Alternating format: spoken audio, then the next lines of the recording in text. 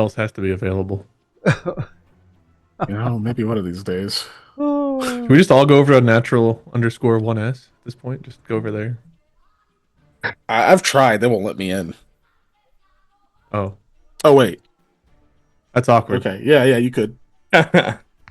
You could just say, no, wait, I don't want you there. That would have been simpler than the worst lie I've ever heard, but, like, it's cool. Oh, man, they're not letting anyone in at the moment. Sorry, guys. Not even me. Is it your thing? No. The whole rest of my team is just like, nah, we had enough. We'll just pretend there's a GM.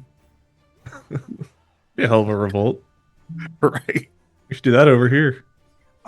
I think, I don't know this for a fact, but I think the reason why I eventually found out I love 3 PCs was specifically to be like, oh no, we're only in 3 this time. Just to, like, kick people out.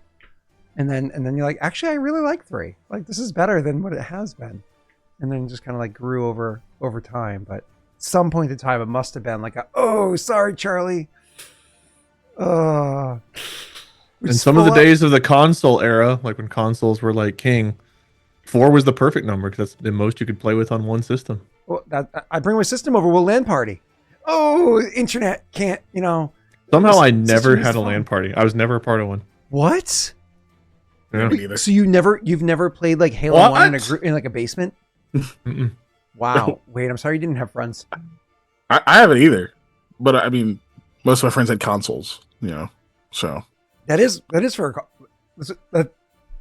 Halo is on a console. That's like.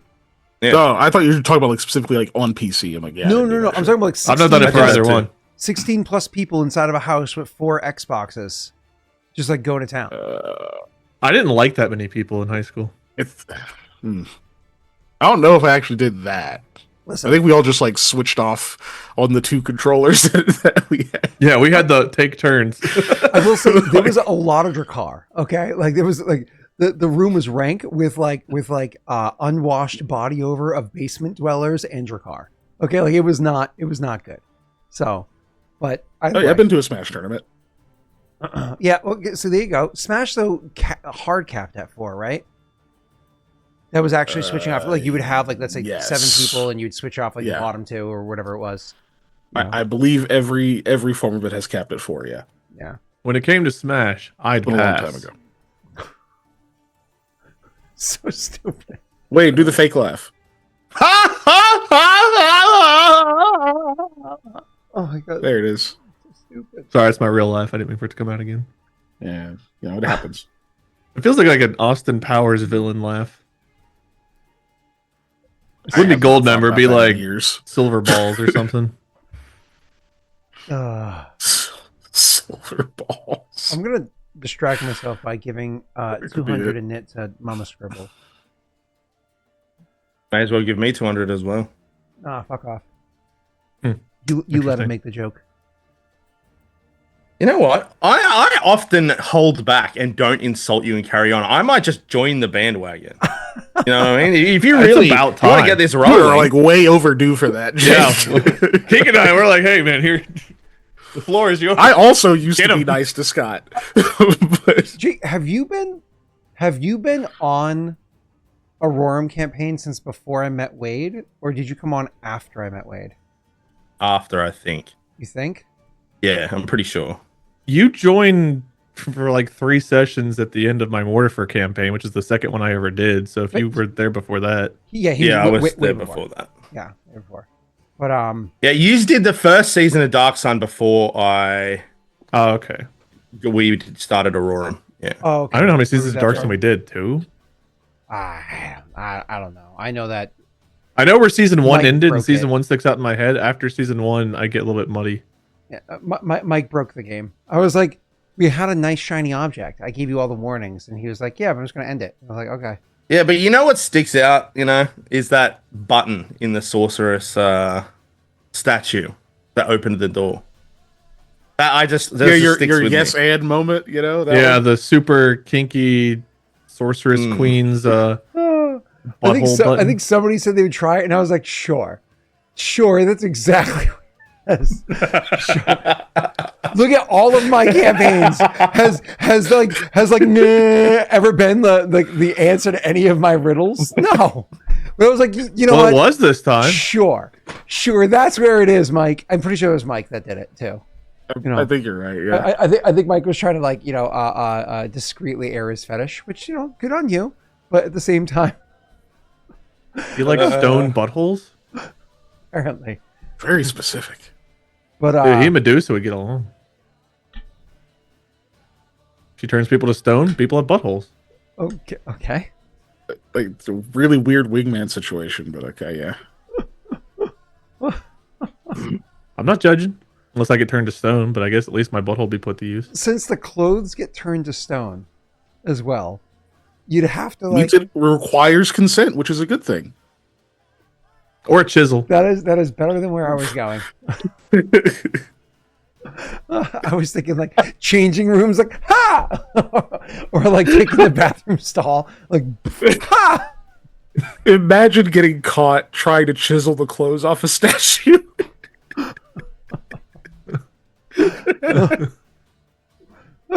You see someone just adding a little is he bit more doing? like putty to David's junk. It's like, what are you doing? Adding putty. You know, like add rock. See if add something like cement or something. I don't know. Oh, poor David. He was a grower. No. Anyway, so where were we? Recap. I hope.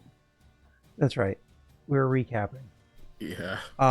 Last time on Lost Initiative, the boys were like birds, and they went over and like pet, pet, pet, pet, pet, and they were like, ooh, Knowles, no bueno.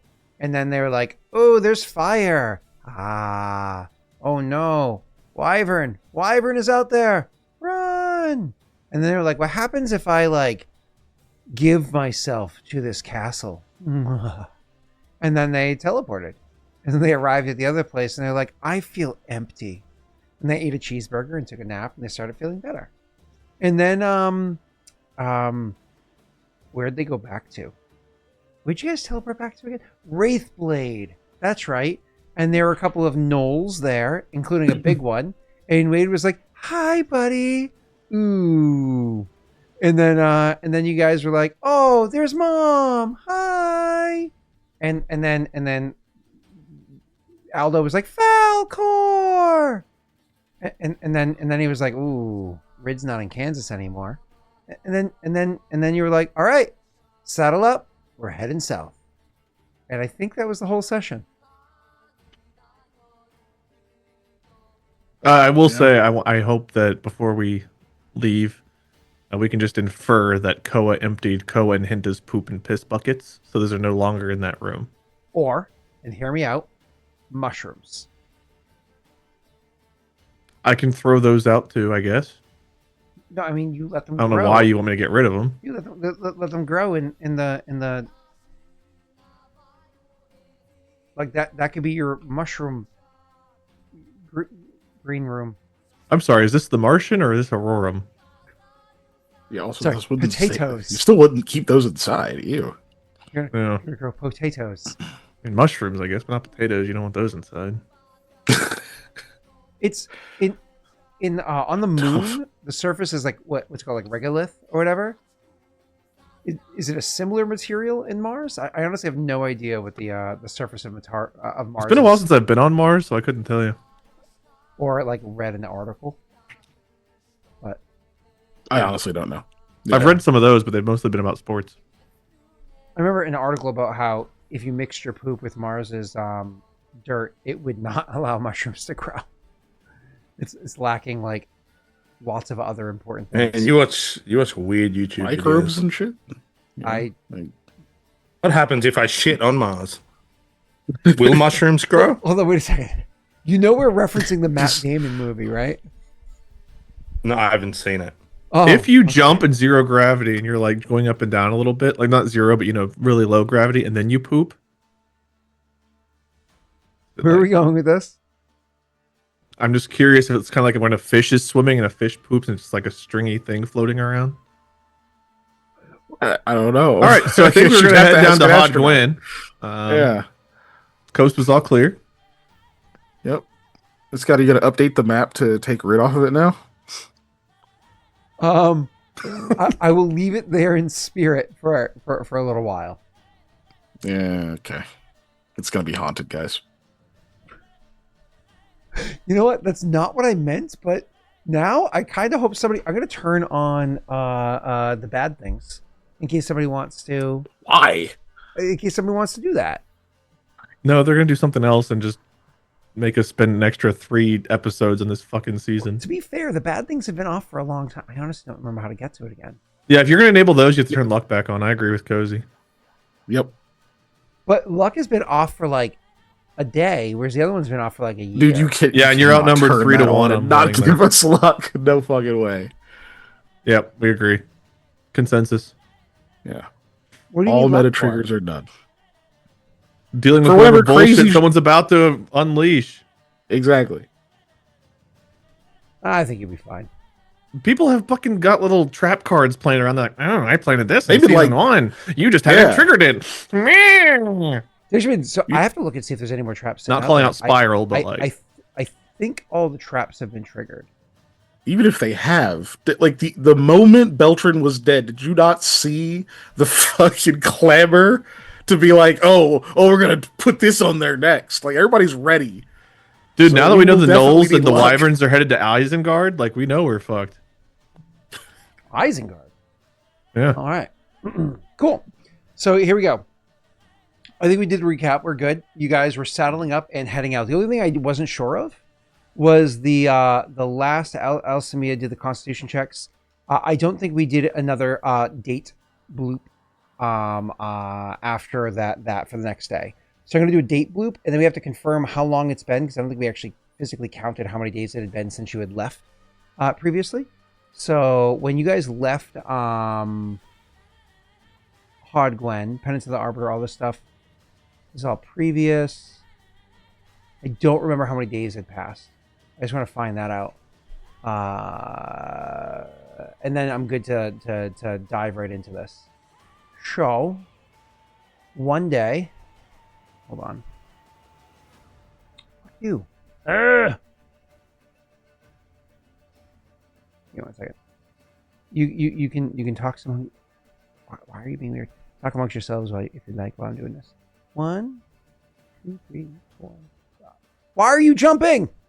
It's literally legitimately jumping on me. I'm like scrolling and it like jumps halfway up the chat thing. Oh, roll 20 is starting to really annoy me. Ugh. Okay. 1. No, I don't know how many days passed. I remember I brought it up. Okay, yep, there it goes. Like 3. I don't know. What exactly is our plan, I guess? We need to talk to Gwen because we need to give her the non-choice. Hod Gwen, we have the trial. And I guess we can talk to some of the survivors of Rid who already fucking hate us, but I kind of helped them, sort of. Yeah. I guess we can see what the situation's like in Hod Gwen, because, you know, we did have 2 different factions of counselors last time we were there, and, you know, a war siege had just ended. Yeah, I'm sure we'll get some inklings out of it. If we really want to know more, we have people we can talk to. I assumed mostly what we're doing though is probably checking in with Ashanti, and then probably going to the crack would be unless they've already migrated. Yeah, I doubt. Who's even left at the crack? Weren't people from the crack already coming back to Hod Gwen? So shouldn't it be kind of mostly empty at this point? That wasn't completely confirmed because the last thing we knew was that they were heading back there to get their stuff, but I don't know. I guess we'll find out how that went. Yeah, we don't know how the like reintegration would have gone. Because like basically everyone there is from Hod Gwen except for like, you know, like a handful of the people, like, you know, people like Leon and Jaden. Yeah. We'll have to figure out what we're doing about Varen defense lady too. Mm-hmm. Wonder if she'll just go back home now or what. Right.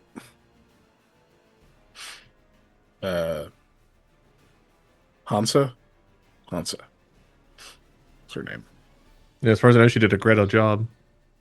Yeah, I mean, she stuck with us for a little bit for like the few little battles that needed to happen. But yeah, I don't remember what else. I think that was it. Scott, did you look at porn or whatever successfully while we were busy? 23 days since you left since you broke the curses, which was at Twisted Grove Keep. And you got to Twisted Grove Keep teleporting all at once from Hod Glen. So it's been 23 days since you left Hod Glen, which is yes, cool. And I think Rid was destroyed 23 days since those two left Hod Glen. Since Wade left Hod Glen was prior to that. He left. Yeah, that was like a week and a weeks. half to 2 weeks before the curses were broken. Yeah, so it's been well over a month since Beltran died, and so over a month since Rid burned down is what it came out to. Cool. All right, there we are. Let's now we can dive in. So your characters are saddled up on your horses, and the next morning, this is Tuesday, Leander the 25th, in the year of 672, a little over a year after the campaign started. I don't remember the exact start date, but that's fine for now. Your characters are saddling up on your horses inside of Wraithblade Keep, knowing that the three chicks, which are, at this point in time, they are kind of at the tail end for the two of you that understands, birds well enough. They're at the tail end of being nestlings and are starting to become fledglings. Fledglings is the earlier phases of fledglings is when they really start to like learn how to fly. That's you saw her nudging them out of the nest. For like a normal bird, like let's say like a robin, nestlings last for I want to say like 2 weeks, and fledglings last for like another week or so. So it's about 3 weeks or so after being hatched. They're like out and kind of hunting on their own, but maybe mom and dad are helping them a little bit. That's clearly not the case with these birds here. They had hatched a bit ago, and they still have a bit more time to go. They're much bigger, so it takes longer for them to mature and gain size. But they're at the early phases of fledglings, so you wouldn't be surprised if the first one was able to actually properly fly before you got to Hod Glen, if not all three of them being able to do so before you actually got all the way down to Hod Glen. Now, that's early flight. That's not like proper strong flyers. That does a bird of this size's small amount of flight could give them what they need to properly run from the knolls. So at this point, mom's just or grandma or great grandma, whatever it is now just kind of like looking after them for a week while they're feeble, and then properly teaching them to look after themselves and hunt for themselves from there. Right? Cool. Your characters get on the horses early morning on Tuesday. It's just the three. Oh, I named the birds, by the way. Those three. I didn't know that you would name the birds. Yeah. One of them's name's Reggie. The other one is Regina, and there's Ronald. To quote Anno, all white Western names. Thank you. As it should be. Reggie is the favorite. These names have not been accepted, however, have been taken under consideration and thrown away. So you are able to able to get onto your horses. We'll accept Reggie. Fine, Al Reggie. Then. Al Reggie side, Reggie for short. Oh. No, so you guys get on your horses that morning, and I imagine Aldo's maybe the last to get on the horse as he's giving the birds like another pet or whatever it is, and then finally ride out. Correct me if I'm wrong, there are currently 3 of you. You have no other NPCs with you at the moment, and you have, unfortunately, like 17 animals riding with you. You're like a goddamn herd riding out of there. So We have 5 animals, including the 3 we're riding. Correct, yeah. So you have two that are you have 17 trailing with you as you go. The plan is to take the road south to Rid. There's no actual road. It's just kind of like the way that you've been heading, which is following along the river and heading down that way. I'm trying to remember the actual amount of time to get up here. Wade actually travels Took me faster. like a week, I think. Yeah, it's not short. I'm gonna go ahead and remap this, but realistically, we should like have written down the amount of time it takes to ride or walk from A to B. That way, we stop looking this It was up. about 13 years with wagon. Wagons do move significantly slower. Yeah. Like people walk past wagons if you watch like movies and shit. Yeah, but we're talking about real life, not a movie. Correct. People. And I don't know if jog you've ever past ridden wagons. down a wagon on a hill. They go pretty fast. Especially if the person pulling it stops and just hands you the handle, and then you're screaming as it rolls. Is this some Yeah, trauma? that'll do it. All right, so 175 miles if you're it's rounding. It's actually a little bit higher. It's 178 miles. If you're heading straight to Hodgwen along the non-road, there actually is a road on this map. I just don't have it visible at the moment. We could go shopping in Rid, but I don't need any charcoal. I assume you're going to stop by Rid at some point along the way. And 175, we got calc here. 175 divided by who's got the slowest animal? 36. Kobo. It's 5 days if you go straight there. Oh, wait, nope. Because you're on trackless land, it's actually... You travel at 3/4, right? So times 1.2. Trackless and what's the terrain? Plains? Plains, yeah. So it's going to be 6 days if you head straight there. But I imagine you might stop a day by Rid or whatever it is, or weather, or so on and so forth along the way. Cool. So your character is going to head out and start heading south. Now, quick question for you before we get into the RP or description of this. Your characters are heading south, but you also know that this region is potentially dangerous. Now, Aldo did fly around and looked the best he could, but chose to stay high, out of sight, and safe for the safety of the birds. So they wouldn't be able to track Alcemia.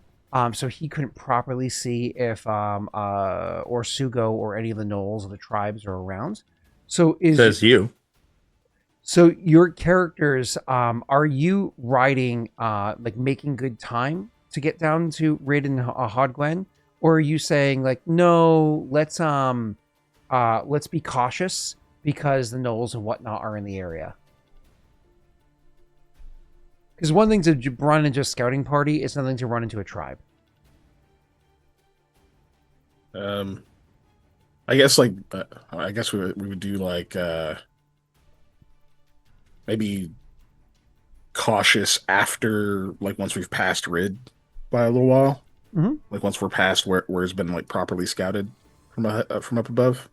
Sure. So the first part you're gonna go nice and quick, and then get that. Okay, perfect. Yeah. So we like capitalize on the scouted area. Perfect. So the first few days, as your characters are heading down there, what is the mood of the crew here? I mean, you've succeeded in defeating Beltran. You've officially not just ended the slave ring, but the backing to the slave ring itself, as well as the person that was causing all sorts of mayhem in Hodgwen or Strahd, that fanning out to Harad and Forvin with his politics kind of stretching there. Not really touching Leshev, though he had spies in Leshev as well, directly impacting your characters, actively trying to assassinate you, smear your name, et cetera, as things went along. Who literally like ruled with an iron fist and wreaked havoc on all of the people of Hodgwen, as well as instilling curses on those that were most loyal to him and around him.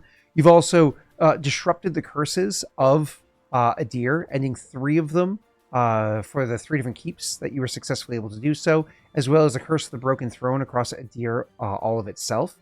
I mean, yeah, there's still a lot going on, but then after all that was done, without even taking any time to properly rest or relax, you hit back onto the road and then went to the mountain keep, rode hard to get there, fought through XYZ to get there, ran by and through bands of gnolls and had to fight them and make your way up all the way to get there. One of the horses even got injured. And then you saved the 3 fledgling birds that were there as well, saved Alcemia and her family there as well. Things have just been going exceedingly well for your crew as you go. What is the mood of the party as they're riding south? Is their mind on their recent successes? Is it on the things that are to come? Where are each of their minds? I'll actually throw it over to Jake first for like kind of like what's going through Aldo's head. Well, Aldo had a bit of a shock to his system, and you did see him kind of recover a bit in Wraith Blade there. But since we're going like back on the road, Aldo does become increasingly quiet again. Yeah, so for at least for Aldo, that's where we are. Okay. Quick question about that like reclusive quietness, so on and so forth. How is he? Because I think you said he grabbed for the bottle last time too. How has Aldo been with his drinking since this kind of like situation happened to him? He hasn't at all, except for that time he had to go to the tavern and he more or less sipped a drink. So when he was spying on those people that went to Curve Rock's place, but apart from that, he hasn't actually been drinking at all. Okay, so this is almost definitely noticed by Mikhail. Honestly, he's perceptive enough, even if he's not like super in tune to people, that likely Koa has noticed this as well. Thank you, Jake. Keegan, what is your character's mind like? Where's your mind at as you're traveling through this? Honestly, Mikhail's probably fairly quiet too, mostly just because he's thinking about what's ahead, because it's been questioned now, like where we're kind of going with this whole thing, and he's had a few different reminders of like the difference between why he came here in the first place, and where he originally thought he was going, versus like kind of diving into the uncertainty of just staying here and seeing what he can do with it, being the valiant few. Yeah, especially since he has his own. I mean, if the reason why he came here, we all know what that is, but like beyond that, he's actually kind of gotten to the point where, like he did what he needed to do to acquire the knowledge he needs. Yeah, it would be beneficial for him to, continue to stay here to get more information or whatever, but he has what he needs to go back to the Arcane Congress to write his report to actually like potentially even graduate. Mm-hmm. Is that part of what's weighing on him? Yes. Okay. And then Wade. So I imagine whenever Koa was with the Free Folk and kind of like ventured off on his own for the first time, Rid was one of his first stops. It's also where, the session 0 took place and he met Phil and his family and ventured across the forest from there. So as we're riding back down, into Rid, past Rid, so on and so forth, I think he'll be thinking back to a year ago, whenever his only real thought was trying to find some kind of purpose outside of bar fights and, riding Nightstorm around, venturing around the different beds. And then the people they've helped and what they've accomplished, certainly, but riding up through Rid the last time, seeing Orsugo and the Knolls, and telling Hinta and Jaden, like, the curses are the priority. We don't really have time to stop and do much more. We help the people. We're sending them to Hod Gwen, but, like, I can't go take on Orsugo. We got to get to the keep. And then being locked in a room for 2 weeks just shitting in a bucket, whereas he's like, maybe I did have time to do more. And then their next thing they're going to be working on, in theory, is this entity in Hot Gwen affecting people, how it's affecting Guinevere, and the whole like fact that Slumbering Queen is a manifestation of like her dreams and stuff, like Nankara was telling him, how he's going to present that information to her and what that means for her or them, or what he can do to help. I think one of the times we were in Hot Gwen, the whatever save it was, Koa had failed, and it made him just question his impact and whether he was making a real positive impact or not. Funny if it was the dreams. Yeah. And I think that even though he knows he's making a positive impact and they've done a lot of good, he's still thinking about the moments where he wishes he could have done more, done something differently, and what he can do moving forward to remedy those things, if anything. Because a lot of this stuff still feels way over his head. The fact that Nankaro emerged, became whole again, barely remembered his time as the Elder, which is for a year information that the three of us were so heavily leaning on. And then they were talking about like, oh, Gwen can't be cured. Actually, she can, but first we must do some secretive thing and blah blah blah blah blah. So a lot of that's weighing on him because it's now finally time where he can focus on her. But now that he can focus on her, it's like an eternal being that's not immortal. What does that even mean? The Koa, that's really hard to comprehend.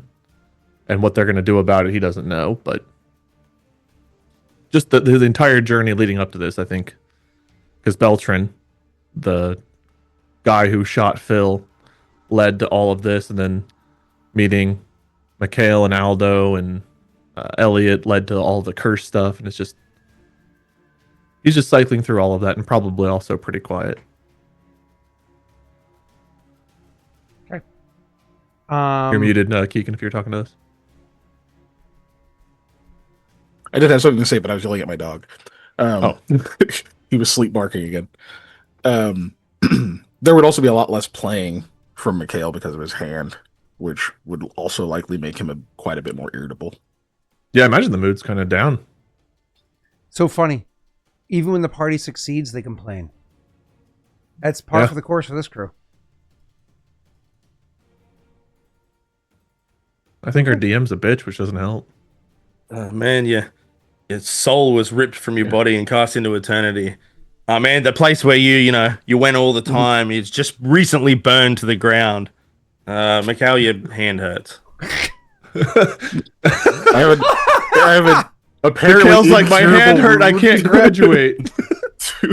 An incurable wound to my hand when like my whole sanctuary has been playing an instrument this whole time. All of which happened after we succeeded, by the way. These are all results of success. Aldo's like remembering the eternity he spent somewhere else. Koa's like, we've got to kill an eternal being to save my fiance. And Mikhail's like, I hope I don't get a B on my final.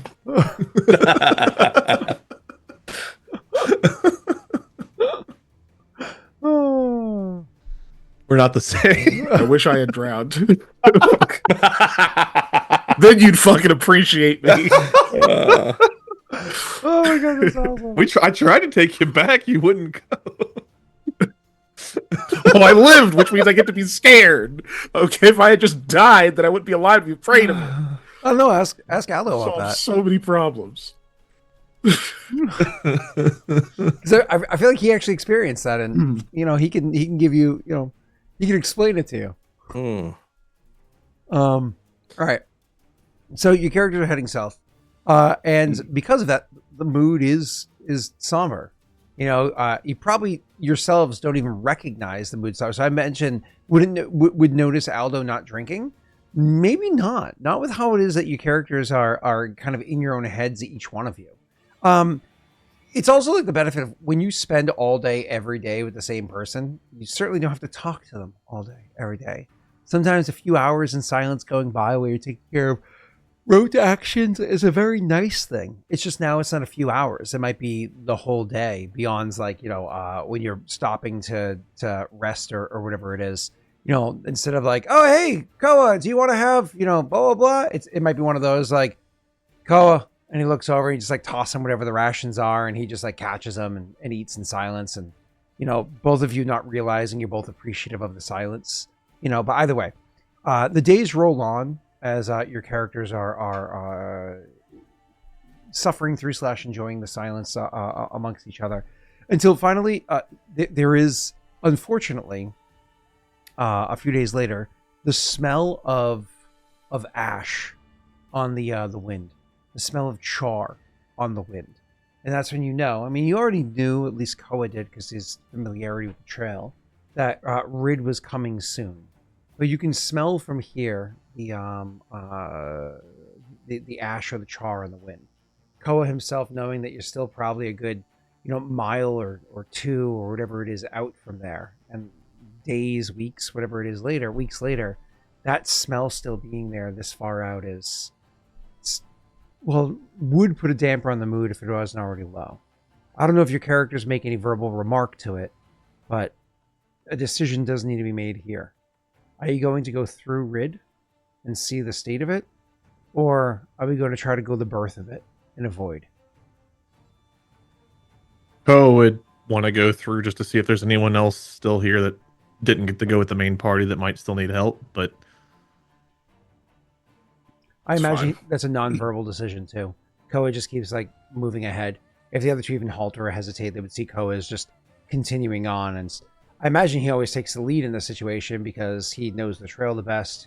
He has the fastest horse. He knows the area the best, so on and so forth. Either way, so your characters just trek on then if there's nothing else being said. Until When we get closer to Reed though, Aldo will have his crossbow ready because in his mind, it's a good place for an ambush. And when you get close, you realize that, as you're like loading your crossbow and making sure things are ready, so on and so forth, you're not wrong. While the place has been charred, fields have been burned, the buildings have been burned, so on and so forth, it's not like no structure still stands, right? These fires weren't like all consuming of every aspect of every, like eventually the fires would have burned out through either just not being able to properly catch the fuel the right way or rain coming down or whatever. But there are still shells of structures that exist. Maybe it's one wall mostly there and kind of held by parts of other walls nearby. Certainly no full buildings. Well, that's not entirely true.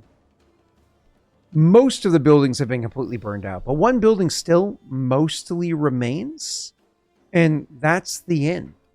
The inn, unlike the rest of the buildings, which were predominantly made out of wood, I say the inn, the tavern that's there, that was predominantly made out of stone.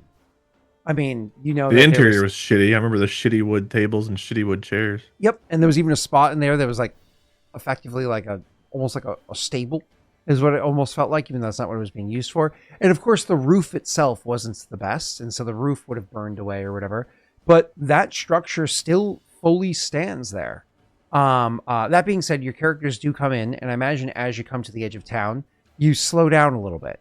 Because you're now at, like, when I say the edge of town, remember, Rid was never a densely populated or had a very thick center area. Only several buildings were close-ish together in the center. There's still maybe like a 2-minute walk between buildings there, right? Because they weren't like on top of each other. And that's downtown, if you will. Whereas most of the buildings were farmhouses that were, short, like a bit of a walk away. It might be like, an hour walk or like maybe even a ride on a horse for a half hour, or whatever it might be. It's a proper village or thorp, right?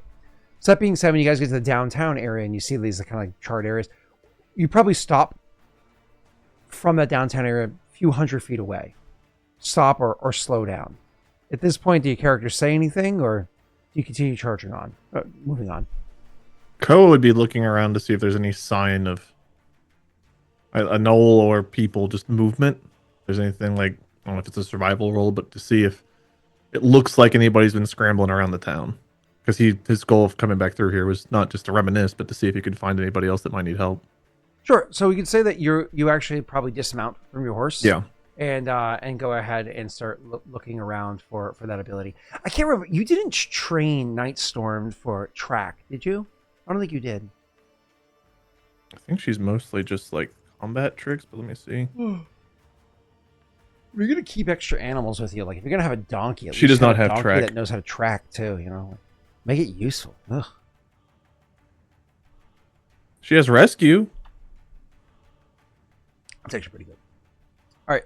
So why don't you go ahead and make your survival roll to is anybody assisting him? He'd let you know what he's doing. He wouldn't just hop off the horse silently. Like at this point, he's going to communicate what he's looking for.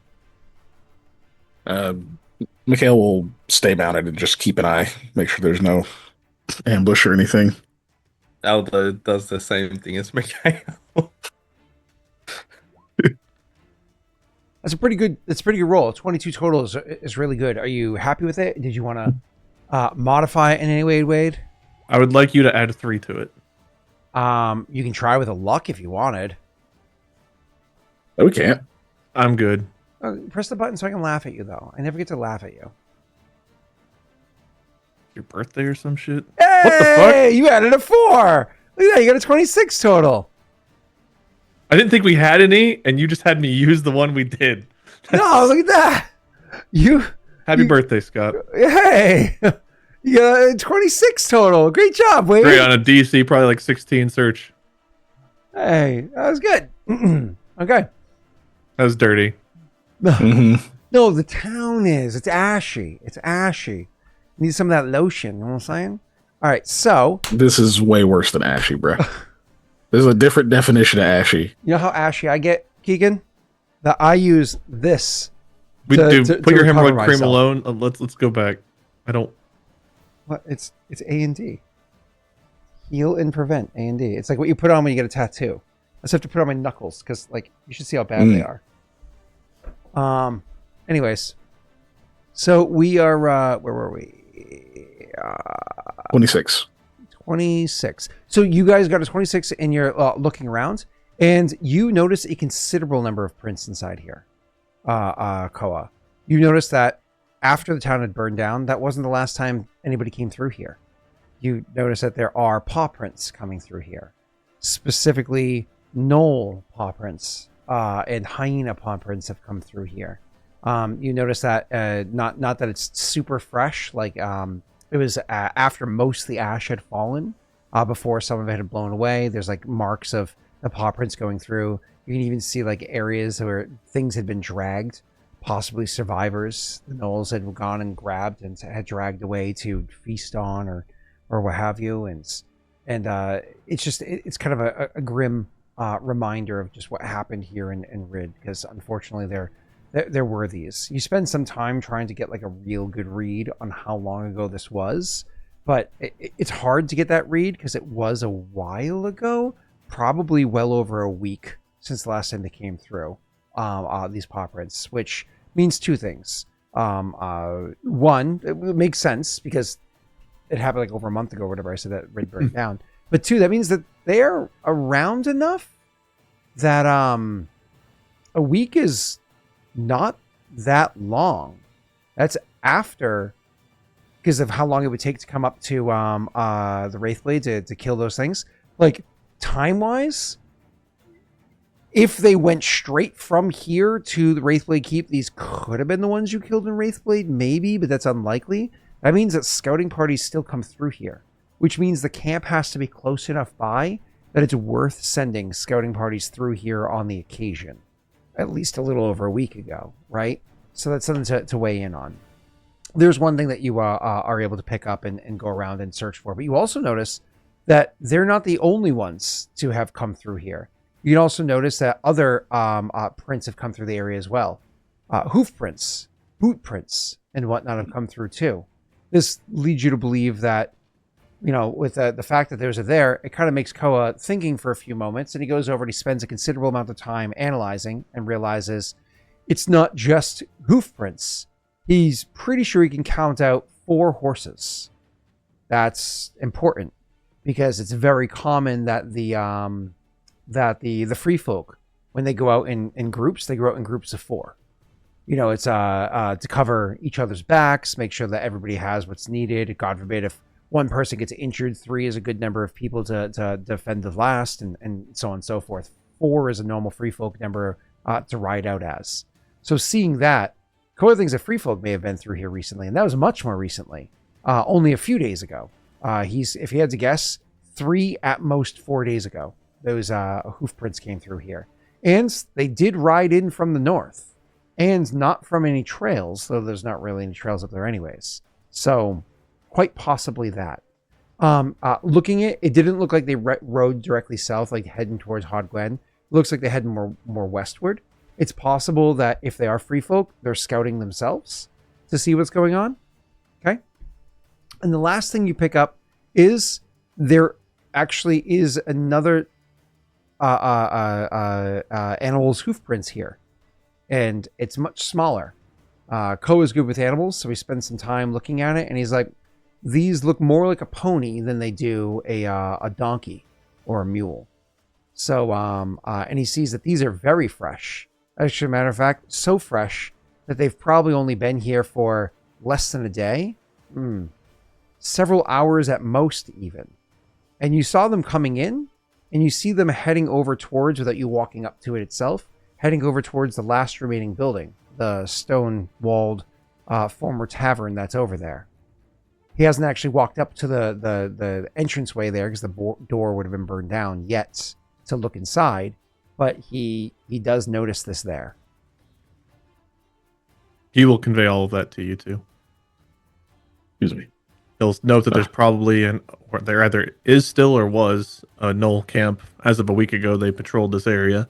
It looks like maybe the free folk came down and sent a party to look around and, scout it out at least. And then perhaps there's someone even here now.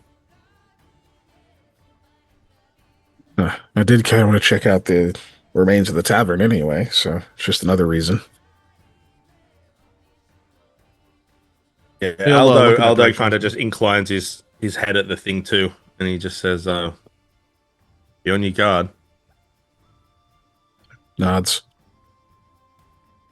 Then yeah, at that point, Mikhail will dismount. Okay. I guess we'll walk over toward the tavern. Yeah, I imagine you crossbow out. Is that short bow or rapier out, Mikhail? Short bow. Okay. And then Koa, you're sitting there and you have your sword out, I assume. I mean, the tracks were someone with like a pony. I don't know if Koa would draw his sword at that point. I think he would. These two have weapons at the ready. If there's someone with a pony, like that implies either a really small horse or a young horse. So it's not like they're Could be a militaries. small rider. Yeah, Are there any rumors Well, about stuff Osugo away. riding a pony? There not can yet. be.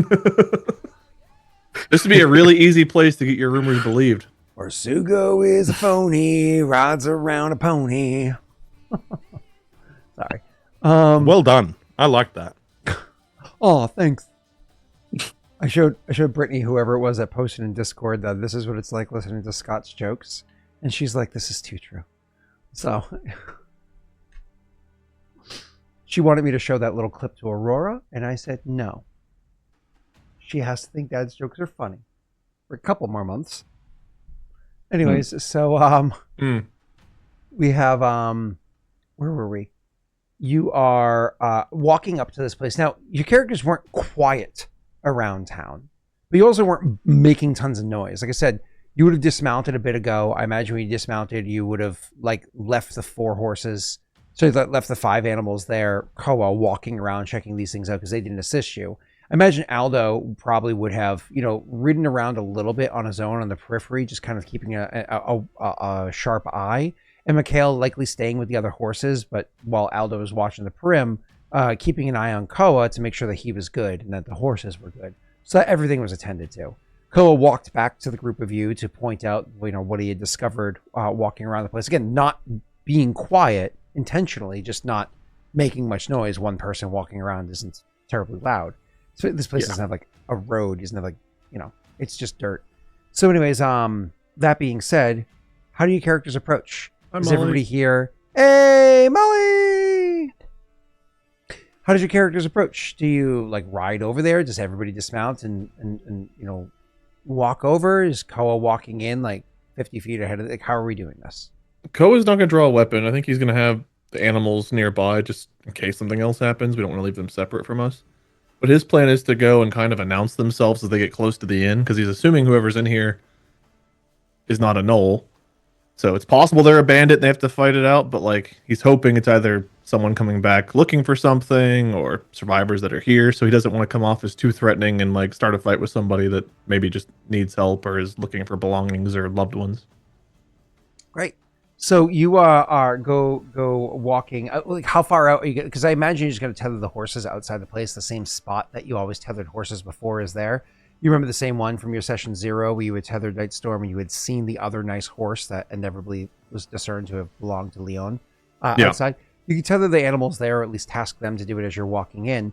How far are you calling? You're 30 feet from the door. Or you're 200 feet away. How are you doing this?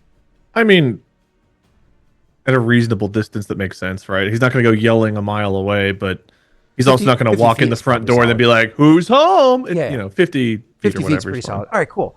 Can you do me a favor from about 50 feet out? Can you roll me a perception check? You guys, I imagine, a little bit further back from him, not crazy. You guys can roll too, just a slightly higher DC for you guys because I'm still further back mounted and as with well. the horses. What's up, Jake? I was just saying, Aldo hasn't dismounted. He's still on his horse. Which makes sense. Again, slightly higher DC for that, right? Cool. So Aldo definitely rolled the highest here. Does anybody else want to? It's a 23. I had the penance buff clicked for some reason. Oh, okay. Thank you, sir. So 23 is still, solid. Does anybody want to? Is anybody happy with this, or? I don't know if I'm going to be happy even if I did boost at 13, so I'll probably leave mine. Okay, so it's actually Aldo that notices something. Aldo, you swear you hear as Koa is like walking up and about to say something. You swear you hear the sound of music to the point where like you even look over at Mikhail to see if he's like strumming gently or something, but you swear you hear the gentle sound of music coming. Is it a flute? No. Okay. Aldo just kind of looks over to Mikhail and he says, Weird shit that You hear that? traumatizes us. "Someone's playing Looks like- music. Looks at you confused. Do I hear it once he points it out? Listen." Yeah. You stop, and I imagine Aldo, Koa too stops and listens as well, and then you hear the soft sound of a string instrument. Honestly, it almost sounds like a lyre. How do we know that? We've not met them yet.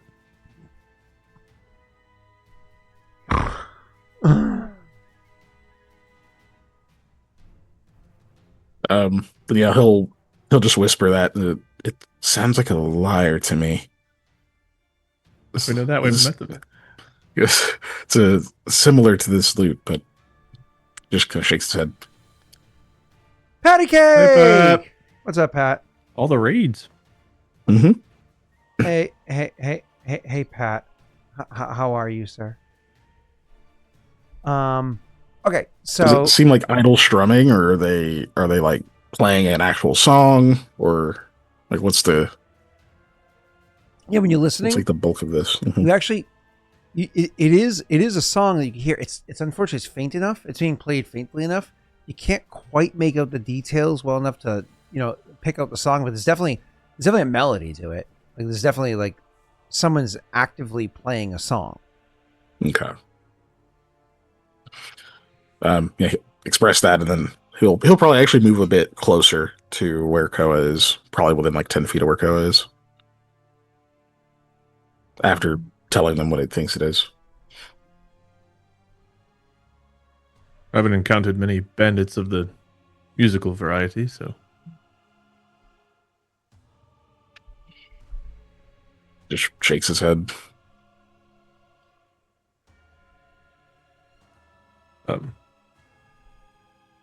I can walk in first and just make our presence known. We're all three not walking in. I'm going to keep my sword sheathed, but obviously I'll draw it if need be. All right, I'll be near.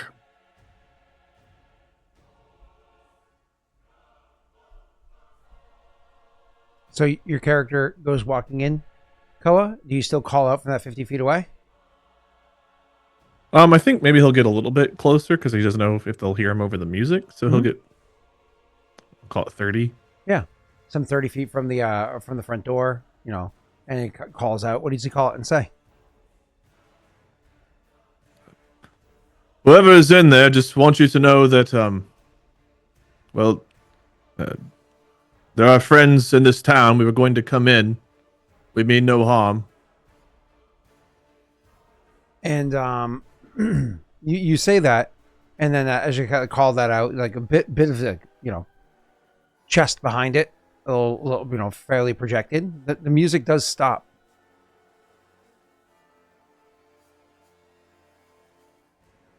I'm going to walk in now. I imagine you were slowly walking forward as you were saying that anyways. And Yeah. then you go walking in, and you can, as you go walking in, you can see turns to the door, but still sitting up on a stool, though the stool has certainly seen better days. I mean, honestly, you've been here before. I don't know if the stool ever saw better days, come to think of it. Koa's Anyways, lifetime. So you go in and you see that there's an old gnomish gentleman sitting there, and he's certainly gray. He's a very wrinkled face, large nose. He has a bit of a messy hair, but it's tucked underneath a nice hat. And he's looking over in your direction. He has rested the lyre that he has with him, which is not large. It's a rather small lyre, like more for travel size, whatever it is, up onto the bar. The bar itself is, mostly destroyed. It's the one spot of the bar that still has some stability to it, but the lyre is rested up on the bar. Looking at how the bar is kind of tilted ever so slightly, maybe his putting on it even shifted the small amount of weight that it has. And then sitting up on the bar as well, you can also see there's a book that's there, and inkwell and a quill sitting inside the inkwell. And you can also see that there is a small glass that has a liquid inside of it. It's honey colored, maybe like a mead or a wine or something. And he's looking at you with a bit of a curiosity. Are you from here, friend? Oh, I am not from here. I was passing through, if you will. Please, if you don't mind being honest with me, are you one of them smiley-faced bandits, or just someone else who's come to see if the news is true? Well, neither. I've got two friends outside. We were coming to see if there were any survivors of... Well, it was gnolls that came through with fire and burned this place down. So I've heard. We were passing through on our way to Hodquin. Thought we would see if anyone was here that needed help, and as we approached, we heard your music. It's very, very kind of you. I do appreciate that. He looks at you over your shoulder at at your body. You have several weapons on you, even if they're not drawn, and just your physique and everything. And he says, I'm well. I'm not looking for any assistance and the like, just passing through myself. It's a pleasure to have met you, though, good sir. Koa's like realizing he's Koa. I apologize. I'm sure my appearance doesn't reflect my words. My name is Koa. Koa Attila. His nose twitches a bit and his bushy eyebrows rise quite a bit at hearing that, and he says, "Oh, are you now?" He nods. He thinks for a moment. He says, "It's certainly a name to be given." And you said you have two friends outside, huh? Yes. Mikhail's gonna move closer now. He kind of waves at Aldo to close in. He says, "And your friends' names?" Mikhail and Aldo. Ah, of course they are. It's Mikhail Kethrel, right? He calls into the place Kethrel. He raises an eyebrow and says, "And you travel on, not alone, of course. It would be foolish to travel these lands far and wide that you do without some horses to ride on, like Night Fury and the other 3 donkeys or ponies that you tend to have with you." That'll be about 16 luck, and it's Nightstorm. I don't understand the former part, but the donkeys, yeah? Someone understands the formal part. Horses. There's one. Yes, it doesn't matter, but yes. He says, and I imagine like how Mikhail might even be stepping in. Looks to Mikhail and looks to Koa and says, the names of your horses? He, Are you trying to confirm that we are who we say we are? he says, I suppose all cards on the table, as it were. Yes. Please, Koa, if you know their names. Nightstorm, Simone, Simon, Daisy, and Jacobo. In the name of the gods, it really is. Please, a moment. And he takes a second and he climbs off of the stool, which is not easy because he's an old gnome who's short and the stool's made for medium-sized people. And he gets down and unruffles himself from there. And as he's hitting himself, you can see some ashes kind of coming off of his robes and his travel clothes, not robes, sorry, his travel clothes as he makes his way over. And he says, "It's a pleasure to meet you. It really is. I've heard many, many a story. Emergent Innis. It's a pleasure to meet you." And he will Emerging hold a hand. Anus? What's his name? Okay, I'm gonna write that down. I was aiding Wade. Sorry. You can't say any name without Dude, the names twisting you it. pick are all like, I love Titus. It's like, okay, interesting name.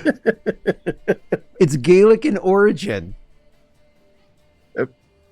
Oh god, so it's spelled crazy for No, it's an English speaker. Amergin is. It's probably not as pronounced that way. Of course, it's not how it's pronounced, right? It's Gaelic in origin. Emerging Anus the gnome Jesus in Christ. Rid. Spell it again, Scott. I'll just copy and paste it for you. Jesus Christ. Emerginganus. Oh my god. No, not that. I mean, I wasn't far off. Oh my god. That's one of those Twitch usernames that you read out loud that everyone giggles. Right? Okay. American or Emergent. I always turn G's into soft G's instead of hard G's. Like I said Geralt for years as opposed to Geralt, just because You definitely said Emergent Innis. it's American. Which is the name of like the first like bard more or less in like Gaelic folklore. So like it's but you're like it is an up and coming anus. This is an emerging anus in the Pornhub community. But my next question was going to be, do I recognize the name? But I'm afraid to ask now. Do we know this Anus? Oh my god. Like, this isn't Daisy, right?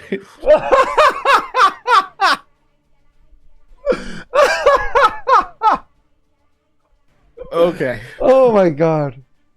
Oh, okay. I got nothing. I have no notes. So I had in chat's talking about right now. I had a NPC who was named by a viewer, and his name is Isaac Trode. And so, of course, Neil turned into Easy Trode. Isaac Trode. Easy Trode? I'm into Pokemon. I heard Electrode this time. I wasn't going to go for the Chode, but Oh. Emerging Anus was just right there. Is it, the emerging anus is I didn't have to right try there? that hard for You it. told It me that the emerging anus is right there. Is It that what was you told me? right It's there. right It was there. right in Almost front of like me. It was presenting itself like it was emerging. He literally did. Oh my god. The new category at the ABN Awards. The new category. This year we have Emerging Anus. Mr. Chode.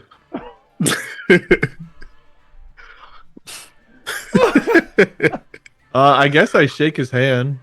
Oh Jesus Christ. Do I recognize the name, Scott? While he's having his handshake. It's yeah, I mean, you don't need to make a check. They would have to if they wanted to, but yet it's one of those things that as he's shaking Koa's hand, you would recognize it. It's just one of those things where you've heard it. It's not that it's not like the two individual names are common enough in amongst gnomes that you likely could have heard the names before, but it takes you a moment to pause to recognize the name because Emergent American. Sorry, air, American. air, American, American anus. American, American, not American, Stay away. American, American anus. American, Mama, let me play. American. I don't think it's helping, man. American, American, American, American anus. That was worse. That. Yep.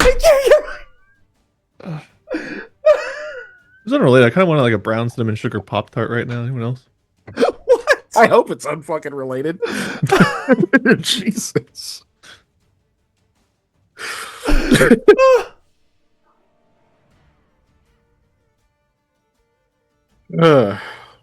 American. That helped so much Oh, last time.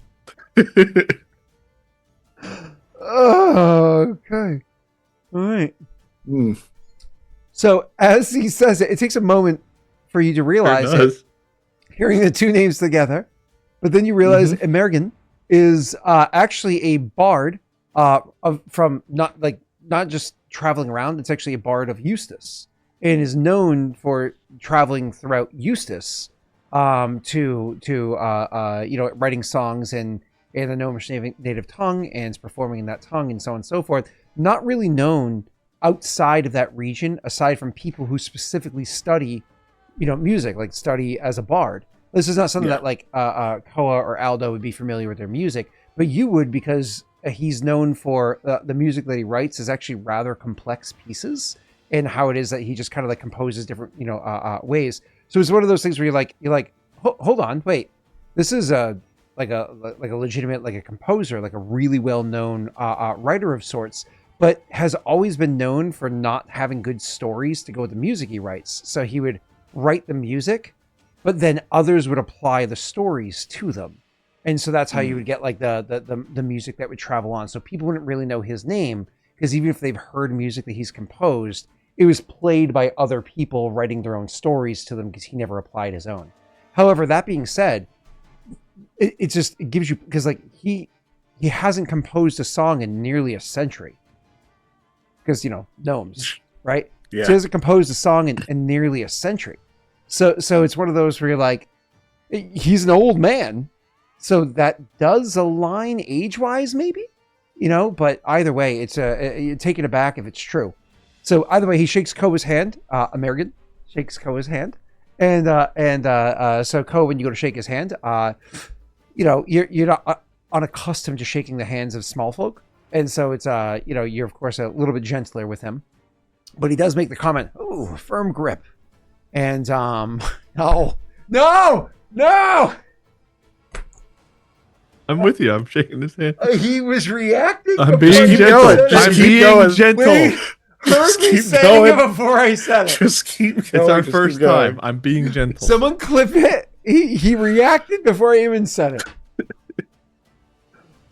it. Oh my god. Okay. I shouldn't be in this scene.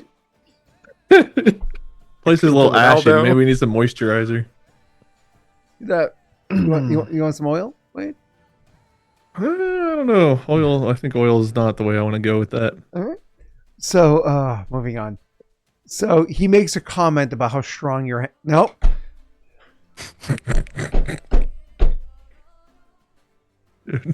There's no way.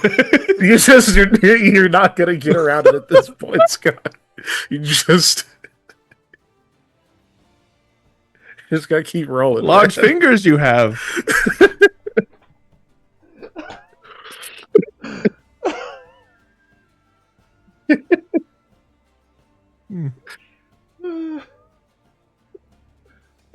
Wild times. What proceeds will be the least descript D&D session of all time. A handshake occurs. You travel. No.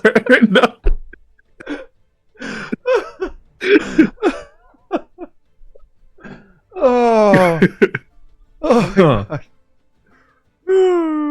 All right, so I just, in my back of my head, if you know the old clip, like the Dead Alewives Watchtower clip, it's like, because if American's there, I want to do him. All right. yeah, Anyways, I know what you're referring to. I'm just gonna. I do I'm too. silently accepting. All right, moving on. So you haven't heard him. You haven't heard of him composing a song in nearly a century, right? Probably some 80 some odd years if you knew the exact date, which you don't. Nearly a century is all you would know. So either way, you give him a handshake that he comments on, and then he, I imagine Mikhail would then make his reaction at this point. Of Eustace?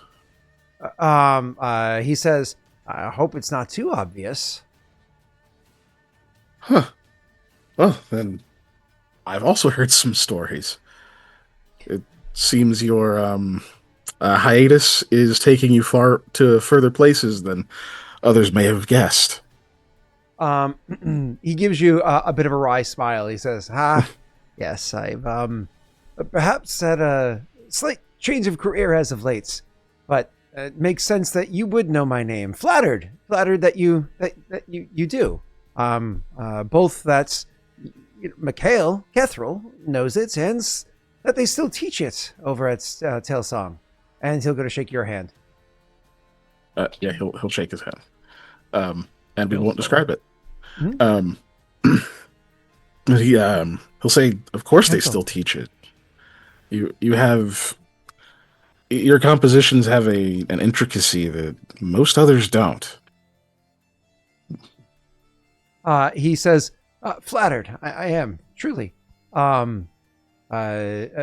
we're not here to discuss myself." I believe he says, kind of trying to like look between the two of you. That would mean that Aldo is out there. That just nods. Yes. Oh, wonderful. There's so concerned many about tales ambushes. What was that? We're concerned about ambushes, so he's keeping an eye. Oh, of course, as you should, but I've heard so many stories about Aldo, and I've got questions for him about him. I'm curious to meet the gentleman, all of you even. It's how fortuitous this is. Hold on, not Melissa, not Melindra, Melina. Nope. Who is the one with the juicy booty in Mass Effect 2 that Wade wants to? Miranda. Miranda. He goes, What does she have to do with emerging anus? Well, he says, blessings of Miranda, opportunity to find you.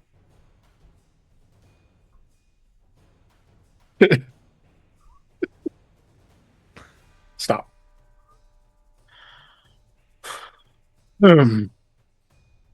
Blessings indeed.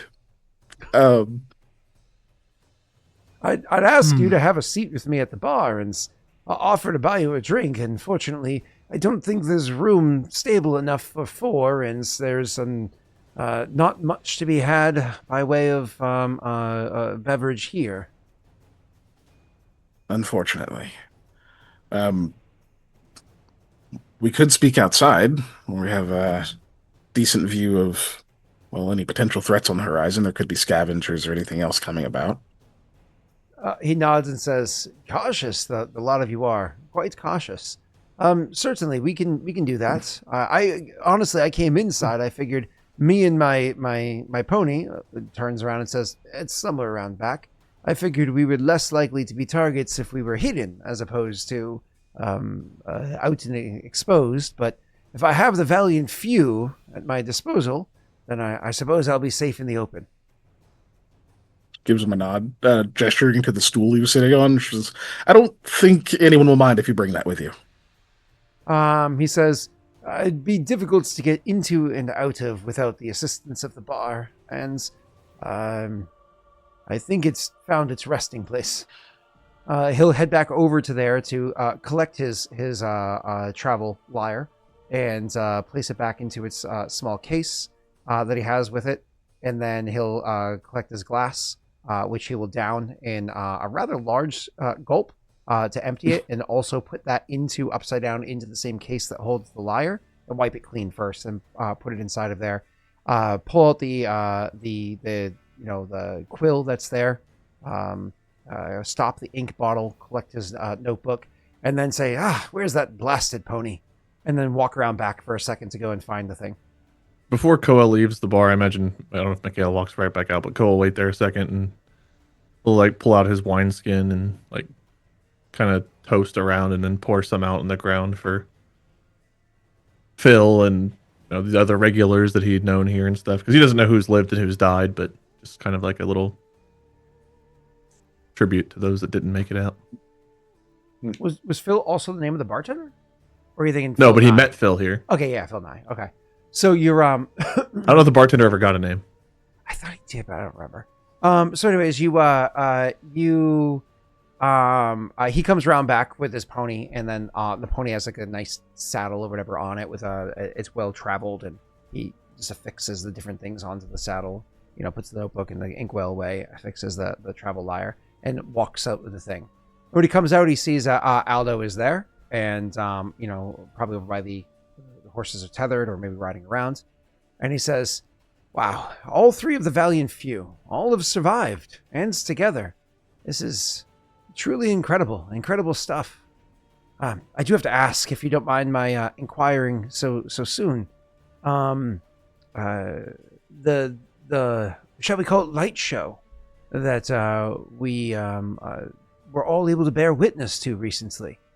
Was that the doing of the three of you?" I No. don't know what you're talking about. No, Raises if you're an eyebrow. talking about the whatever night that was when we saw the symbols and shit. Talking about then? The flames? No. I'm referring to some few weeks back now. It was shortly after I came into the only a few weeks after I came into the lands of Adir. The whole place seemed to light a glow. There was a change to it. Not everybody could see it. Not everybody could. Not everybody has eyes as keen as ours. But for those of us that could, it was a remarkable thing. Aldo shakes his head. What day was it? I'm gonna just see if it's the day we broke the curses. He goes, "Mikhail, my good man. Oh, if only my memory was that strong. If you'll excuse me for a moment, I'm just going to go ahead and fish that back out." And he goes and he pulls out his notebook he just put away, and he opens and he flips back, and then he finds, we honestly probably should have written down the date of the day that you broke the curses. That's probably like a fun thing to know. So we'll have to reverse engineer that later on. But for now, he just says the date of the day that you broke the curses. Says it was shortly after sunrise. Aldo shakes his head again. Wasn't aware. Guess we were indisposed at the time. It's certainly something we'll need to look into. Bluff check. I imagine it was close to the 27th of Dolan. Because it was Yeah, about a somewhere week and a around half after Koa's birthday, if I remember right. Yeah. Is it a me bluff check or is it an Aldo bluff check? You, not Aldo. Aldo's just shaking his head. Or nah. Oh, that 20 could have helped you. Yeah.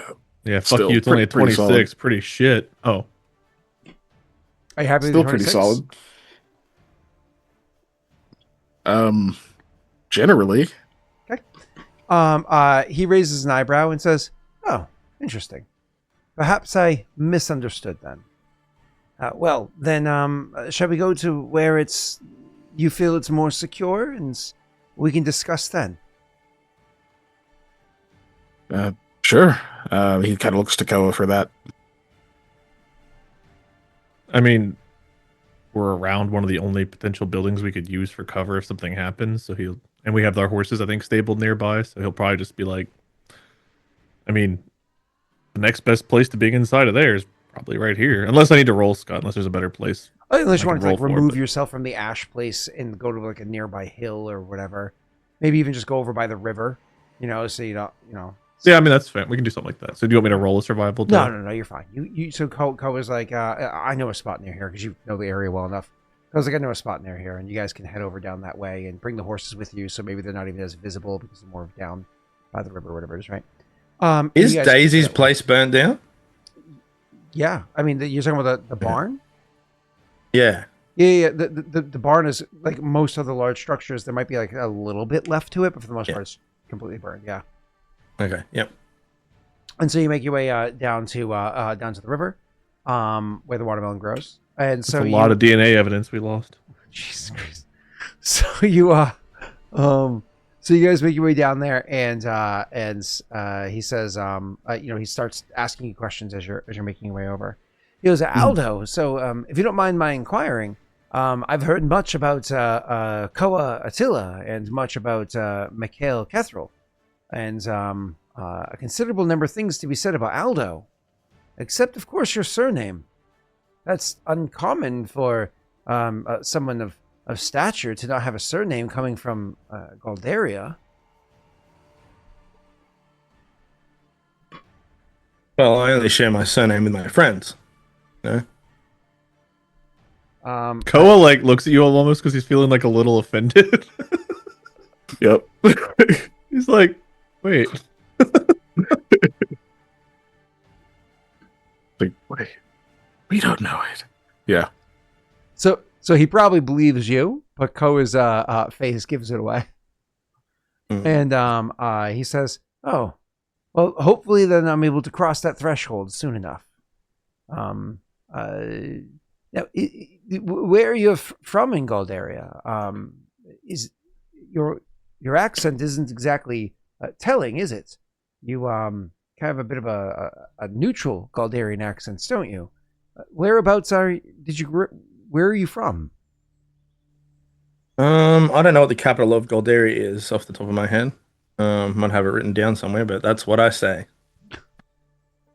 It's actually a very similar name to Galdaria itself.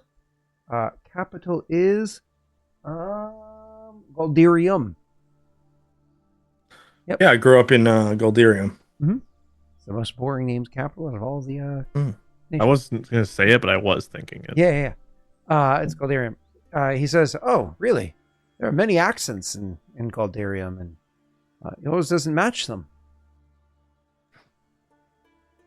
Well, as you say, there are many. Fair enough. Well, what brings you through Rid?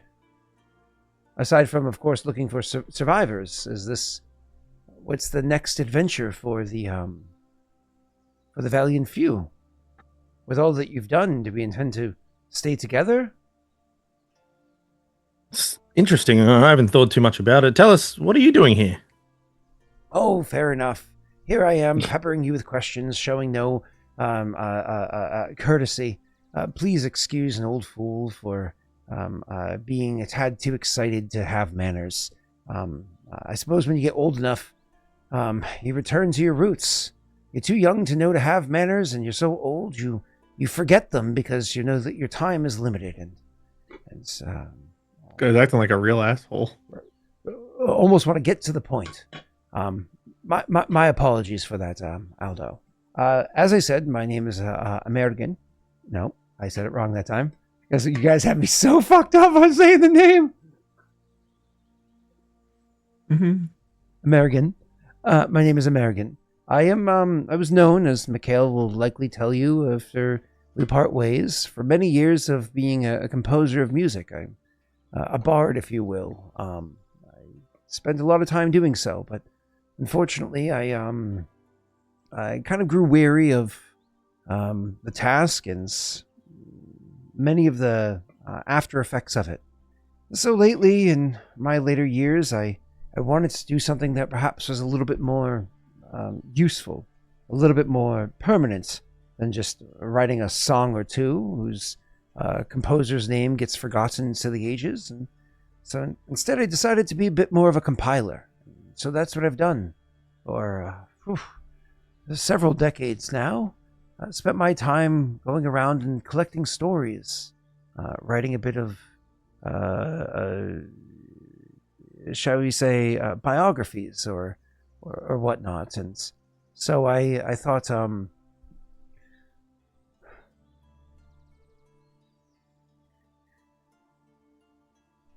Keegan's face made me look at chat.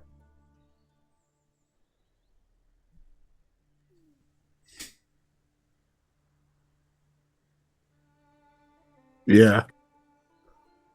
You know, you know, you can let it go. All right. So he says, writing a bit of biographies and collecting stories that I can author, and with the hopes that these stories will, carry my name to whoever regard in the future. So that's what I've spent my time doing.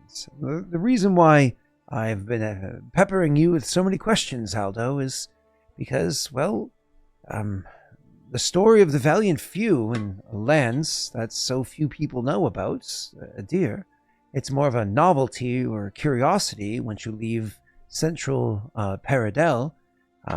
It's a story that can carry weight on the lands far from here. It's when I happen to catch small sound of and have been pursuing. It's been an interesting one. And here I am, having the opportunity to speak to the very subjects of the stories I've been collecting. So, again, my deepest of apologies. Does this make sense to you? Yes, of course. I understand completely. He's doing something similar to Mikhail. Mikhail's compiling our story himself. Maybe a professional rivalry there. Oh, I wouldn't say that. It's a different account. Again, a biography. Not the same as not a biography. I can give my best telling of a tale, but even if my version were to be published many years before or after Mikhail's, both would be fought over at the local markets.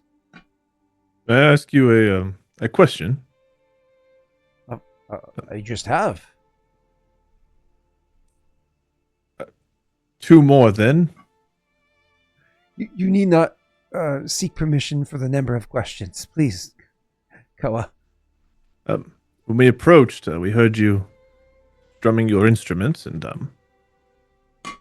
Mikhail knows you of your performances, and obviously you still play. So why are you writing biographies instead of songs now? He like, there's a moment of pause, but Mikhail can pick up as like, oh, I have to deal with this. I call myself. I just explained it to him, but well, he wasn't listening. He was talking. He said he was doing writing biographies, but why did he stop playing music to write them instead? He says it's just I no longer speaks to me. My muse has grown silent, or such things. He's clearly being dodgy. He's clearly like avoiding. It's a bit of a sore topic, and so he's clearly being dodgy. You can press it if you'd like. I don't mean to bring up something painful or that you don't want to talk about. It's just you clearly still have the talent and your fame for it. So cutting out half of I've probably said too much. I apologize. It's just No. It's I composed music, yes. Some liked it, Others were critical. As is when you put something you love out there, you have to be prepared to hear the positive and the negative. Yeah, but moreover, it's other people took it and they did beautiful things with it. I'd actually argue that they transformed it and made it more beautiful than I could ever even have hoped to do so. I've always been good with putting together the sounds of things to make things sound pretty, right? At least I like to believe so. And unfortunately, the putting together the thoughts and making the words come out, it's not something that I've been particularly capable of. I'm sure you've gathered that so far.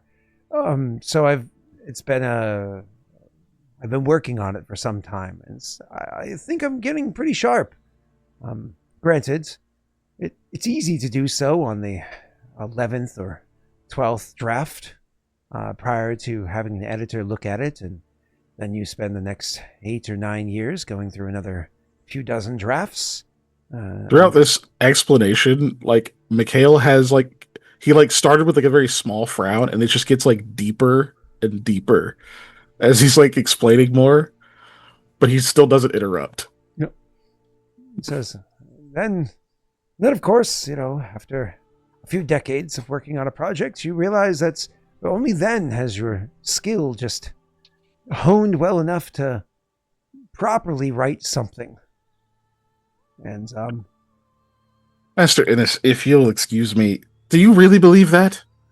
You know how many arguments I've had to get into with other composers about the fact that stories do not only exist in the written word, that the tune itself, the melody, the way that it travels from one act to another, is its own story?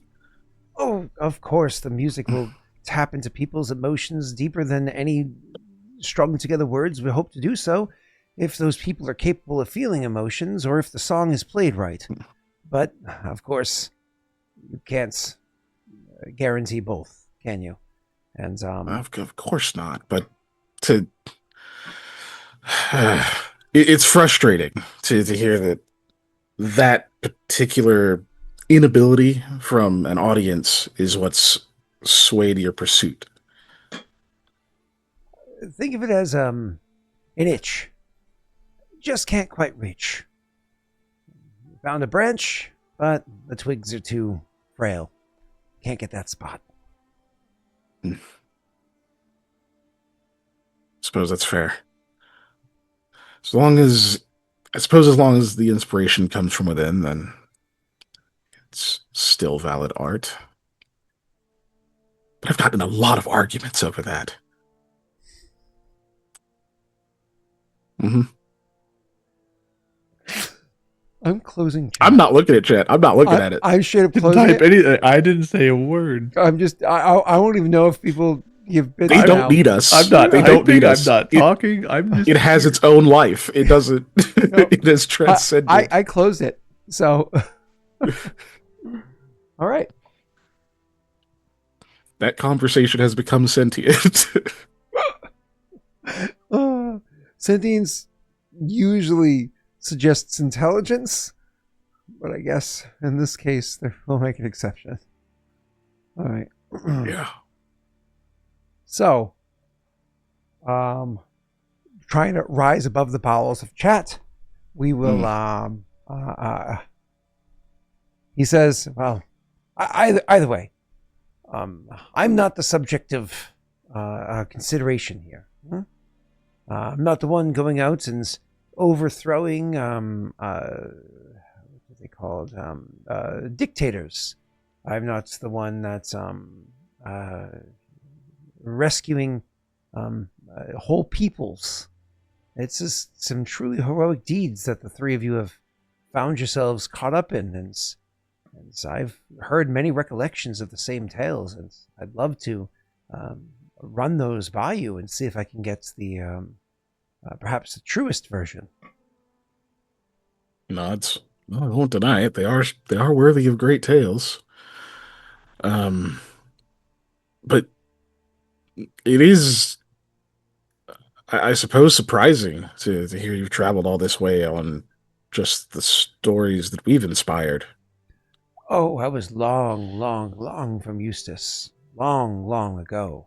I happened to be in a region where rumors were speaking of your what was happening here, and that's why I traveled too. And in case you're curious how far out I was when I had heard, it was actually up in Momley, and so shut up, Wade. When I heard and traveled south. Word has gotten that far, is it? Huh. There's more pressing things happening in that area, but I this was of more interest to me than some your deeds very well may end in bloodshed, but it's always for the good of the people around you, as opposed to some vendetta. Certainly, having earned the moniker of the Valiant Few stands out better than somebody, say, known as the Destroyer. And so I chose to spend my time on this tale than that, or any of the others that have come up along the way. I think we've heard that title before.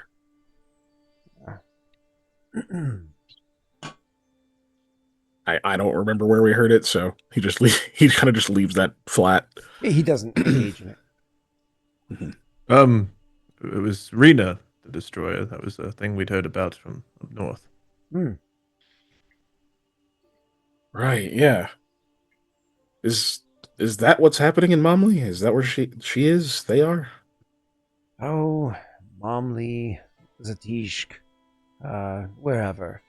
She's been chased about. I wouldn't be surprised if Paradel Startsons puts together a solution for the issues that she's causing. You can only duck between the lines for so long before some emerging force comes to resolve American the problem. force.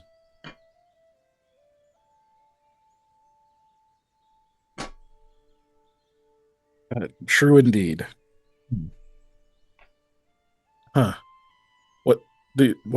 Sorry to continue on the subject when you have other questions, but do you know the truth of this destroyer? Is something we should be concerned about?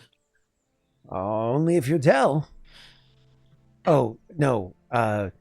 He says, realizing who's speaking to, he's like not just because you happen to live in the lands, but shall we say, fervently wave the banner of, or serve the government, and so on. There's rumors said that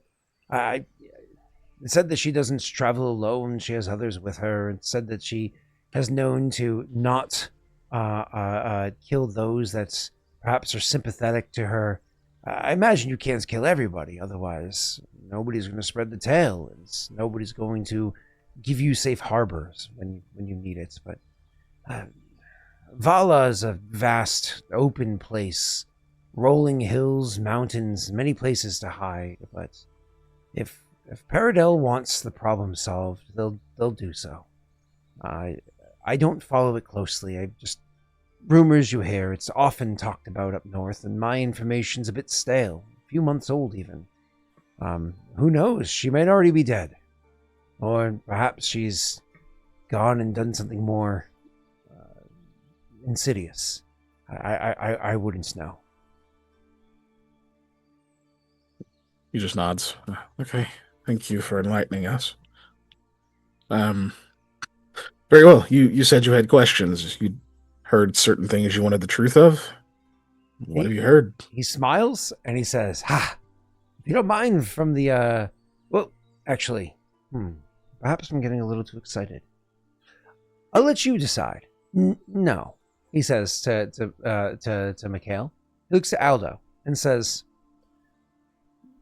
"This line of questioning perhaps makes you a little uncomfortable.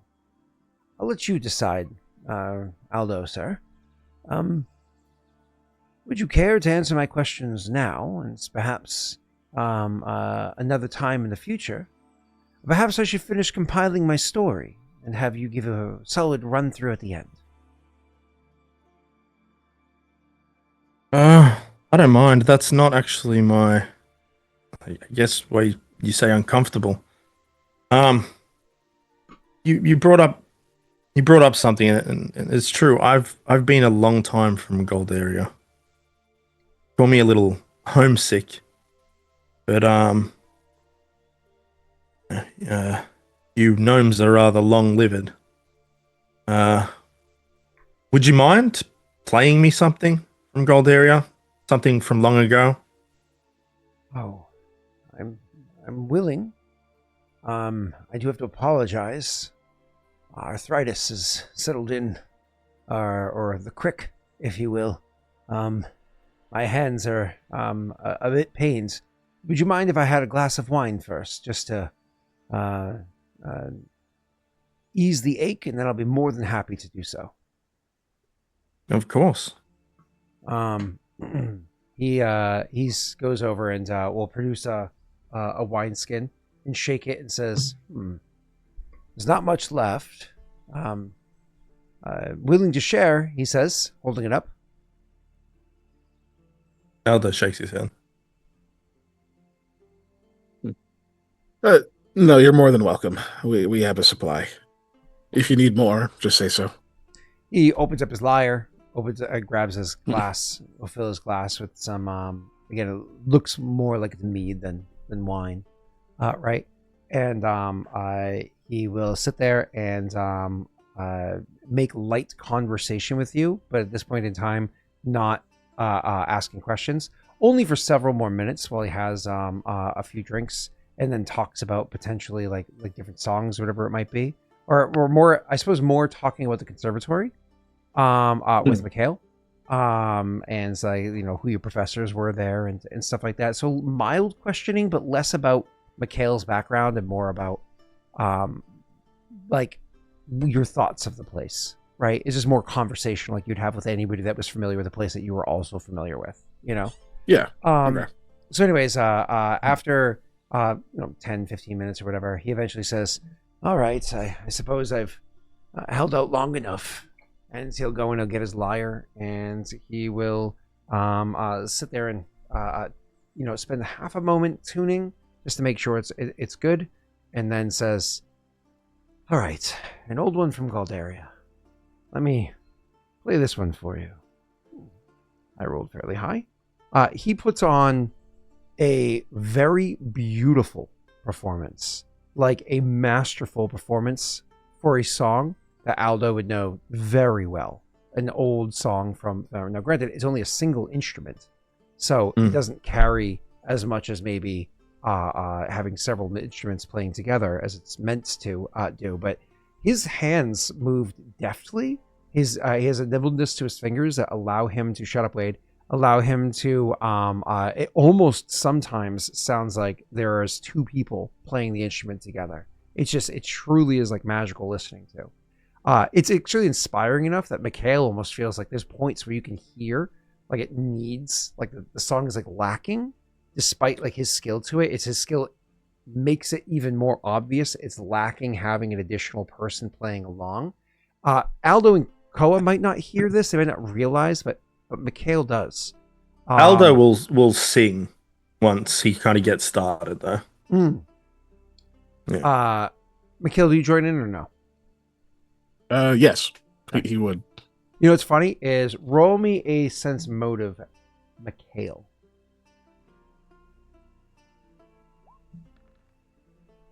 That's a good roll. You happy you're 27? Yeah.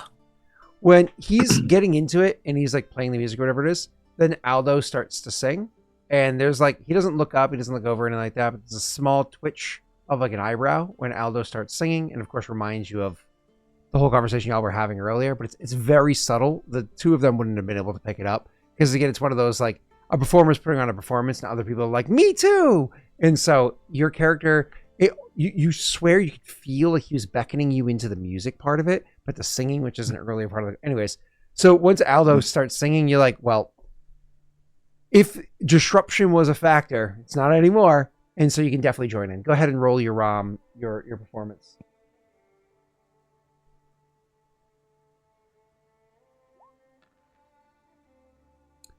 $27's a pretty solid roll there, sir. Is that a 27 total? Oh no, plus 2 performance. Is it 29?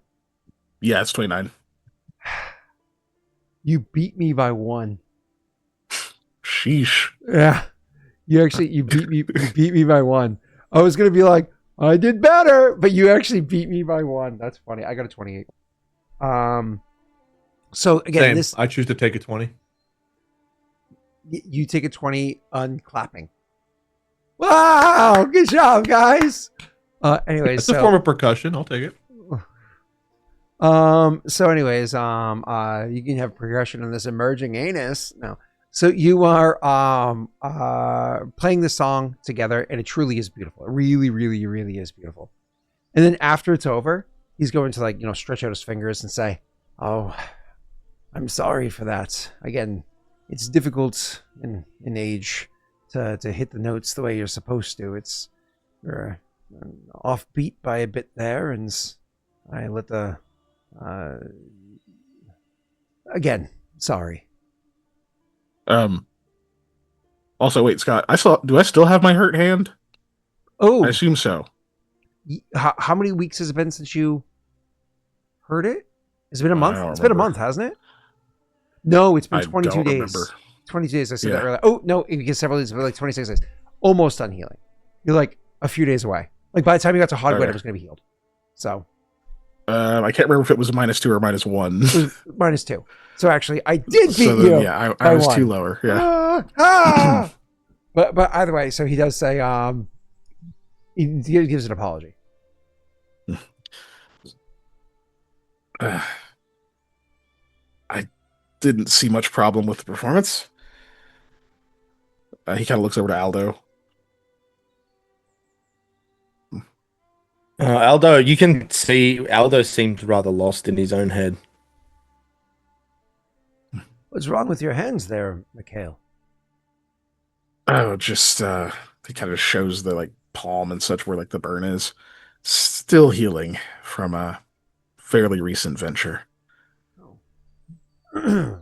That looks rather nasty, doesn't it? You know, you need a nice vacation to the west of here. Go in. Oh, sorry, I always get it backwards. Nice vacation to the east of here. Nope, I got it backwards again. Nice The vacation south to of the here. west of here. To perhaps bathe in the River Vitae. Yeah, if I found the time, I'm sure that would clear it right up. No, I think it should be healing soon enough. He nods and says, "Oh, in Hard Glen, I'm sure you know there are masterful healers that are there. I've heard many stories about the Chantry that exists there." He's like, we'll go and start, I guess, like rewrapping or doing whatever he does to his hand after he hurts it again. He says, "Yeah, of course I know. I've worked with them, learned quite a bit." I've heard that as well. Unfortunately, shortly after you started working there, their leader, the Slumbering Queen, departed. Koa stops clapping. He was clapping the whole time. The Slumbering Queen departed. I understood you got a little bit of private tutelage with her before she left. Yes, just enough to accelerate my progress for sure. I've learned quite a bit. My initial approach was not the correct one. So, some say the last person to have met with her before her disappearing was with you. Is there any truth to this rumor? Is she a part of what you've been able to do? How you've been able to accomplish so much and come out effectively unscathed? There were rumors for some time that the three of you had died. I assumed perhaps grievously wounded at the very least, and then with the Slumbering Queen, who's known to be quite the powerful healer, missing, perhaps she was joining the cause but staying quiet. He kind of smirks a bit and says, "Is that what the rumors say?" Koa's not wearing a very good poker face. Not exactly. It's more of my trying to connect the dots. It does make for a beautiful tale. Someone beloved by the people disappearing in their hour of need, only to give someone else beloved by people the aid that they need to. I'm sure it could. No, that just sounds like she abandoned them. That actually makes you sound selfish for having wanted to keep her to yourself rather than allow her to help those that are suffering. I've got to get better at Koa's this. wearing the opposite of a good poker face. He'll cut in to hopefully he doesn't look at Koa and say, he says, "Worry not, Master Innes. It's that is not the case. I don't know if I was the last one to meet with her. Maybe the last to meet in private. It's possible, but there was no truth to the rumors of our death. That was Beltran trying to control a narrative." He nods and he goes, "Oh, I mean, obviously you're alive. So you weren't even close to death." No, we were absent for other reasons, and He took that as an opportunity, and in a way, it backfired. It seemed to galvanize the people there. Nods. One more Use a thing. different word. I don't know what it'd be. You need not use such formalities. I've never, beyond the occasional requested lecture, and doing so quite reluctantly, never taught at one of the colleges. Oh. University, sorry. Never taught at one of the universities. So, American is fine. We are equals, both of us, well renowned for our works. I dare say that, simple as the chorus may be, the other work that you've put into the Valiant Few, that song is nice, and unfortunately, that does not get quite the attention that Dan does. It is spread wider than maybe you had even hoped for because of how simple you had written it. It's so catchy. It's an earworm. I mean, it really does hold on to you. But That was the intent. if I may say so, and please take this from a bitter old codger, someone who sometimes somebody just needs to be put into their place. Mama's boy. Mwah. He grins at that. He says, "You've already heard that one too, huh?" I've been to Hod Glen. It is sung in the bars. It is sung outside the council halls. It is it's a fun one. I imagine the Greyrises have a differing opinion, but yes, very fun. As was the debut performance. Well, back to Aldo. Would you care for me to have some clarity now, or wait until I'm done writing the story? As when he first calls Aldo, Mikhail will put his good hand on Aldo's shoulder. Thank you, Mikhail. Just nods. Well, this may be our only meeting, so if you think you would be better off asking now or trying again another time, it's up to you. He nods. He says, I suppose it would just confuse the narrative if I mixed from primary sources and true source. And perhaps I should wait. I'm being a bit excited. Yes, I'll wait until the story's concluded. It can't take too long. A decade, 2 at most. What does that mean? 10 to 20 years. No, why does what story concludes in 10 to 20 years? Oh, the life cycle of adventures. It doesn't last for very long, does it?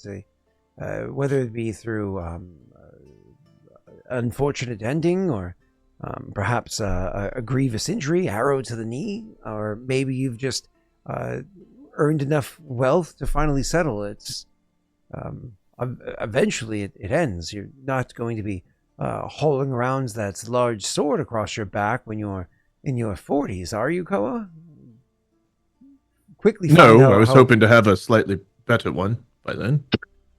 Oh, if you can still do that in your 40s as a human, I wish to see whatever doctor it is that's looking to your lower back, because mine has had a crick in it for nearly 2 centuries.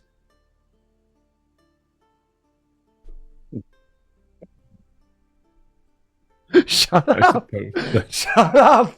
makes sense. God damn it!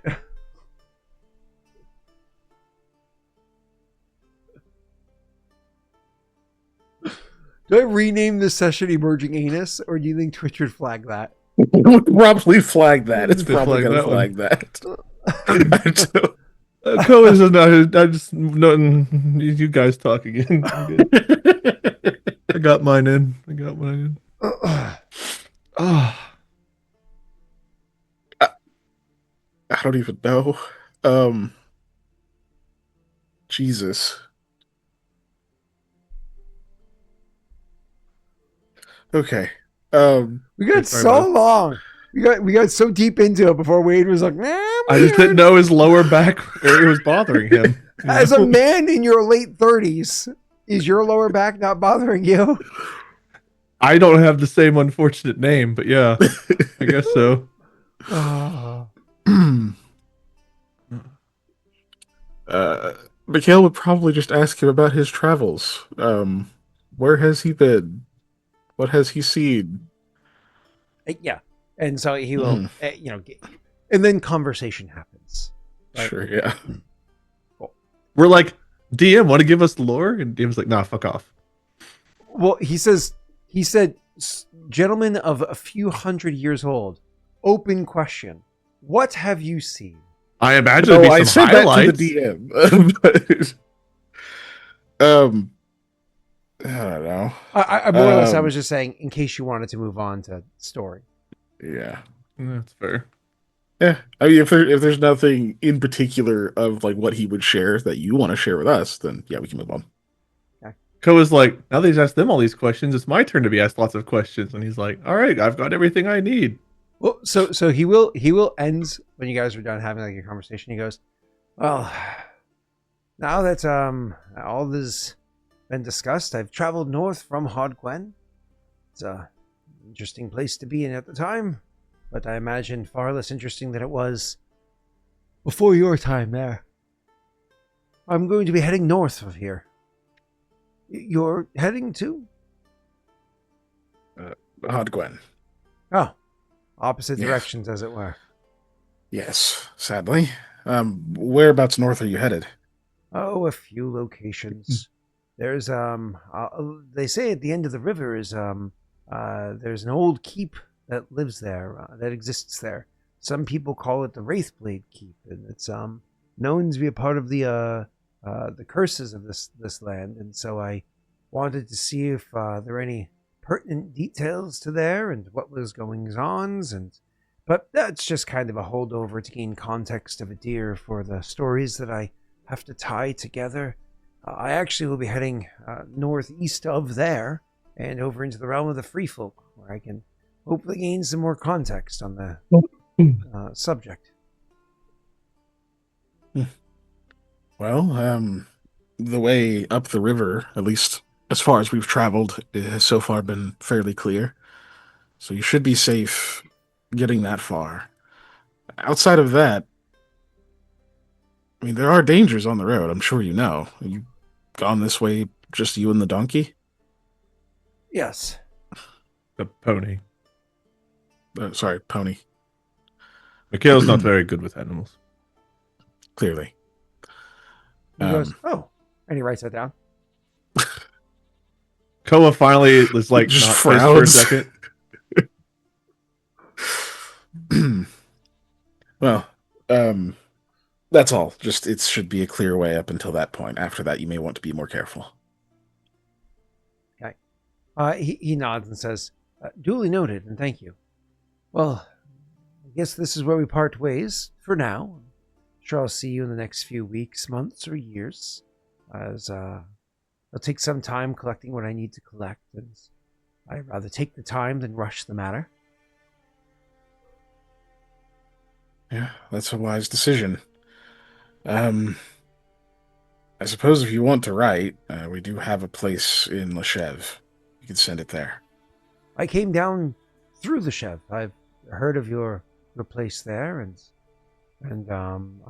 it's nice. It's a good-sized building. I hear you acquired it as a gift from a former counselor in a Westwood. Is that where we got that one too? It was Westwood's estate. Well, he died, the- and the council gave it to us as a thank you Yeah, for the. he suddenly bandit. died. Yeah. I'll just nod and say yes. Yes, it was. It was after our initial deeds and things there. It's unexpected reward. Indeed, I spoke to many people there. The head of the guard. No, that's not his title. looks and says, whatever Constable? it is. Constable, that's right, the constable. Nice gentleman. Tariq, I believe his name is. Spoke to a few, Rook. Oh, Rook is a good old barrel of laughs. High Counselor Rook is quite the hoot. I'm sure you've gotten along well with him over your time spent, and of course Trinity and everybody else that knows the group of you intimately, and then from there was to Forvin, and met quite a few faces in Harrod that know you. There's the Captain Jaaek, of course, and then there's the Gemsmith boy, and of course Elliot is over in Harrod. He's a chatty one, isn't he? Often, yes. Oh, He anyways, just, like, pauses for a moment. Traveled through Westwood and then into Hodgwen, and now up to what used to be Rid, and inevitably we'll head northeast of here. And then there's still so many places to go, but I needed to context myself first before I Varin and Drazstone and all the other villages and whatnot in between. Much to be seen, much to be heard. You just came from Hodgwen. Were there people who left Rid?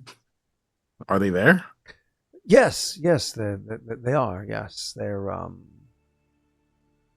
doing what they can. He just nods. Well, that's better than nothing. It's a strange place to be in Hodgwen at the moment. It's a divide, if you will, but I'm sure you'll be able to learn more of it on your own than I think I'll be able to provide for you. I was more asking questions about you, but I was listening to the town. Again, I need to know the lands as a whole. Just nods. And then I don't have any other questions. Turns to get everything ready, and he's like, I suppose then I'm out of here. And he looks over at Aldo, gives Aldo like an appraising look for a second, and he says, I know you won't tell them, but perhaps you can just whisper it into my good ear, and we can keep it between us until the book comes out. Aldo still looking like miles away in his head. He just kind of shakes his head and he says, no, I And then Jake Rose. think did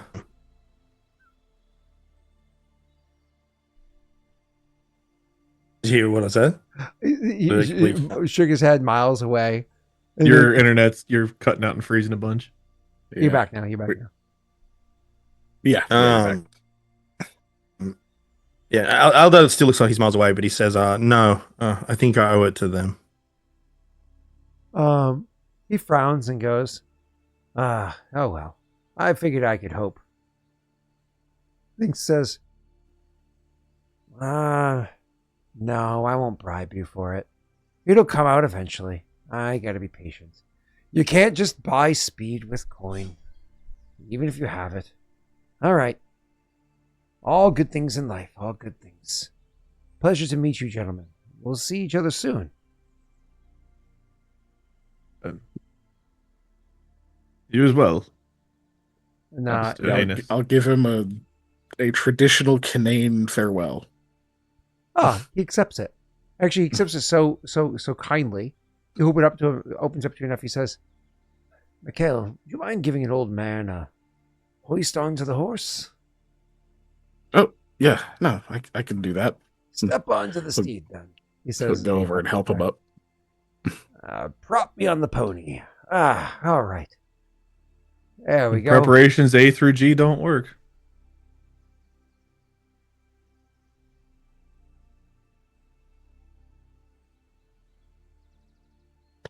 It was the silence that time that got me. A laugh's a laugh to me. I just like that Jake didn't get it because it's probably not called that there. Jake? Oh, I just got a text message, so I didn't even hear it. What was it? Do you know It what was really preparation funny. H is? Oh, yeah. Oh, Yeah. you do? Okay. Imagine I made a joke Yeah. about that. That was really funny. That's what happened.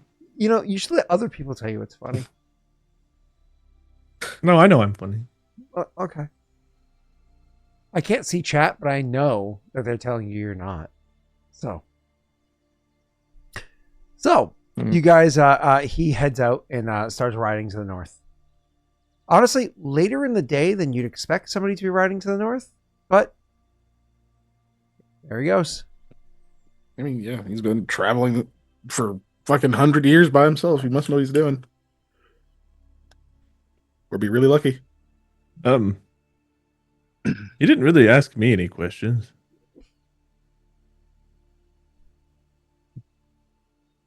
Maybe he's saving it because he's already heading toward where you're from. He decided not to ask Aldo whatever else he wanted to ask him either. I mean, he tried to ask Aldo some questions. He had questions for you, but Yeah, I think maybe by then he'd already made his decision. He was probably saving you for last.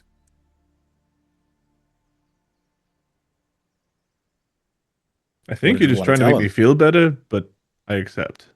Did you have something you were itching to tell him? Oh, all sorts of things. Probably the kinds of things you guys wouldn't want me to, so it's probably for the best. Yeah, it probably is. Yeah. It's halfway concerned that he's seemed to have interviewed just about everyone who's met us. Well, most of those that have met us and are still alive, we're not too worried about, right? No, it's kind of weird to think about, that someone is just diving into your history. Well, he didn't It mention was odd. when, so at least there's some things. It's odd. Like, I understand. He's writing about us, and we are a story. But, I don't know.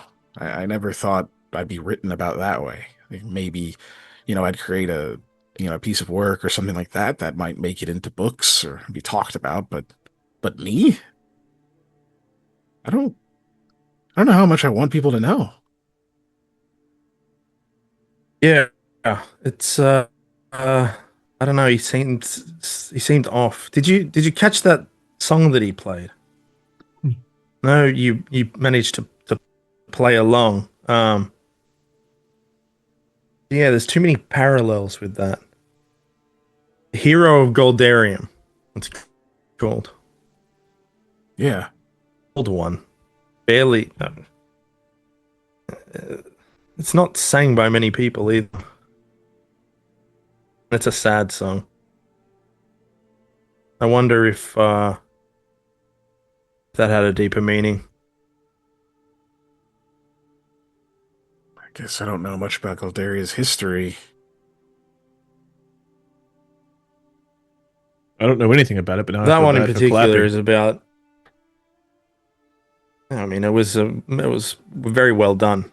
I couldn't help to sing along. It's been a long time since I've been home, and I've been homesick. I think either that or I just wanted to connect with something. I don't know, but it was Yeah. it was odd. Yeah. Just nodding.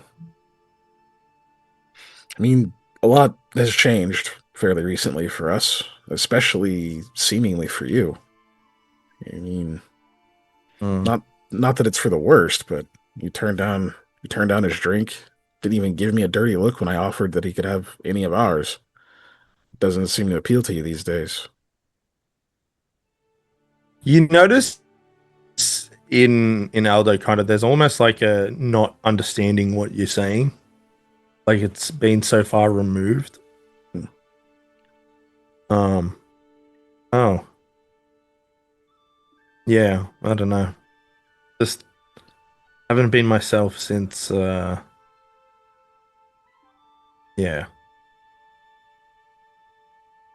Uh, it was probably a lot in the moment to ask about, but it's something you want to talk about now? I don't know how to even start. It's yeah, Yeah. no. But I suppose it's never come up before, and you guys have never asked, and I've never offered. But uh,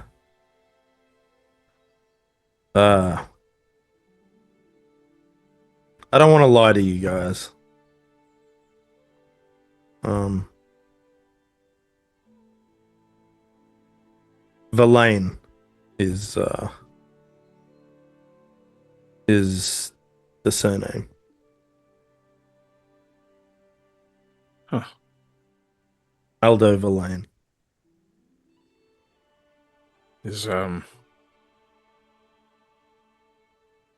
Is there like a problem connected to it? Obviously, I won't go telling people since you didn't really want to, but I mean, if you're telling us the Nobody history, asks. You guys introduce yourself. That's all. Yeah, like, oh, I'm Koa Attila, or you know, Mhm. that type of stuff. But I usually like to keep it simple.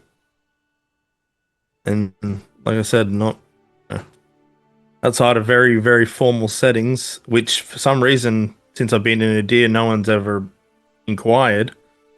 They just seem content with Aldo, and so that's what it is. I suppose that when we first met, I didn't think much of it.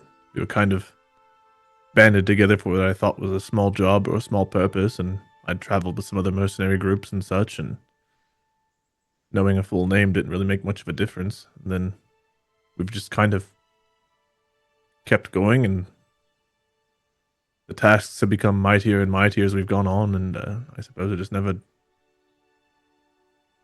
thought about it. Yeah. Well, there is a lot of baggage with that name, but it's mine. So yeah. thanks for telling us. Um, Well, I yeah, thought I'd have to before people start figuring it out for themselves. Like you said, Mikhail, it's strange. I don't really like people prying into my life. yeah. What? I don't have How do much you to feel hide in about it? mine, other than a lot of bar fights and sex. No regrets? Nothing you just rather not have dug up?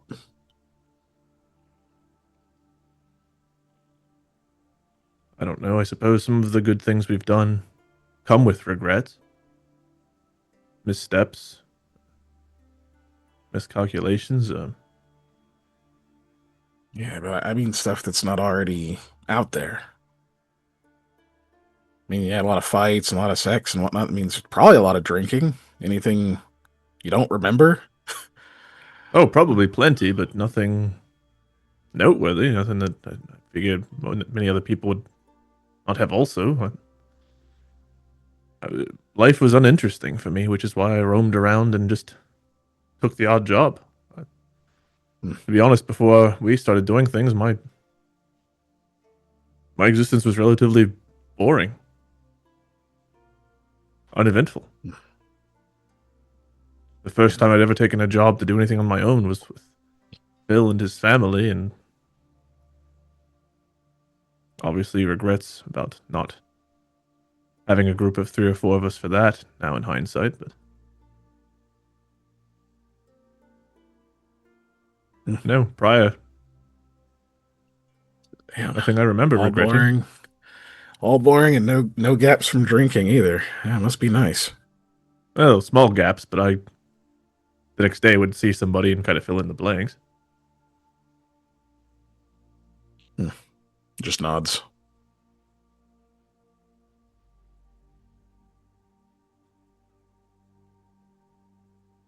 No, it sounds like you two have had much more eventful lives than I have. Well, I'm older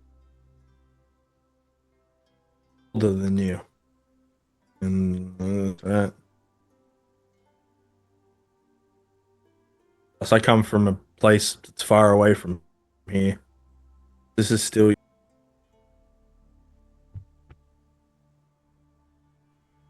I'm not answering you on purpose. You're just still cutting in and out a little bit, Jake. So if there's a long pause, just know it's for that reason. We just like sit and wait for it to catch up, and then it's like, okay, that's what he said. Yeah. So you said well, actually, I suppose I'm not from Madeira either. Um, I started north when I was young in, what was it, Taziendale or, Wade's not remembering. Koa would remember. Escadalavar? Uh, Escamaroli? I Eldamar. know it. Okay. I was like, I know what you're trying to say. I It's in my can't remember notes. Eldamar and Taziendale and my family moved south. We ended up with the free folk in Adia, but I don't know. I've just always been roaming. I've never really had a place I've settled. I've been on the move since as early as I can remember. So our escapades kind of fit in with my normal lifestyle. Just always the next adventure, the next thing to do, place to go. Never stopping to really.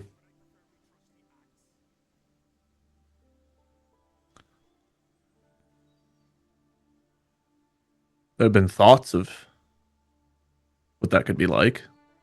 But it seems those are often dashed away for one reason or another.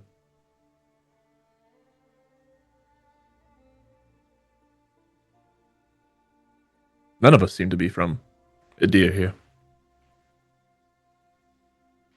Yeah, and yet we all find ourselves here at the same time, doing strange things. Yeah, strange is a word for it.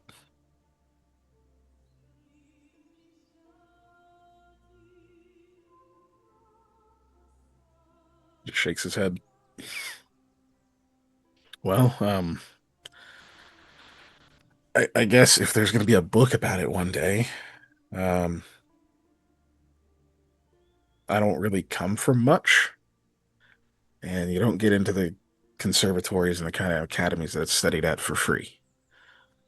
Typically, it's going to cost some coin, and you can get a sponsor, but you've got to have eyes on you in that case, which often takes some level of social standing. I didn't really have either. He And was an in easy way to emerging get years. coin. You just interrupt. I should leave the call. I should just leave the call right now. Don't worry, he's filling his holes right now. We can keep talking.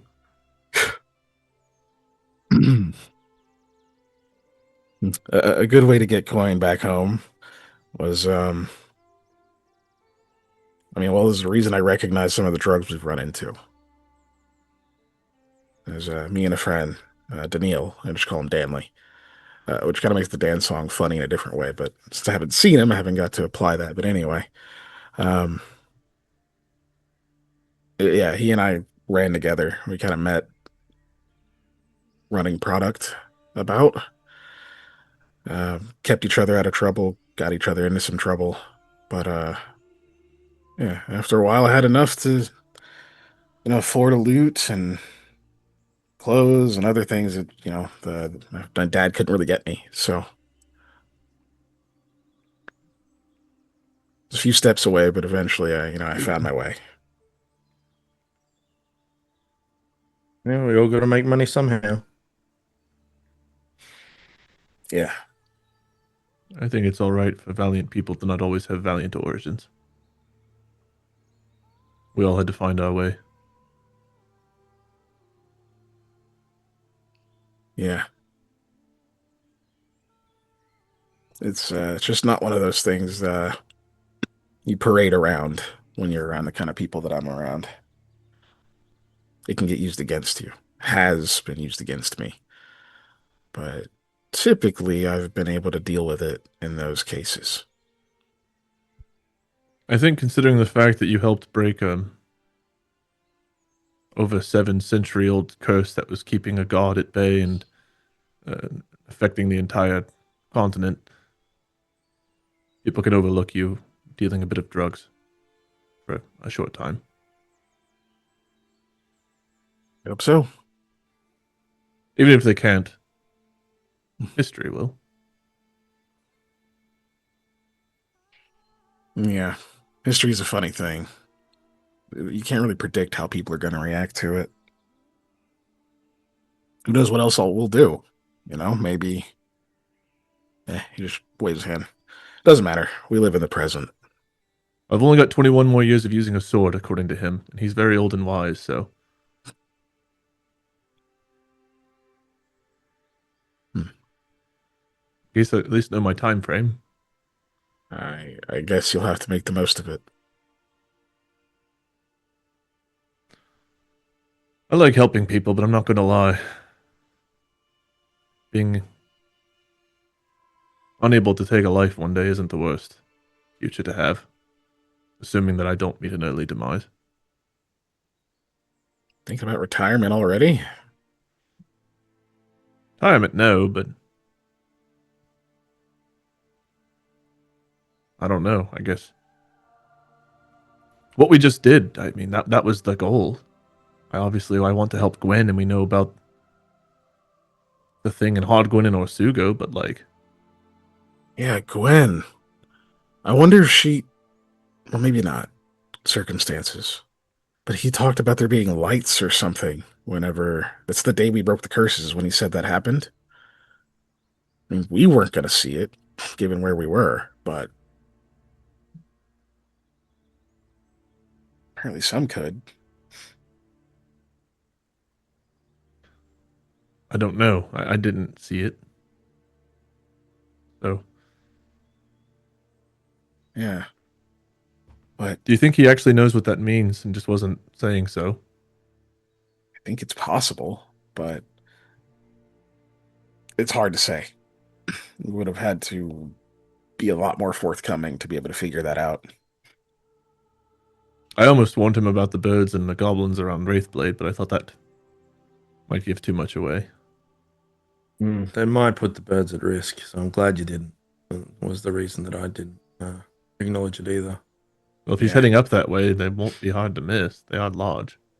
No, but if he thinks it doesn't have much to do with us, it's not as big of a draw, I guess. Yeah. I'm sure he's seen some things over his lifetime.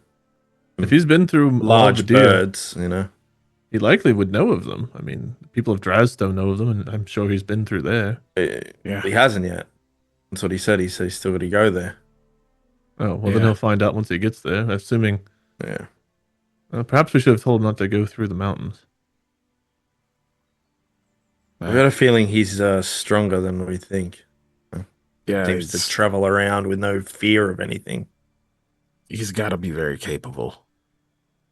He showed some hesitation whenever he thought I might be a bandit and I walked in, so he might be very capable. Maybe that was just an act, but it seemed genuine concern. I mean, even if he is, just because you know how capable you are doesn't mean you know what the other person is, can achieve. You could be anyone. You could have any amount of skill. It always pays to be cautious.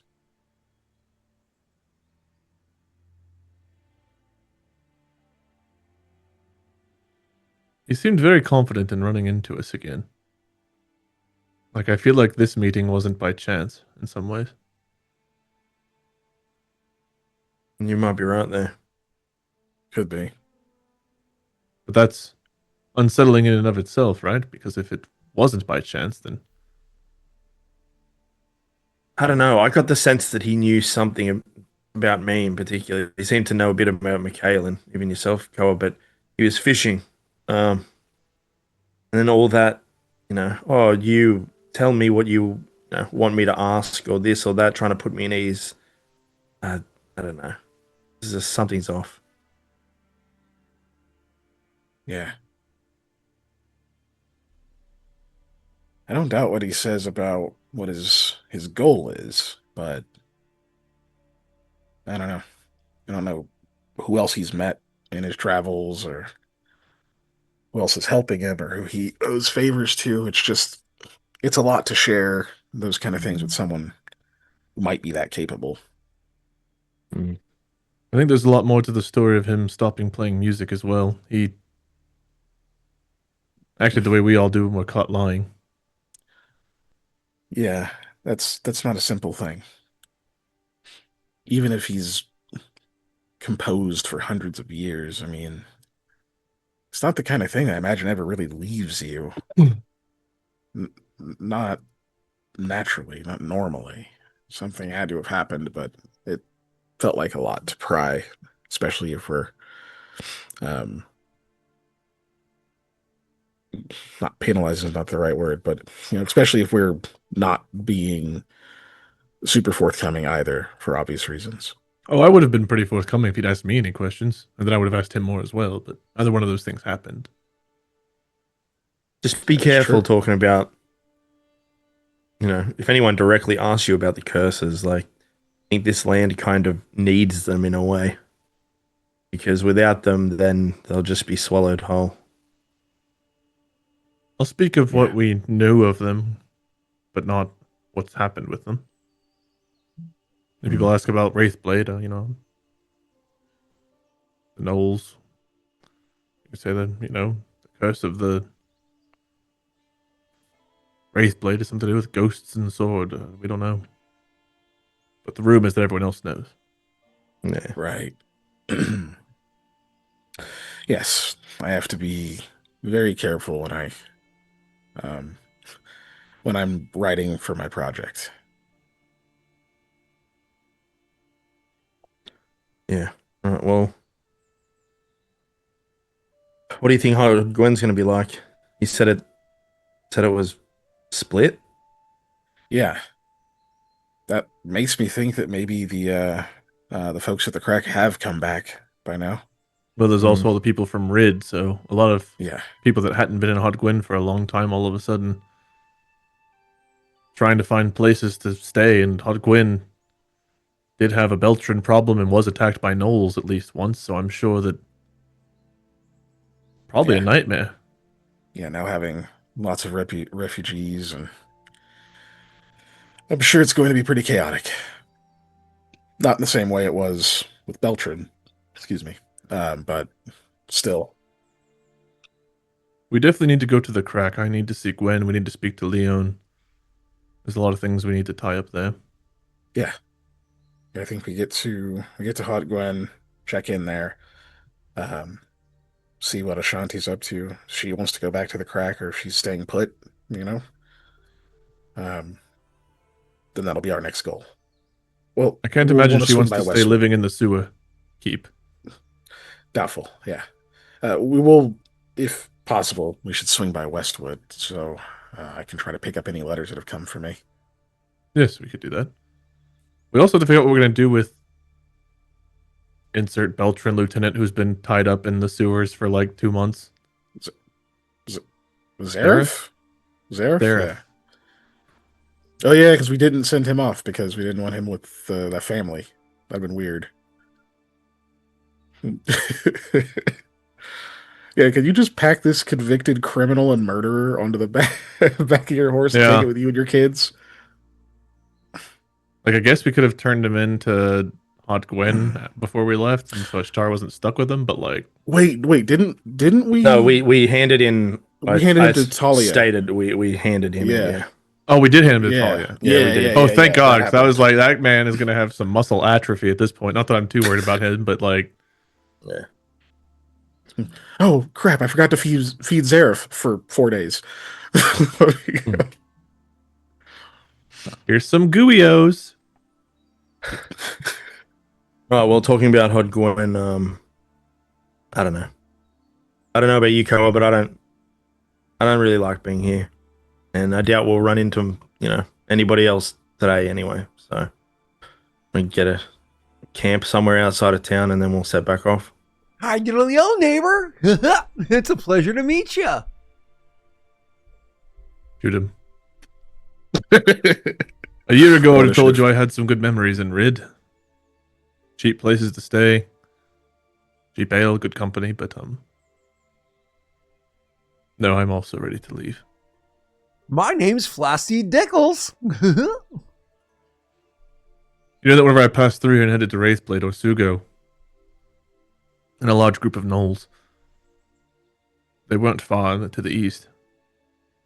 I thought I didn't have much time before we had to break the curses, but I potentially could have. Could have what? I left it alone. He was right there. You couldn't have. Koa. Yeah, Koa, you made the right choice. That would have been foolish. I thought that at the time, but then I will have to wonder as more people suffer and die and homes are destroyed. And He just shakes his head. Koa, you would have died. You're one man. You had who with you? into technically Jaden at the time, she hadn't left yet. If you had died, we would not have been able to break the curses. That was my rationale for not doing anything then, and I think it's still correct. But He nods. every decision, there's always consequences. Can't save everyone. It's just the truth of it.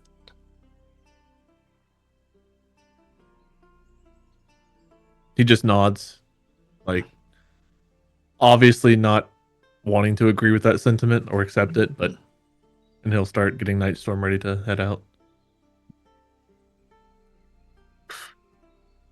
Mikhail does not say anything about being a little glad that Rid burned down, because now nobody can ask questions. So, Meanwhile, when that we dude finally meet up with who was it, Scott? Flassy Dinkles or something?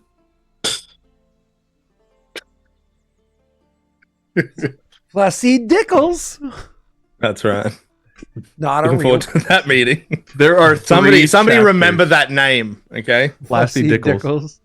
Not a real There's- person. I always think it's funny when like I listen to people watching like British stuff. Like it could be like the Great Boring Bake Show or whatever it's called, or one of the, and they're always like, "Oh, and I'm gonna have some spotted dick," and I'm like, I don't know what that is, but that is an awful named food. Like when and why was it named spotted dick, and why? I'm haven't pretty we sure changed it? it's just like sponge cake, and I'm like, what does that have to? Why?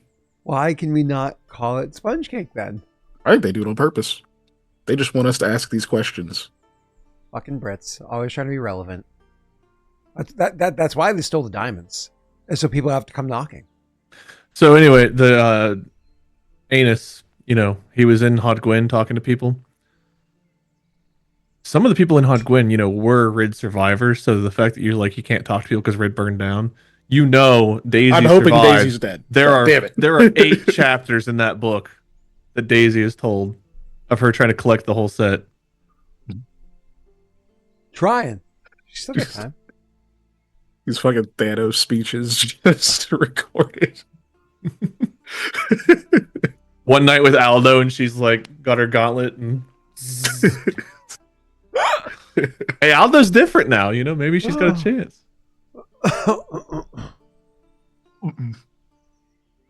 Aldo's different. This right, he wouldn't remember. He seems to forget things until you remind him. Not the valiant few. She wants Valane +2. Ah. That was good. That was Thank you. actually good. Val, It's a Verlaine, but yeah. Lane, yeah. I don't get it. His last name. Aldo's She's trying to last collect name. him, and then already collected all. Yeah. Oh, I was eating ice cream. No, actually, what happened was I was listening while on my cell phone upstairs through Twitch, but I had to keep it quiet because it was too close to Gwen's room, and so it was. I heard you say a name, but I was like, I'll have to ask him to spell that to me later on. I'm just not good with accents, so I had to have him confirm if there was an R or not. Because I say Valane, he says Valane, but he means Verlaine. But the Australian R is a bit different. I That's can hear right. the R. Yeah, I can hear the R. The Australian R sounds the same special. as a Bostonian R. It's there sometimes, but only when it's not supposed to be. Yeah, but in Ohio we use the hard You're R. wrong. Oh, Jesus. Don't do that. Is that wrong? No, Yes. unfortunately, it's not wrong. My bad. Pretty sure the VP's your boy. Jesus. Oh man. Okay. Kajitar, not all sharks are Australian. stupid. Ever hear of the Atlantic Ocean? All right, Scott. So we're in Hodgwen now. Holy shit! Yeah. Is that conversation that long? Yeah. Wow. Mhm. All right. There. Hello. Yeah. We were waiting for you for like 2 sessions. We just kept RPing. Isn't that 2 days of travel? We're just like, So you guys said you want to be more cautious traveling south from Red. Is that true after you've seen Emergen show up north? Or are you still cautious because you're like, yeah, we're still 5 horses? We are a hell of a lot more noticeable, but it's up to Koa, honestly. Koa's kind of in a hurry to get to Guinevere. It's been a long time since he's gotten to really talk to her. And she was like, take care of Beltran, take care of the curses, then we'll talk. That's been on his mind every day since the curses broke. And now he's this close. So Yeah. Koa's going to be Absolutely. less cautious than you guys probably wish he would be. If you're leaving it up to him, he's going to kind of throw caution to the wind a little bit because he's in a hurry. Yeah, you're good.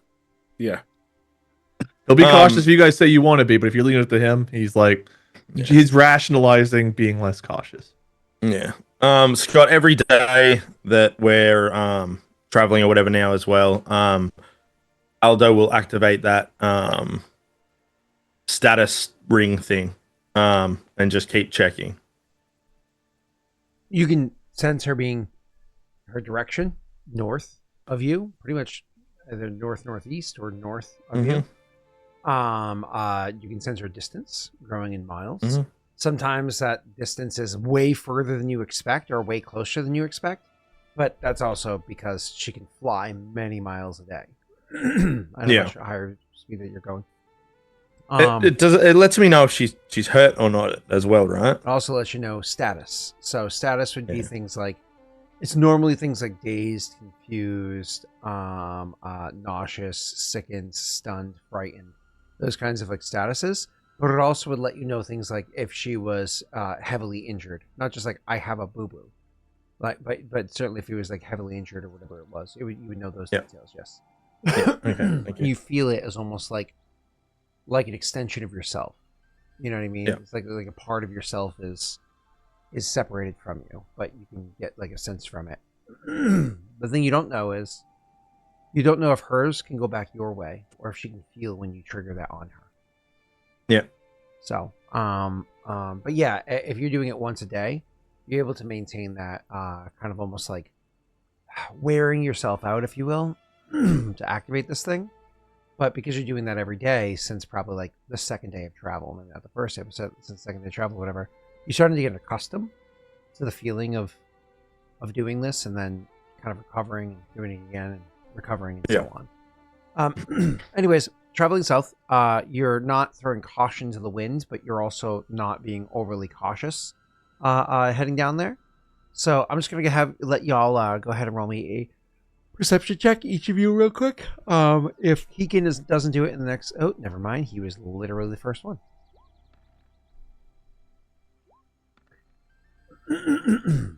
Cool. I wish Roll20 had like a app version, so like if you were like stepping away to go pee, you can like click the button on your wireless headphone. Oh, but then all your dice and numbers come in as yellow or brown if you're sitting. Interesting. Jake, if you were going to say the phrase "Oi, if yous was a dingo, I'd let you eat my baby," would you say it differently than that? If you were hitting on a shark? Probably. All right, Kajitar, I guess you're right. I thought I really nailed it, but I guess I was wrong. Yeah, it was pretty close. Give yourself props for that. Like, would you lead with like a Godavo? Then you'd say that? What did you say? Would you lead off with like Godavo and then you'd say that? Yadavo? I was told in Australia people say that instead of good afternoon. Was I lied to? I mean, we do call the afternoon an arvo, but I've never heard. Yeah, it was almost like it was one thing. Like I was expecting you to say like Gaddafi, but Gadavo. Yeah, I think Yeah, someone. no, Brisbane I don't told me know. that. I've never had anyone say G'davo to me. That's what our tour driver guy in I think it was Brisbane said. But this was also 8 years ago, so I might be slightly misremembering. I mean, he was just trying to, might be a Brisbane thing. or maybe he was just trying to get you to say it to sound dumb. Well, I just did, so I guess so. There you go. And now you said it to the interweaves. It's out there. He was playing the long count on that one. Yep. He was like, "Oh, you're here to go on tour? Oh yeah, you're gonna be on a stage? Oh yeah, with Markiplier? Oh yeah, G'davo. Say that to the audience. Get Mark to say it. You're Mark's friend. thank Get you. I Mark- think What for the to other do? things he told us to say, we looked up and we decided not to. But Oh, okay. I mean, there's a 4-letter word that they like saying over there a lot. Would you like to say that? oi, Ah. Nope. It has a harder sound at the end and a hard sound at the beginning. And it has a in the middle. I didn't actually go anywhere. I was just eating pizza. So, can you tell me what my 21 perception got me? Oh, that's a fair question. you had a 22, I think, unless your You hand know what my affects your 22 perception. perception got me? That's a fair question. More fair question, some would say. Can't see it. My hand hurts. You guys notice as you're traveling south, not in the first, sorry, not when you're very close to Hardgwen, more while you're up near Rid. You definitely notice still there's signs of the what are they called? Knoll Patrol. No patrol. Oh, no patrol. No patrol. Whenever you're in trouble. Oh, Unsurprisingly, that one's not for kids. oh boy. All right. Anyways, so the Noble Patrol. There's signs of the Noble Patrol being around. Different signs. Not like you actually see them. Just signs that you are able to pick up, like markings on the road, whether it be literally like them literally marking trails with signs or hyenas pissing on it or whatever it might be. There's markings of them there. One of the markings that you do notice is not far off the road. You actually find a dead and torn open plains cat, torn open and eaten. And it has like the signs of how you've seen hyenas eat before. And it's like, oof, if they're killing plains cats, that's not necessarily a good thing. Because like plains cats, you were kind of hoping this whole while, we're helping to keep their numbers smaller, keep them a bit of a chase. But if they're at a point in numbers and it's kind of like building up their hunting skills or defense skills to resolve plains cat problems and kind of like turn the predator prey around on that's a bad sign. That means that they're more stable here, if you will. Yeah. Yeah, because I imagine they wouldn't even engage in something like that unless they had significant numbers advantage. Yep. Yeah. But yeah, he'd share all that. Koa notices as well, of course. Aldo also notices, but after he stops staring into the middle distance. So, you characters, I don't know if there's any RP about it, but otherwise we're just going to jump to Hardgwen. That's We're good to fine. go. Okay. Yeah, I think we're good. So, you guys eventually make your way down to Hardgwen. I gotta go upstairs and get water in a minute. I didn't refill my water. I just got ice cream because I'm a dummy. I'm peeing. Fool. Yep, definitely a fool. So, when you guys make your way down there, one of the things that you notice, are kind of like as you're arriving, is people are excited to see your return. This is legitimately like once you're noticed coming through the north gate or the north entrance, is that there is cheers. Like people are happy to see you there, and it kind of like rolls out, and other people actually come out into the road to meet your being there, and we'll cheer it on and be excited that you're there. I mean, I'm not going to say everybody's cheering or everybody's happy or everybody's coming out of their way or whatever. Other people just kind of like, oh, them again, but it's just the very nature of how people are. But there's a good number of people that come over and they cheer and welcome you, and it's like, holy shit, this is pretty cool. Over a month later, and it's still how it is, especially for Koa, who wasn't here during that time.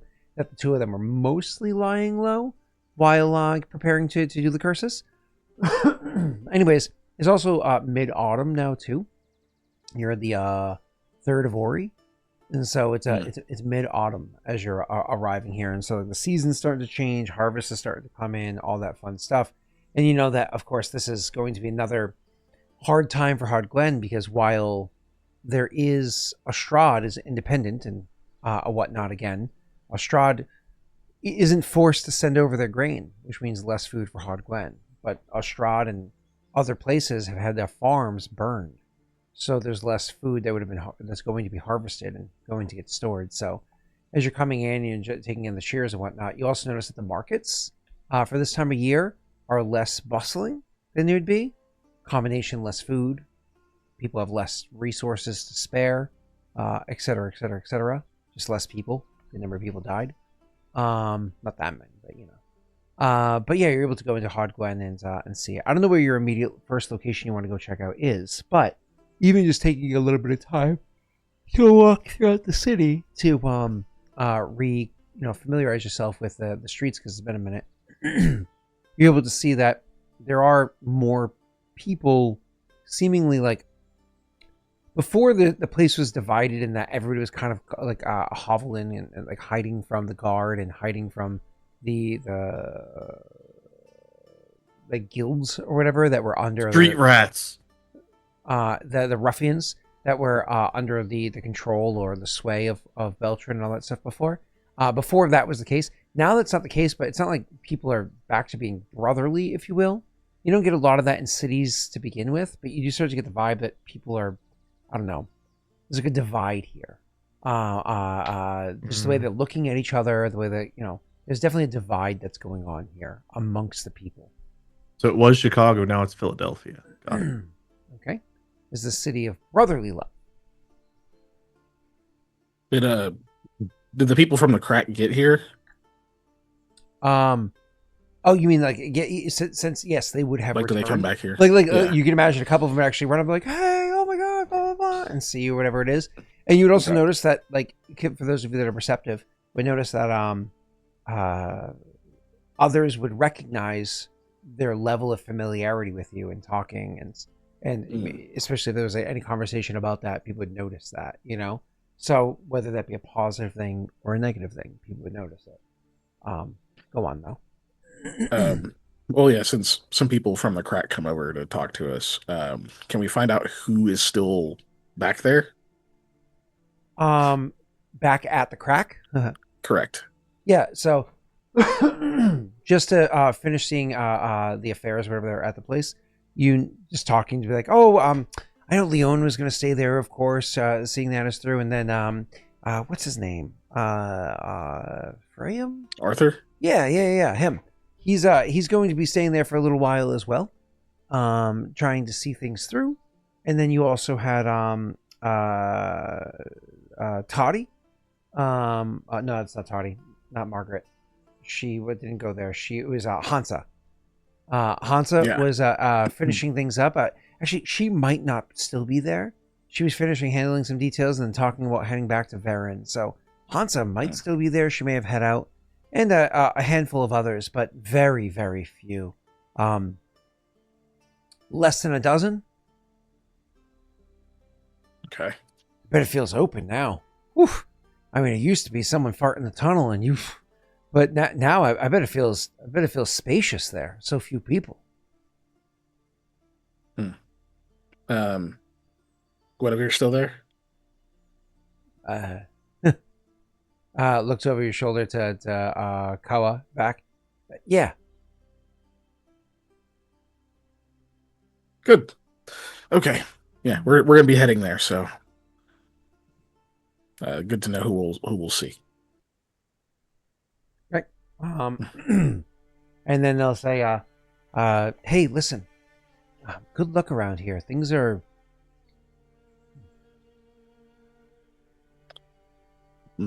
Yeah, they are. Noticed. Oh, Amy. She said that she's going to be reopening the place.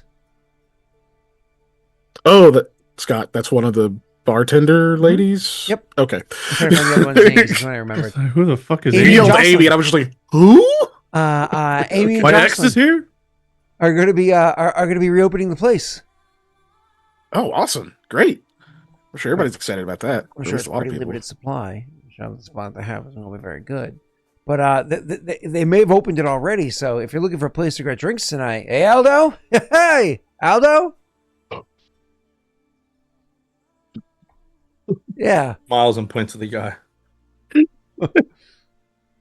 Oh, I don't know why I'm imagining like he's like yelling this. Aldo's got like his like 7-year sober chip on, and dude's just like drinking, right? And he's like, yeah, cool, bud.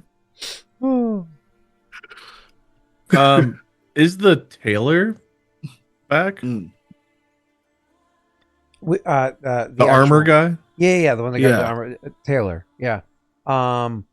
So, let me just think, because did they hide away with you? Did you sneak them out? No, He they- got disappeared. Yeah, that's what I Mhm. thought. I thought Beltran had seen him and he disappeared. Right? Either we Yeah. didn't know for sure what I happened think to him. it seemed like he escaped rather than he got like captured. I don't think it's Nah, because it's they. but his the apprentices or whoever took over the shop were very, you know what I mean? Like they didn't even want to open their mouth. I got the impression that he'd been taken, but I mean, I could be wrong. Yeah. It could be either. 'Cause I knew I he thought was maybe he was thrown in jail, he but was, maybe like, he was killed. alert. I don't know. So did you ask Yeah. this person that?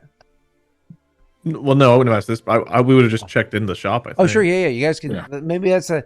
So where do we go first? I don't know. You want to see if Taylor's back?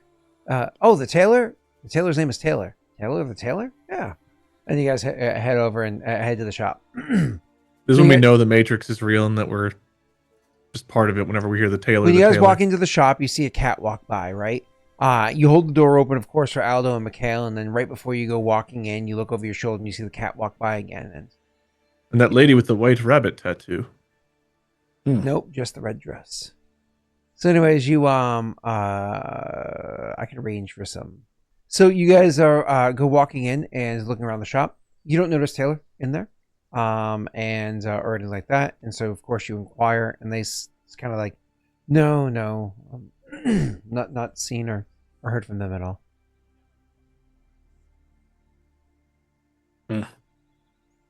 still cagey, huh? Is this a You sense said- motive You moment? said to the person. Yes, actually, Mikhail says that out loud. They say, hey, listen, bet a lot. He just nods. And he'll lower his voice and he goes, "Is he okay?" I don't know where.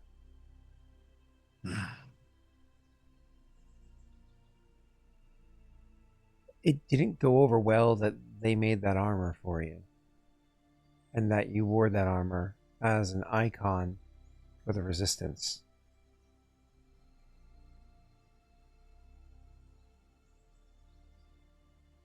So you don't know where he is, and it's better that you don't know where he is, or do we need to find him? I don't think that they can be found.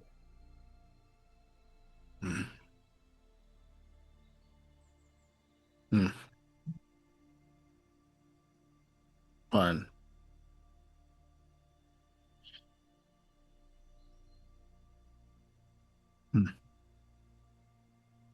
All right. Thanks for telling me. Just gotta say, yeah. Oh. Need the armor oiled. We know where to go. And you guys head next door. All these oils. Discount. Dollar No, armors. No, you suck. Where'd the other guy go? We're trying to find him. All gets all cagey. What? No. Yeah. There's nobody locked in my basement. We just asked what you had in stock. What a weird ass response. Not people. What a strange reply. For a second time. I've not been in the gnome's hole. You don't know what you're missing. All right, anyways. No one's ever come back out alive. Oh, I'm out of water too. Nomeo. Still getting a little low. Wherefore art thou, Nomeo?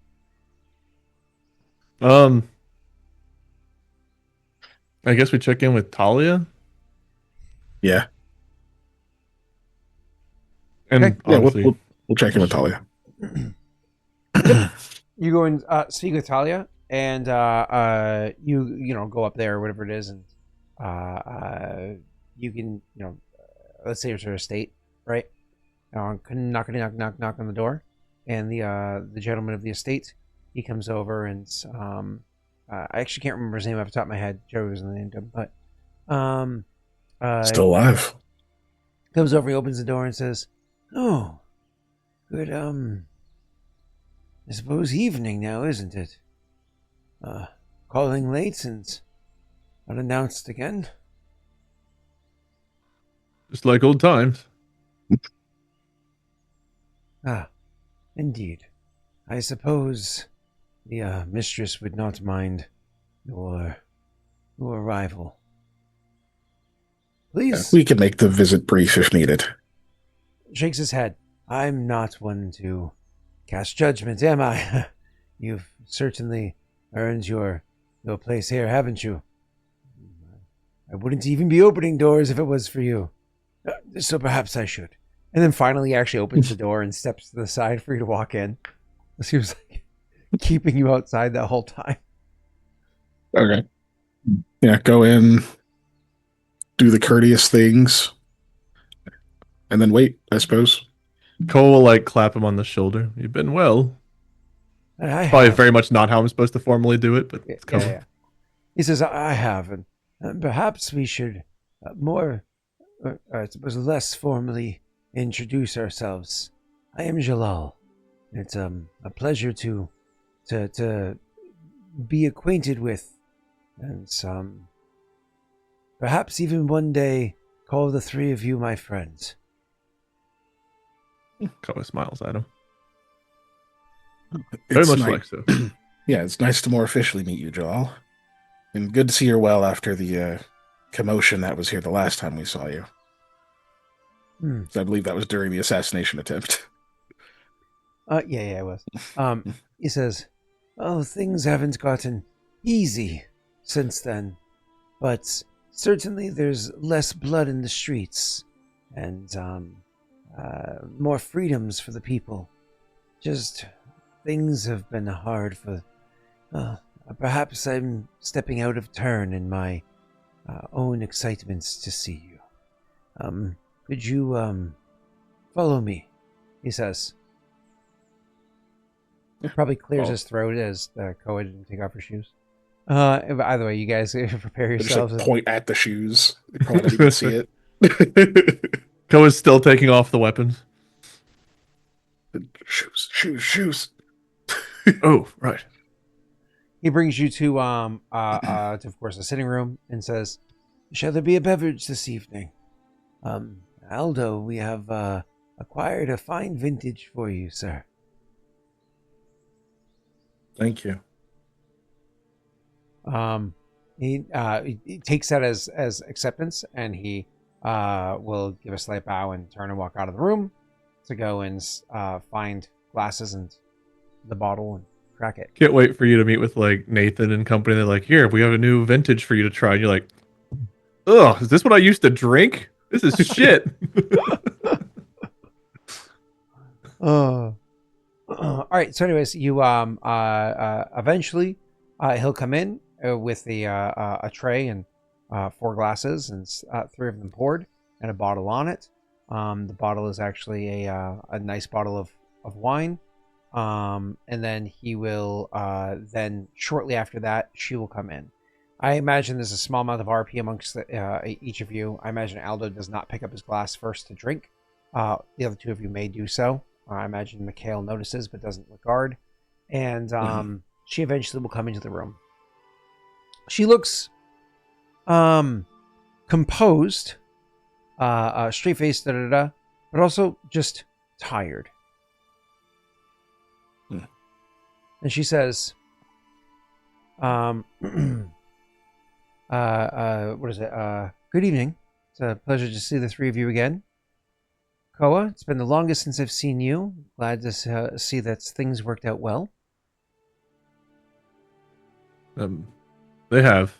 It seems as though there's a new battle going on here, though. One of a different variety. There is, but mine's less exciting than what it is the three of you were working on. Does she know what we were? Pretty sure you told her, because that's why you left. You fucked off for a while and everything. She doesn't know everything. She doesn't know about, like, Yeah. the Elder and all that, but she knew you were working on the curses. Oh, okay. I didn't know she knew that Yeah, much. she knew that. She knew that much. Yeah. Okay. Koa will wisely defer to see what the other two have to say about it, because they did tell her things last, so he'll just, yes, been well. Never a dull moment in our lives. And then if you guys want to add anything about the curses or whatever else, because You just see Aldo. He kind of is just swirling the wine around in the cup. They're not even regarding her. Our task went well, for what it's worth. But yeah, as I said before, some things I have to remain secretive about. But it went well. She nods and says, I saw something. The day that I think the two of you left. I mean, I know I'd seen you at least a day or two prior, and I hadn't seen you since. There was something here. All of the land around me the light looked different for a little bit. Not everybody noticed it, but I could. I'm not sure what gave people the ability to not see. But perhaps my lineage? She shrugs Perhaps. and says, I didn't inquire too much because of the secrecy that you had discussed beforehand. is she hobgoblin? Yes, she is. Oh, technically, I think she's Hobbit. what is it? Hobbit? Hobbit. Yeah. Okay. Yeah, we actually met with a gnomish fellow on the way here who commented on that. Oh, the old gentleman. Yes. Yes. She says Him. he put in for a meeting with me, and apparently he was persuasive. Because somebody put him on the books, even though I'd never heard of him before and didn't have any interest. I met with him. I answered a few of his questions, but honestly, I had no interest in speaking with him. I don't know who he is or why he was inquiring so much. So when I was done, I just put him in with somebody that was handling those kinds of details, and it felt like somebody that was like a town crier looking for news to deliver. I wasn't of interest. He did offer to make it worth my while. I'm not exactly easily bribed. No, for us to make it worth our while. No, he decided against that. Yeah, he apparently is writing a book about us, it seems. Ah. He's been hearing the stories and collecting them, and is on the trail of research. So he has other things he's famous for, though. I don't want to bore you, but Perhaps I would. Perhaps I wouldn't be bored at a different time, but for now, it's something that's just not of importance to me. he just nods. Did you come here because you've heard of the complexities of what's going on in Hodgwen, or was this a friendly visit? It was intended as a friendly visit, but also we don't really know what the complexities are. We've gotten bits and pieces of it. Then I don't.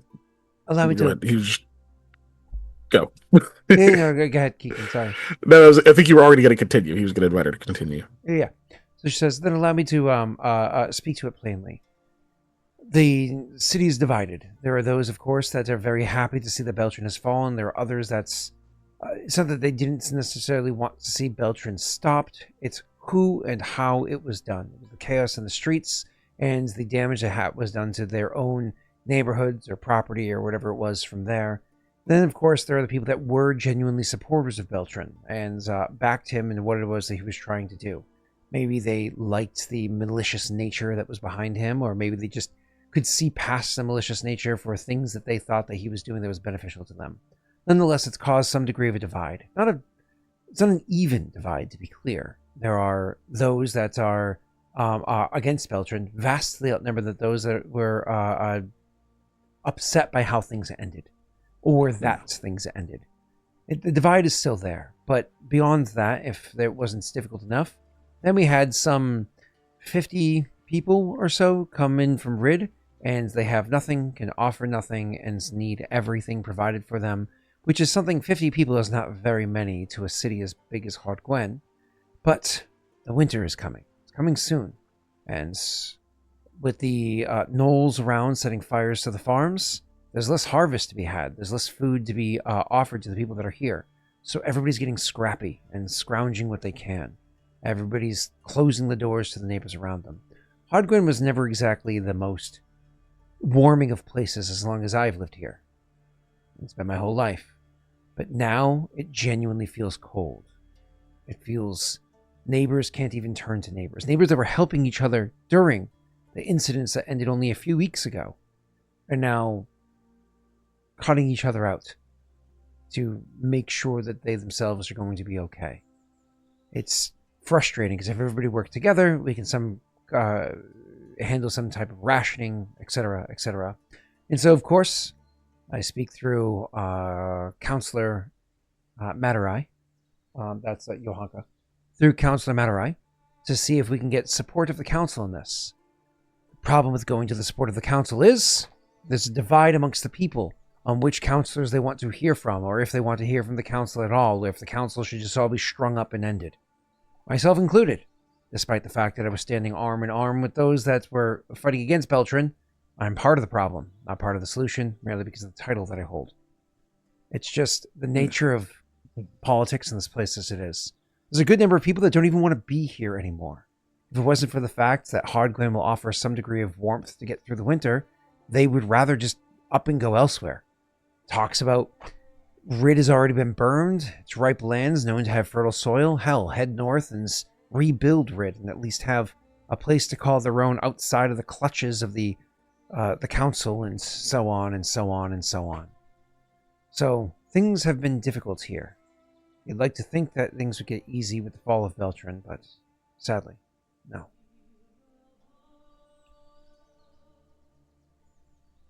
Hmm.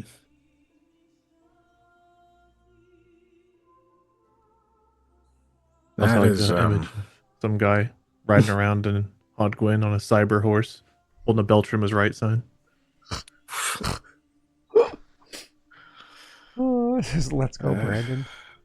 is, Let's go, Beltran. Oh, God.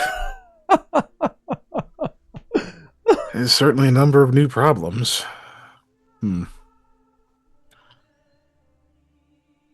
Well, not sure any of those are things that we can speak to or assist with, sadly.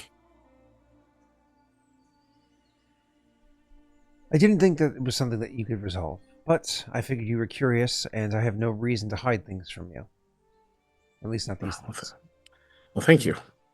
Do you think is that good to know. Good. with time it'll get better, or are you afraid something else will happen?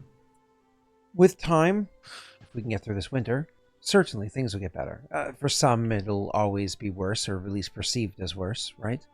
But with time, if we can get through this winter, yes, it'll be better. But everything that has taken place, all the structures that were built over the course of years, decades even, that Beltran tore down, the stores that we had, the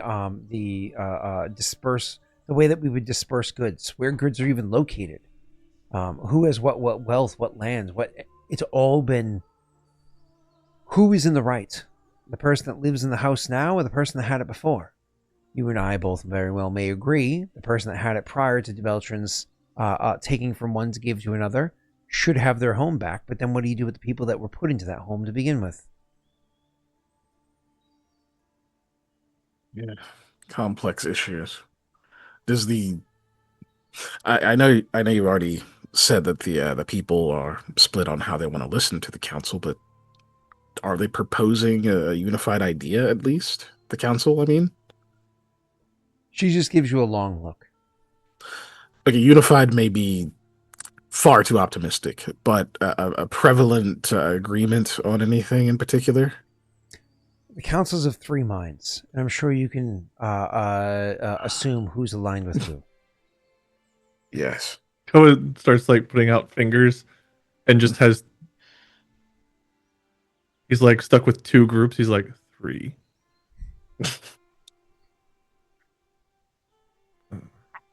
Little annoying suck up guy. Saturated. Sicario.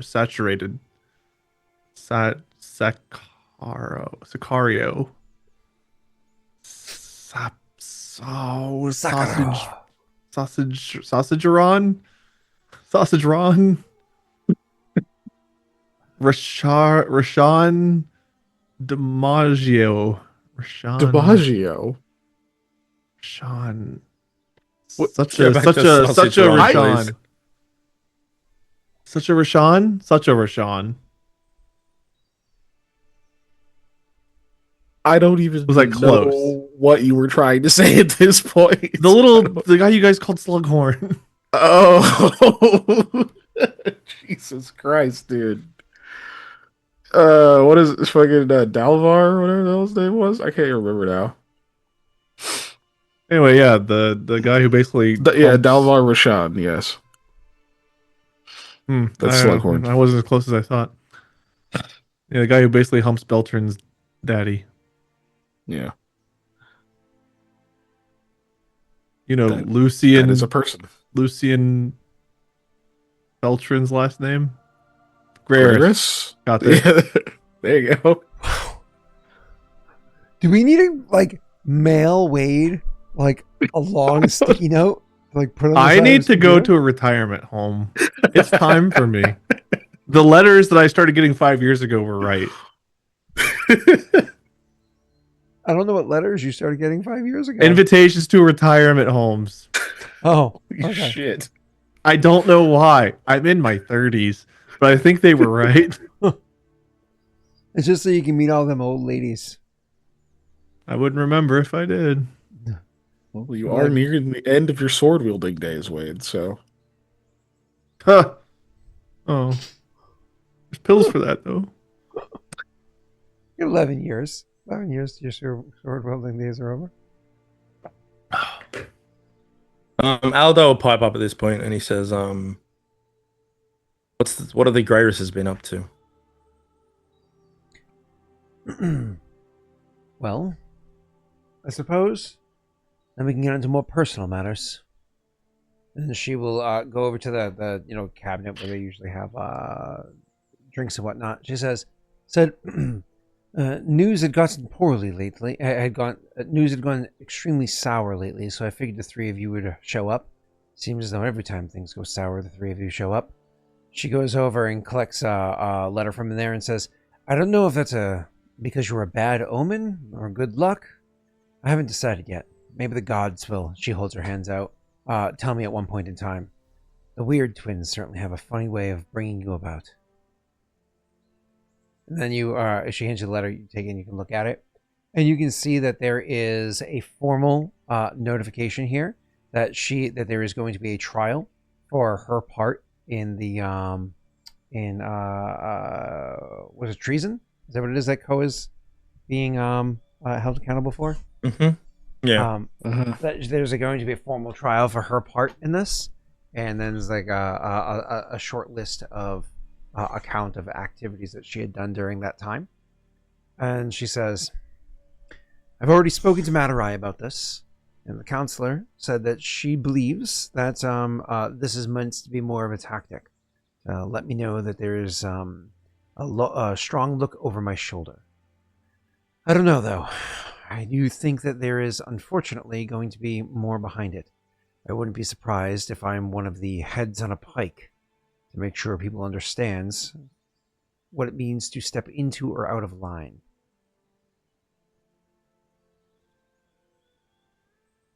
Right. And there's no timing when they're wanting to do this? Oh, no. The date has not been set. It's informing me that these are the accusations that are coming against me. Evidence is being mounted as we speak, if you will. What if we try and push the trial? Koa and whoever else. To Speed up sooner, the you're date. saying. Yeah. Push the trial how, though? They're going to take their time to make sure they amount the evidence to come to the conclusion that they want it to come to. We make it a public outcry. The public is the one that is on our side, and the ones that the councillors need to wrangle back in, so we get them to demand it be sooner. Put the pressure on. Yes. Before they have a time to sour our name in the public or our deeds are watered down. She thinks, says, not sure how I feel about this. I'm not sure if I want to get too involved in it. I feel like In if your we own play trial? of course I'll be there for my trial and will argue my own case, of course. But I mean, how do we know they're not trying to egg this us into this position? The other option is we skip town and don't let them put us on trial. One of the two things must happen, yes? I contemplated that myself, if I'm going to be honest with you. Hard Gwen, place of my home since I was born, of my family, going back who knows how many generations, centuries though. And I've contemplated it myself. But change has to be made, right? The deer is going to be seen as a better place. The deer is going to grow. There has to be change. And what better place there to cause change than Hardgwen itself? It's the center. It's the hub of commerce. It's where most of the people live. Most of the stories are, or most people will travel through at some point in time in their life here. But if the people that were willing to do right are the ones who will be wronged for being willing to stand up to the face of evil, perhaps leaving is the better option. Well, currently, even the fact that these trials are happening, maybe it's not the message they intend, but I have trouble believing it isn't. It seems that they're saying the power is in the council, not in the people.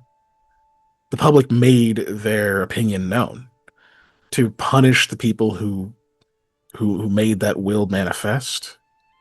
It's pretty clear what they're trying to say. Sure, you don't belong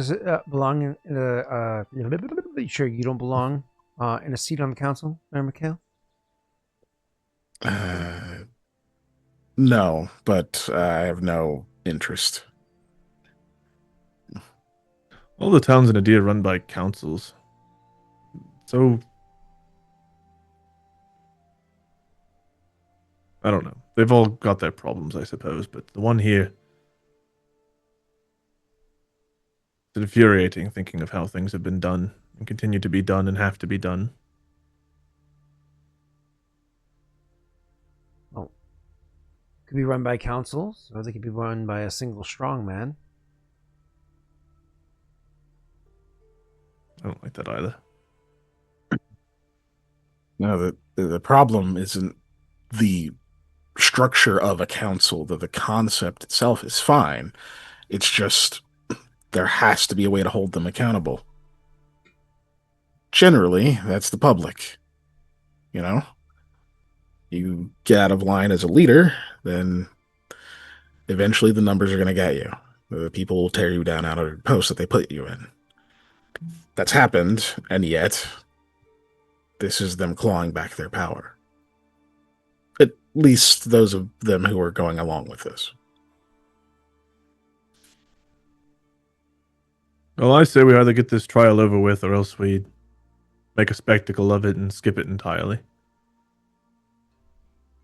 You can skip it entirely, but then you won't be able to argue your case for innocence. And in which case if they find you guilty, then they're not going to go and send people after you. I'm sure there's no bounty hunter who's foolish enough to take that task without there being quite the coin, and I'm not sure they're willing to pay that amount of coin to look the fools. Instead, when you come back into town,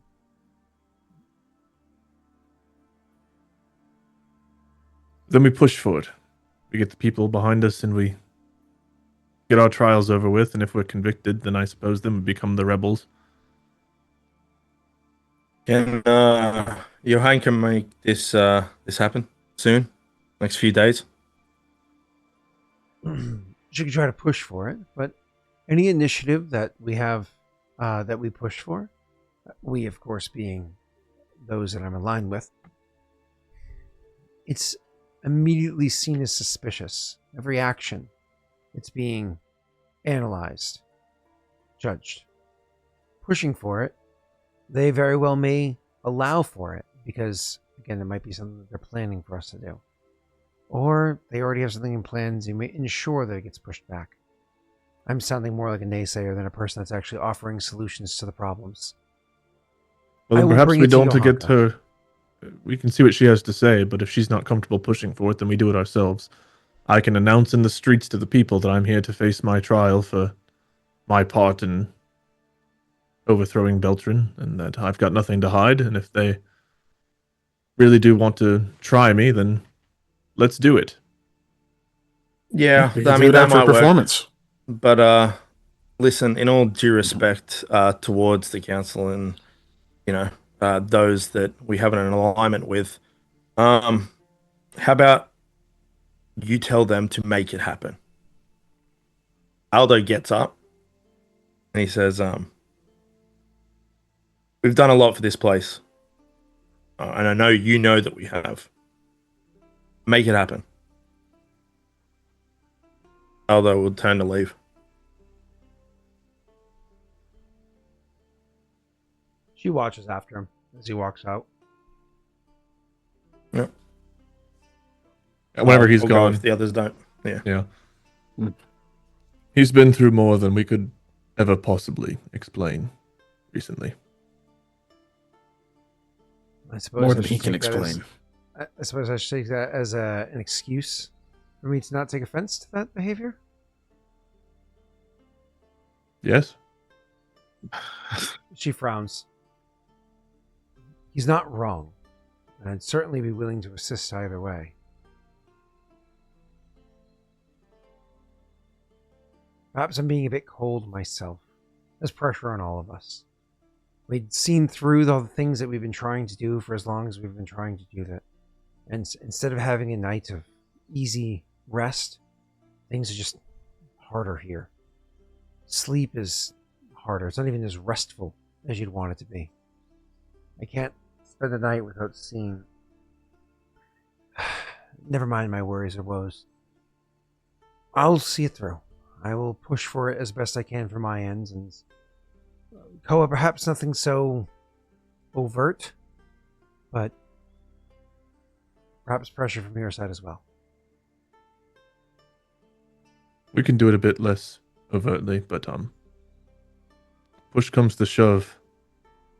I will grow more bold. I'm not going to give them time to sit on this and spin their own narrative again. If I'm going to be put on trial, it's to share the truth.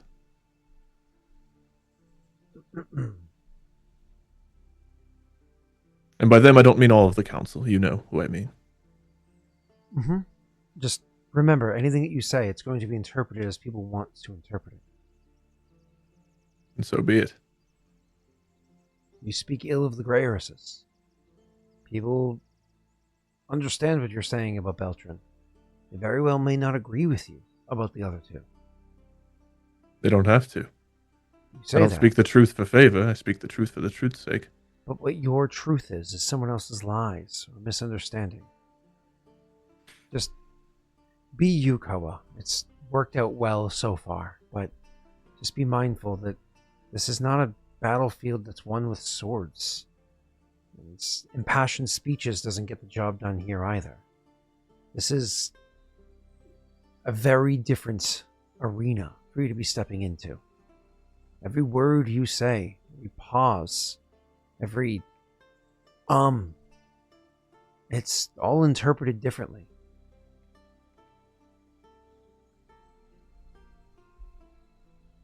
You and Aldo, Mikhail, and I, and those that resisted Beltran, his forces, and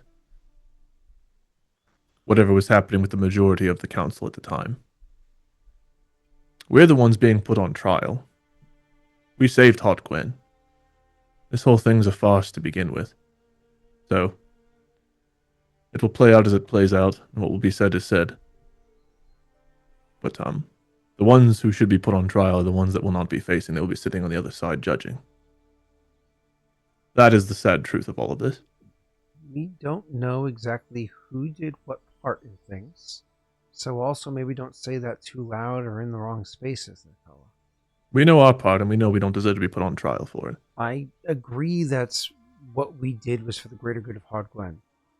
There's legal precedence to this, but I agree. Let me ask a question.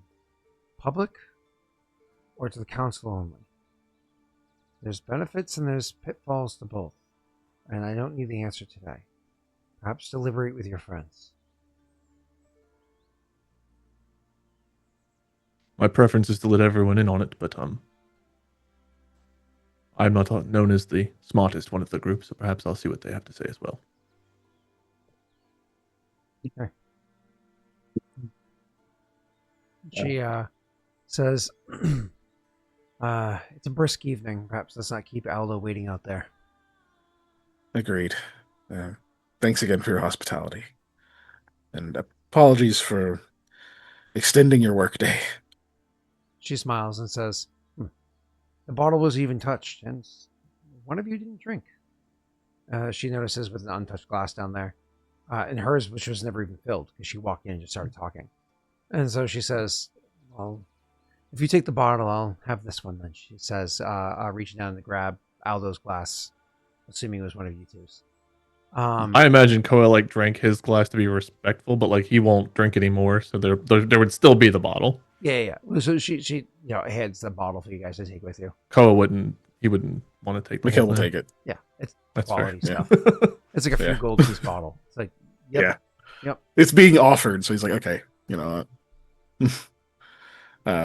yeah, it sounds like we exit from there. Yeah. You guys walk over, and the gentleman's by the front door to open the door for you for your leaving.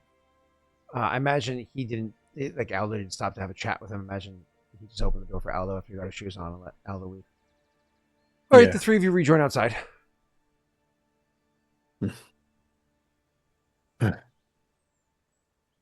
Aldo, you all right? Yeah. Look, I'm fine. I'm kind of sick of the maybe this or maybe that. Just they can just do something for once. This whole thing's a sham anyway. So bring it on. Yeah, I am no, speaking to agreed you there. Koa. I do apologize. We have friends on the council here. We have friends on the council in the Chev, but I think we all agree that the way things have run here have always been awful. So, no surprises, nothing new learned. Before the trial, in case things do go horribly, I would like to maybe go to the crack. If we cause too much of a stir here and we have to run off somewhere or stop a God's forbidden execution or something of some kind, depending on how far the sham goes. Yeah. Well, after making the push we just did, we'll want to make sure they know if any of us are leaving town. Well, could be a day trip if we're quick. It's not hard to get the message across. But no, it's weird being back here. It doesn't feel that much different. I mean, it is, clearly, but it's like we're under a microscope again. Yeah. It's the battlefield after the battle. During the moment, using the trees and cover walls to your advantage and watching your space, you're focused, you have a purpose, and once the battle is done, all you see is what's left. And right now, this is what's left. The healing hasn't begun, the cracks haven't been covered up. It's just scars. Yeah. I don't know. It's just the main ones responsible for Beltran's rise are still at the top of this. Maybe there's good in them. It seems like at least in Lady Graris there must be some. But That, or else she has all other motives, and she wanted us to see her that way. Who knows? I don't trust either one. no, trust isn't there. I just mean that there's an element of humanity. She did try to save Catalia, but what motive can there be? That is true.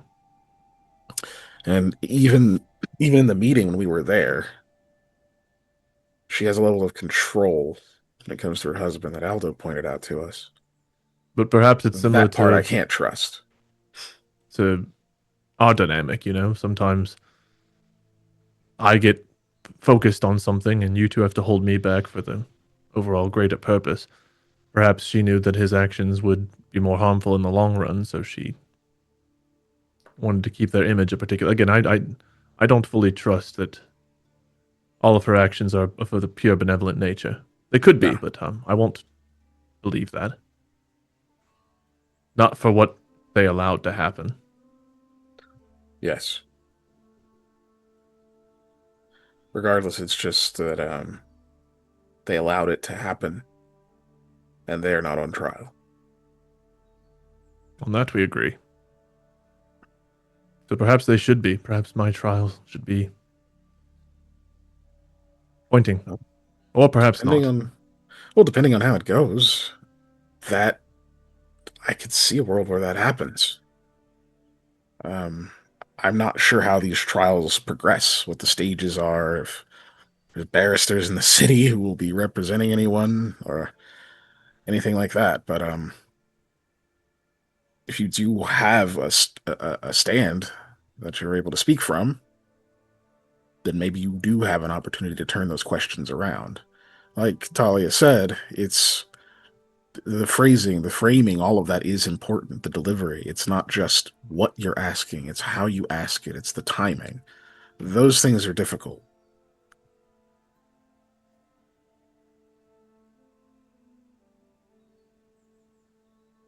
I don't know that I'll ever be good at that part, but I'll do my best to be honest and to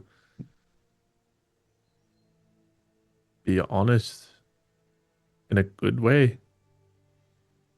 Yeah. I mean, I think her advice was sound that you should be you.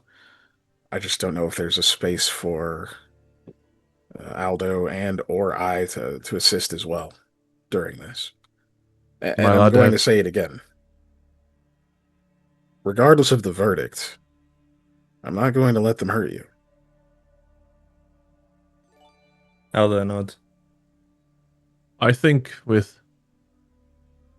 what we've just done and what we've learned, the stakes of what is here, how it is going to start affecting people and it's waking up.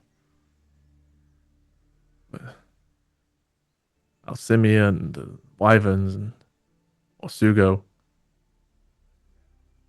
No, I agree with you. I will go through their trial, but I will not accept a guilty verdict for myself. Before, maybe I would have, but now, no. They can shove their rules up their asses. And we're all on the same page. Yes. Good. All right. Aldo, something Talia asked. We don't have to make a decision right now, but is whether we should have this push be directed at the public or at the council itself. We should consider the pros and cons of both. I think it's going to determine what action she and Councillor Matarai take. Just off the top of my head, public would be best for us. Then we probably don't have much to debate then. You agree then? Sure do. Go on.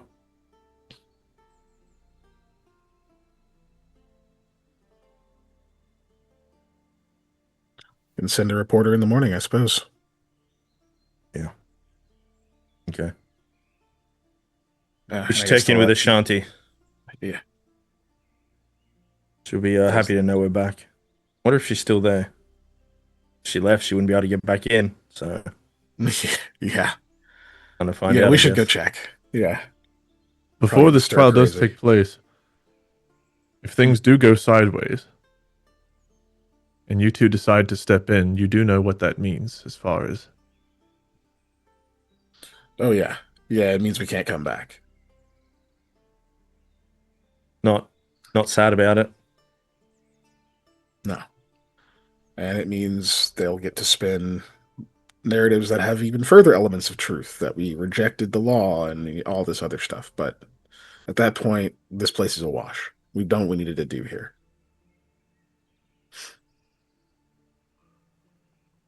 we stand together then. Nods. We do. Bit of excitement being rebellious before anything's even happened. Yeah, I guess.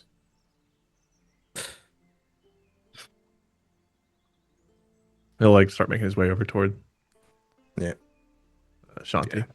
Start heading back toward the ruins. I didn't even hear what the decision was. Oh, public. We didn't have to debate it. You're just gonna go public. Yeah. We'll let her know in the morning that that's a decision. We'll send a porter or something. Perfect. So you. Yeah, for now, go back to the ruins to check on Ashanti. Mhm. So you go back there, check on her. Mhm. And see how she is, and you go back and unfortunately, Ashanti is not in the ruins. Mm. Less fortunately, Zarif, or what his name is, was Zarif. Is We right? gave him to Zarif? Talia. He was given back before we even left. We what forgot, we were but we'd saying given him to before. Talia before we Yeah. left. Oh, you gave him to Talia Yeah. Yeah. for like official, like literal, like real lockup. Yeah. Yes. Yeah. This changes things. Never mind. In my head, things went differently. Mhm. I was gonna say he's dead. She's not there. Yeah. Yeah, But- because I didn't remember what we did, but then we talked about it. We remembered that we Yeah. gave him to Talia along with the other two Yeah. weirdos. This Yeah, Jake changes my mind. remembered. Hold on, give me 1 second. Okay. So yeah, you go there, and she we'll say that she is there. Like literally, you guys go in which way? The only way we By can the go water, in now. Yeah. We have to knock Eh. with a coin or something. Yeah. Okay, so you you go down by. Apparently, there's a the- big gaping hole to go in through the top now because there's not a house in the way anymore. right? But Right.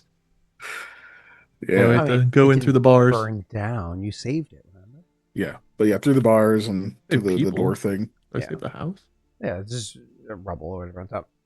So anyways, you go down, and there are unfortunately still people that are down here because there are displaced people inside of Hard Gwen, and down by the water is a relatively safe and removed place to be. And so, as always, you guys have to spend a little bit of time being discreet. Luckily, it's late, so you spend your time picking your way through there, trying not to get noticed. What do you do with your 5 fucking horses? Is it a ton of people? Like, how many people is it? We would have stabled them before. Stable. Okay. Because there's no point. Yeah. And then you guys Just make your way walking down around there. with Okay. Mikhail, throughout the entire trek along there, like 24. But again, that's like not all outside your door like last time. They're like Yeah. along, And so you just avoid Oh, yeah. them, hoods up or whatever it is you have to do, Yeah. And then Koa's like, Hood, who would hide this beautiful thing? Koa! See, she knows. Hey, we're just going to our secret tunnel. So anyways, you guys hoods up and make your way quietly into to where you need to do, and pull the grate free, go over and pull it back in place as you go in, walk along the tunnel there. As you're making your way, you do see the tap tap tap at the end. No response. Tap tap tap at the end. No response. Pull out the hammer. Boom, boom, not like heavy hits, but like a boom, boom, boom, like a really good, loud, echoey at the end there. As a little bit of time goes by, and then eventually, like the door opens up, and you see inside Ashanti looking a little disheveled. We're back. Oh, You stayed. you're here. Oh, great. Oh, you're alive. Yeah. You're alive. So Go It ahead. worked. Just nodding. Yes. as you're counting in your head the days that it's been, and she's like, so it worked. It worked. Oh, Yeah. oh, wonderful. Good. Oh, Finally, I'm so good glad reactions. that it worked. I'd been going over my notes and checking and making sure and searching, and I found little bits here and there, but they weren't inside here. They weren't in here. They were out there, but you can only leave for so long before the door starts to. So Aldo puts his arm on her shoulder and he says, "I'm sorry we couldn't you get news put your to you hand on her sooner." shoulder. She misinterprets it and goes in for a big hug. We'll hug her anyway. That's okay. And he'll still say that though. He'll say, sorry we couldn't get word sooner." She's, I was so worried. Yeah, but she doesn't sound worried. She sounds frantic. Yeah. She's been here for like 2 weeks. Been over With a month. no news. Yeah. None of us can relate to feeling trapped somewhere for 2 weeks or longer, right? Like all of us. Mm-hmm. Yeah. It was It's a long time. It was 22 days since you left Hard Glen before traveling home, which took another 6. That's Oh. 20 days was exactly a month, and So we're back in Hud going Wait. 28 days later. Oh God, zombies. Wait, that's how long, even after me and Aldo left? 28 days, yeah. Oh, geez. Okay. Yeah. Damn. Yep. Well, hats off to her for staying in there. Yeah, Koa left before his birthday, which was what I say, the 17th of Dolan. So she gave Aldo like a nice long big hug, but then as she like pulls herself away, she realizes that maybe it was too big and too long of a hug. And then she's like, "I'm excited to see you guys," and then goes over and gives you like a double hug, like one of those. Like, Yeah. yeah, you too. We're also here. Don't worry. So like, she smells very bad. Like she still has bathed. It's just after is a an few alchemist, weeks, maybe but, was every not every morning or whatever, right? So she just has one of those like skip the day kind of, Yeah. Yeah, you know how it is. I'm sure Definitely we smell hungover. great after being on the road going through a burnt town. Fair enough. But either way, so yeah, you were Kale smells fine. I don't know what you guys are talking about. I keep forgetting you clean yourself up and not always us. I love the fact that they're like, Koa comes storming out of the bathroom, like, who used the rest of the toilet paper? Who's in there last? Mikhail? Motherfucker, I don't use toilet paper. oh.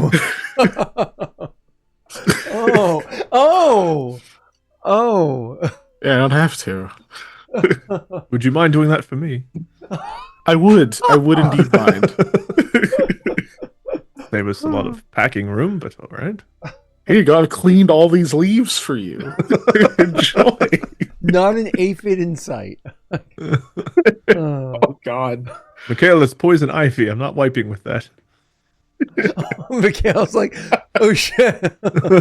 Yeah. My hands, they just Oh, I healed. didn't. Oops, I didn't know. I don't have the allergy, so I should not have been handing this out to people. That's what you're saying. After stopping Belcher and breaking the curses, we had to deal with the itchy asshole outbreak. The emerging itching asshole. I don't even know we know his middle name. Actually, Keegan, I vaguely. Do you actually not have that allergen?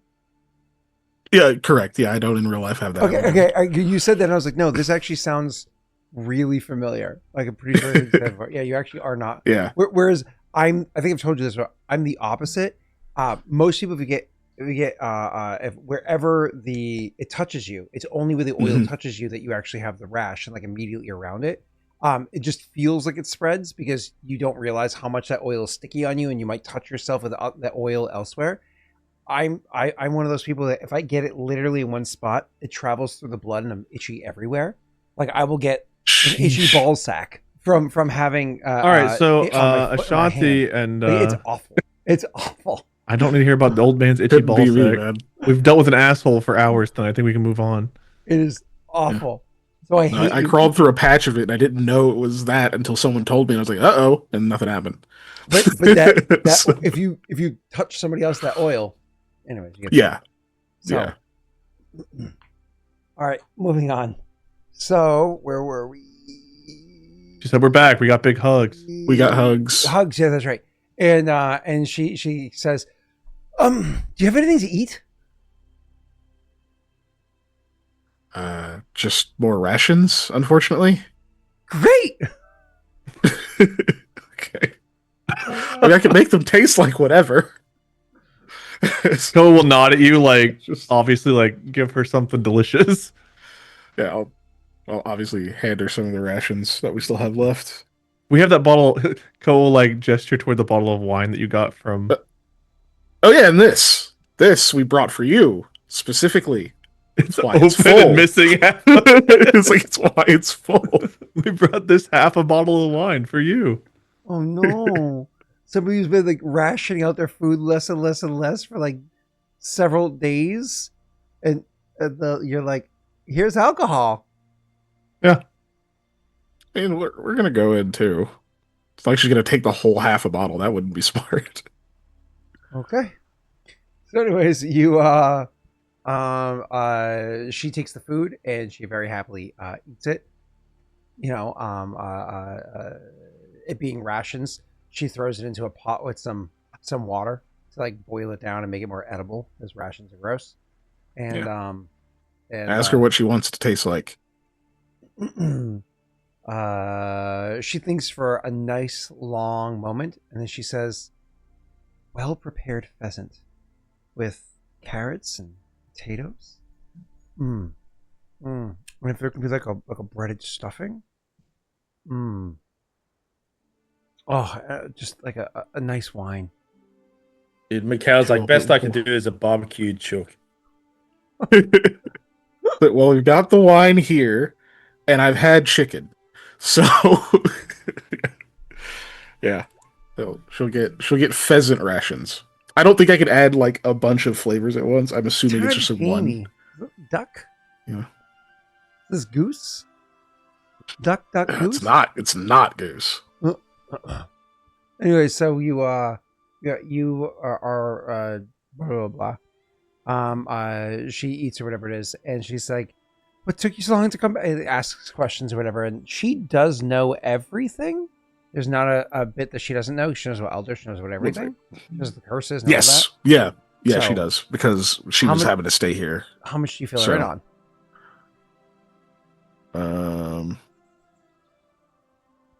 I think we can just tell her all of it, right? I don't think we have to keep anything from her at this point. She knows about the elder? She's not Arcane Congress. Because she had to stay in here, and it was like she could literally run into him. Okay. I don't think she knows. We haven't told her like his name, who he is, that kind of stuff. Just that he exists. Are we going to go that far? You don't have to say that he was a god if you didn't want to. Yeah, no. We can tell her. Sorry, I'm doing the thing again. We don't tell her about the encounter with the deities, but we can tell her that we tell her that the curses are broken. Curses are broken, Yeah. and the person that was captured here has been finally released. Yes, yeah. Yeah, that's fine. Released to pass into, the existence they were meant to, or some sort of deity. That Released to yeah. become a god who we're currently working with and have sucked part of into ourselves and used the rest instead to help the people to make some really cool teleporters. Yeah, all of that except you stop after the first time you said release. Oh, okay. You helped release him by sucking. What was happening? What was going on there? No, we released the old man before he met the anus on the road.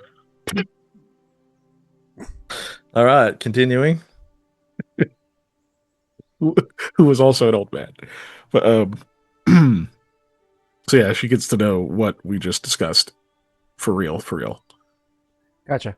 And of course, she has questions and so on and so forth, and she's excited to see you.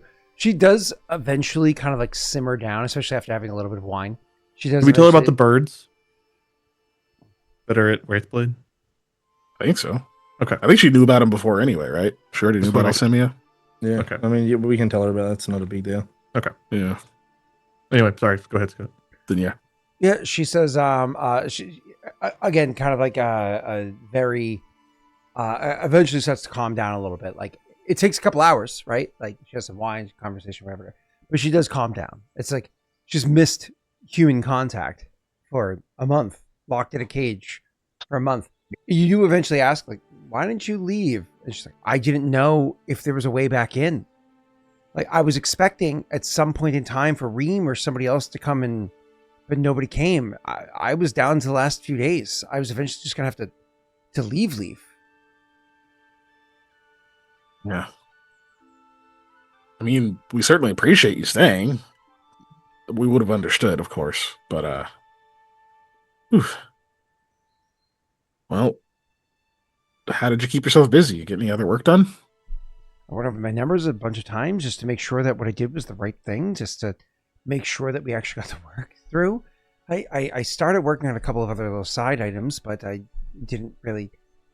Eventually, I couldn't really focus on it as easily. You know, time went by, and I was still here, and I was worried that you guys were going to return, and it's not exactly easy to sleep at night. I started making this panacea that I have. If you make it the right way, the right ingredients, it makes it a little bit easier. So I've been doing that at night, just to try to get some amount of rest. Otherwise, yeah, it's just been difficult. Yeah, for sure. I'm sorry we were Oh. gone for so long. No, it's fine. That just would have been nice to know that, or if somebody even came by. If there was, I suppose we spent so much time getting to that moment, we didn't realize what we were going to have to do after that moment. Okay, but Or- Beltran is dead. The curses are broken. I can only imagine how bright and sunny everything is out there. I mean, not right now. It's dark, right? It's night. It's night, right? Like it's night. Yeah, I've got yeah, those it's right. night. Okay. It is night. But Hod Gwen must be. Are they still in a state of rejoicing? there's a lot going Um, on. We should probably tell you in the morning. I mean, because you haven't slept well. You know, I can help. And he like grabs the loot. She says, "You did play me a lullaby, Mikhail?" Better. I have a spell that actually inspires restful sleep. I just call it restful sleep. Oh, drinking that tincture, the panacea every night. Ugh, it's been I've been waking up with this. She averts her gaze from Aldo. Morning breath, something awful. I'd actually prefer a change of pace. Yeah, it works for all of us too. So, yeah, we can go over the rest of the morning. It's been a long day, and yeah,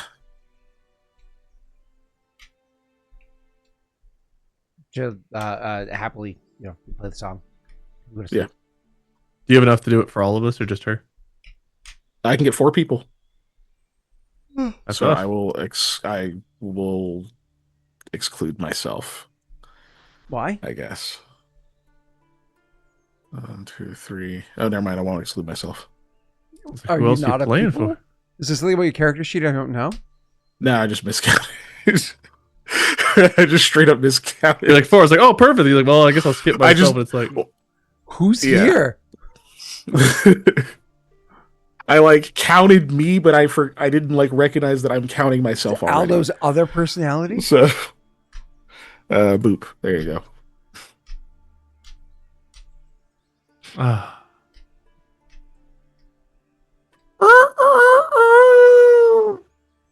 So, yeah, you characters are able to rest for the evening. And Boop day. There you go. and when you come back from the rest, so when you wake up from the rest next morning, everybody's feeling a good bit better. Even she's like significantly. I imagine she actually will get up fairly early and then we'll go and properly like bathe in the area that has like the water in it, and come on, actually have herself like properly put back together, right? Which is nice. And she's actually like collecting up her belongings, her goods, so on and so forth. I've been down here, like this has been her workstation for like the longest time. She'll actually at one point in time kind of admit, I packed this and unpacked it more times than I cared to admit, thinking that maybe it'd be time to go, but then it wasn't. This is to your offering help, right? And she'd be like, but Yeah. so I've got it down. Don't worry, I don't want you to mess up the routine. And well, Just hands up, backs away. I imagine you fill her in of what's happening in Hod Gwen. She, it's kind of one of those like, that's rough, buddy, but doesn't really have much input because Hod Gwen's not a place that she's super invested in. She was more interested in the problem and whatnot, and feels bad for the people. It's not that she's heartless. It's just it's out of her hands. She's definitely interested in some of the other stuff that she'd been wanting to work on for a while, but and started or whatever it is while she was down here. But at this point, she's just excited to leave the area down here and to like go and be above. She's like, honestly, if I could, heading west to Herod, spending a little bit of time with Elliot and just being around a small town and some nice people. Yeah, that'd probably be pretty nice. We're gonna head to the crack anyway, which is part of the way that way. Yeah, it's on the way. Will you also be heading to Herod, or? I don't think we were intending to. Well, might be worth stopping in. Well, if you are interested in popping by Herod, like I said, it'd be nice to see Elliot for a little bit. It's he'd be a bit tad annoying, but I've grown fond of him. But I was thinking of spending maybe a few days there, kind of collecting myself, finish a couple details, get my affairs in order, and then spend some time since I went back home. And winter is coming. It might not be a bad idea to head north before the weather turns too sour. Trying to travel over the boundary between Vala and Taziendale is not a pleasant experience if there's snow falling. And so you want to at least be partway into Taziendale before winter comes. Those mountains can be fairly treacherous. I understand wanting to go home, and I support if that's what you want to do, but there is a bit of other news. And since you've tried to help us with Guinevere's condition as well, I figured only right to let you know what we've learned of that. He's going to share about the fucking creature in Hodgwyn awakening and it being eternal, not immortal, and how SQ is a manifestation of like her dreams caused by this creature entity or something. He's going to just share all of that with her. Wow. She sits down, listens, asks the questions, so on and so forth. Very empathetic. She's very friendly with Guinevere and all that. So she's very friendly. She gives you multiple hugs throughout it, trying to be encouraging as a friend or whatever. And she's kind of like, oh, that's rough, buddy. No. That's a bad problem to have. I wish you luck. So fun. I imagine. Oh, he'll tell. I guess unless the other two stop, he'll tell her about like Orsugo and the gnolls and the wyverns possibly all being. Well, going back to the other part, she'll say, "That's a lot," and then you think that there's some amount of research based off of what she had said and everything being done in Malta that might be able to assist. I'm Arcane Congress. I work such different magics than what they do there. And I don't even do magic. That's Mikhail. I mix tinctures, potions, drafts, right? I don't know how much I would do anything I could to assist her.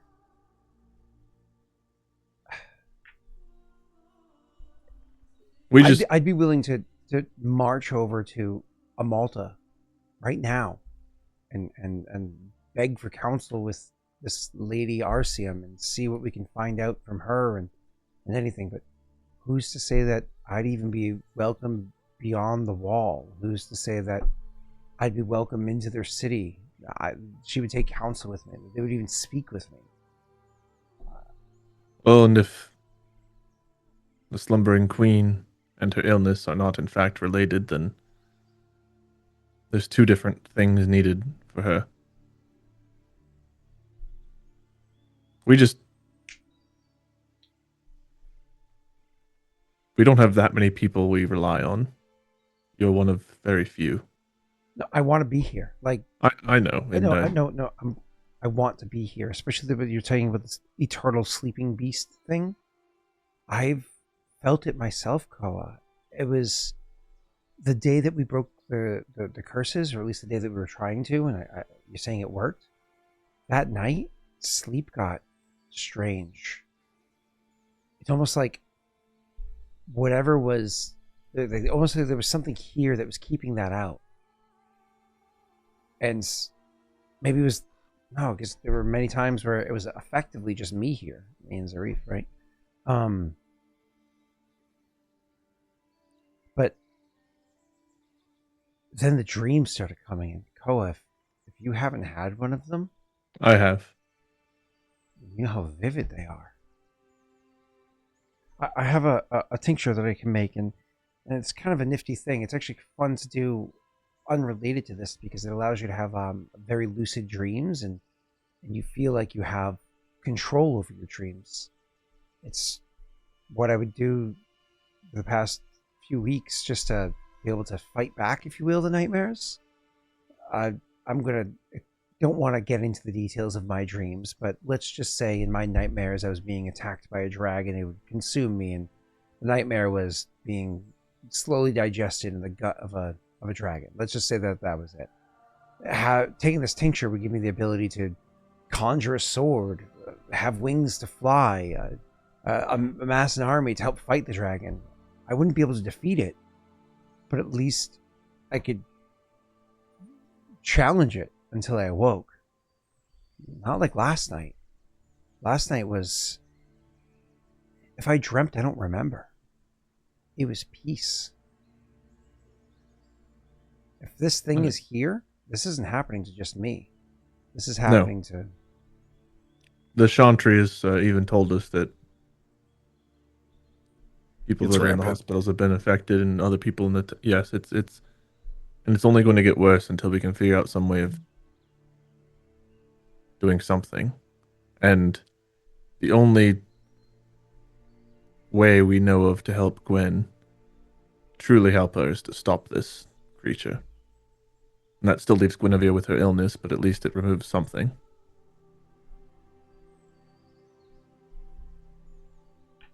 She nods. If we were going to fight this beast, I'd be by your side. Maybe I wouldn't be wielding a sword, but I would do what I could to assist you, to help. As with the Beltran situation and all of this, I'd gladly help. For Gwen, I would gladly do so, Koa. But do you know?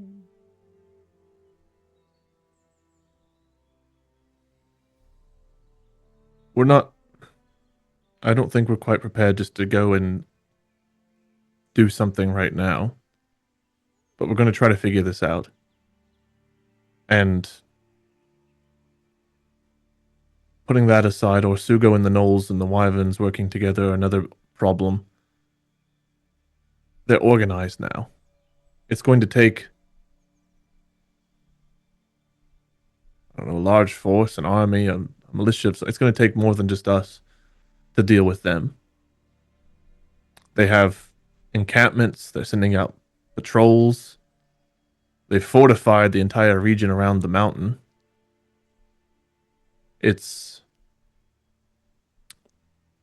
They're more organized they're bolder.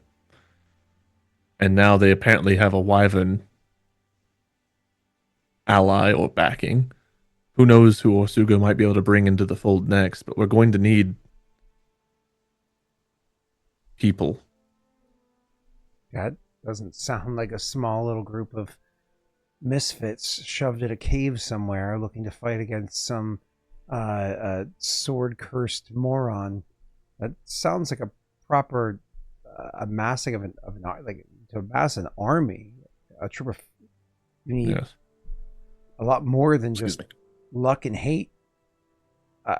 You might need more than just one town too. Like Hod Gwen would have to give whatever soldiers it's willing to amass, and Varen with its riders, and so on and so on and so on. We have to work together on that one. And no one seemingly wants to do anything together. No.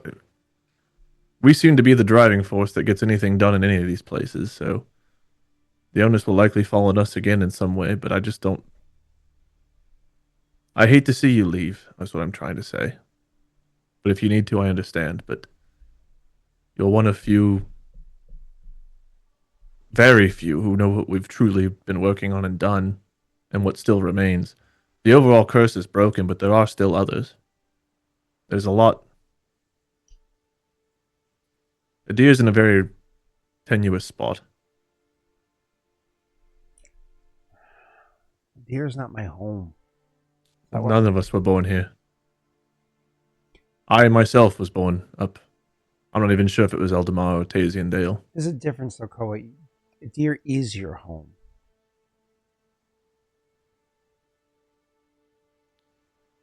I had to try. I have to think on this. I promise we won't keep you locked in here anymore, regardless of your decision.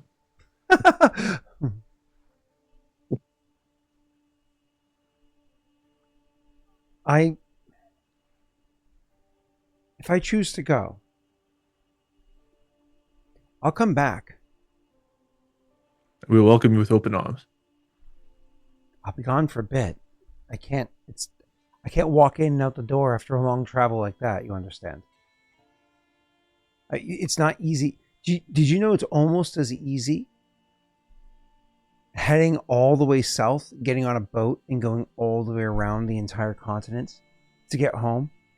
It is almost as easy doing that as it is heading north. It's actually easier in the sense that I can get on a boat and ride the river to the ocean and then get on a boat, and I don't have to do so much walking. I spent the first 15 years of my life making my way from there to Adir. I think you went a much shorter distance. Aren't you from the Salt March? Are you asking me or is she asking me? She's asking. She's like, aren't you from where like Vala and Tazian Dale and Eldamar like meet? That's a better question for my parents. I was very young when we were up there. I don't remember much about the first few years. That's only the... If that's it, that's only the Soul March. I mean, that's only the double the distance between here and Momley. That's not that far, she says, kind of like poo-pooing. So like, you haven't even hit the mountains at that point. I was young and we stayed places here and there. It wasn't a constant march, so I'm just saying I spent a long time on the road between here and there. Oh, certainly. Yeah. Perhaps more on the road as a child than even I've done it my whole life. But see, it's a long trek home. I might be gone a year. You must do what you must do, and I understand that. Orsugo will still be a problem in a year, right? If he is, then I fear for Adir. Does Gwen have a year? He doesn't answer. He kind of looks down, and then he'll eventually give like just the weakest of shrugs. She nods, says, I'll think about it.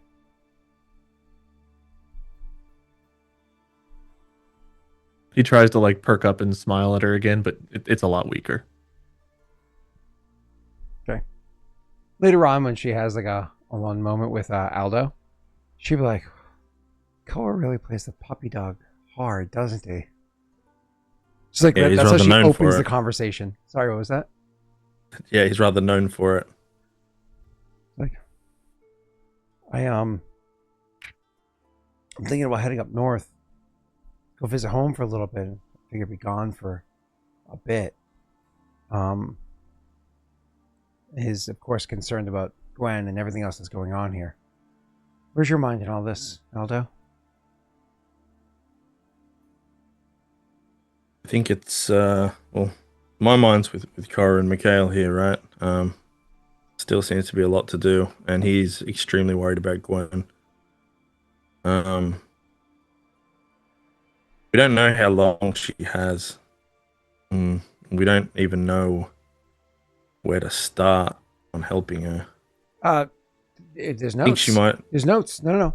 There's notes. Lady Arceum collected the research from what was done by her father, Velmont, over in Malta. There's notes.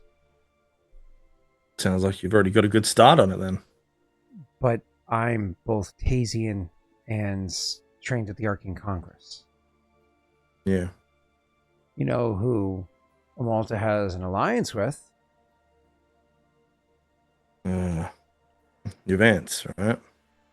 She frowns and says, "Who else Malta has an alliance with?" Who else do they have an alliance with? I don't remember.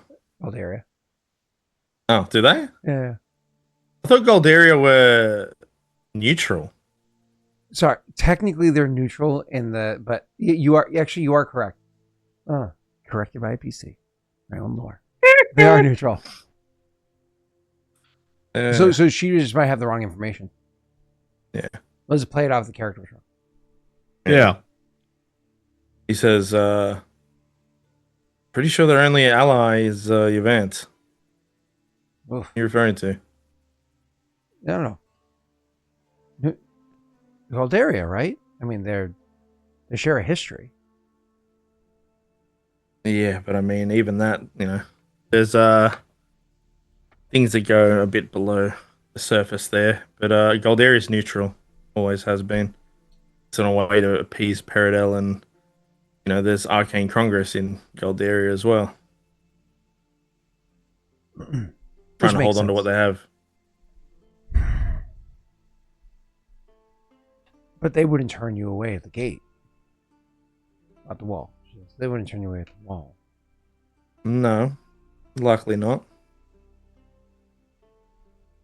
Maybe you could go there. To a Malta. For Gwen. Distance. Yeah, I could do that. It's on the way north?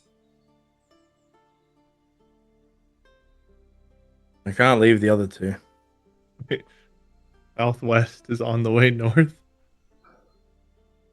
She says, no, not leave the other two. Just to see what you can collect to help Gwen.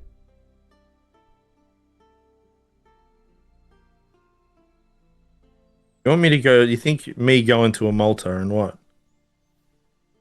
Trying to get a meeting with this lady Arceum. Would you be accompanying me? If you're offering, she says, I'd be more than happy to.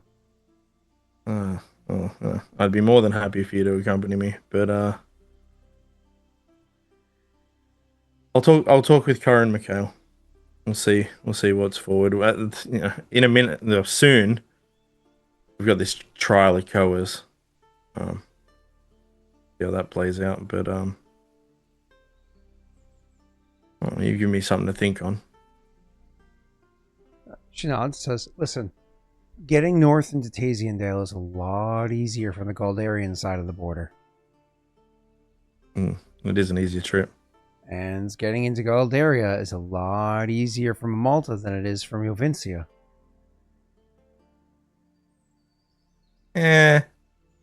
How easy is it to get into a Malta from Jovincia? You can't. Okay. I was like, how? There's like the fucking, like, was it ice walls or whatever the fuck it is? Yeah, So it's yeah. like, yeah, what the fuck? Like, it's so much easier getting into a Goldaria from a Malta, but how the fuck do you get into a Malta? Yeah, that is the question. That is the point of the wall. Almost like walls were built for a reason. Mm. All right. Well, look, you've been through a lot, nearly as much as we have, and being alone without news for so long, which I'm sorry. I'm sorry for. Shakes her head. Don't shake your head.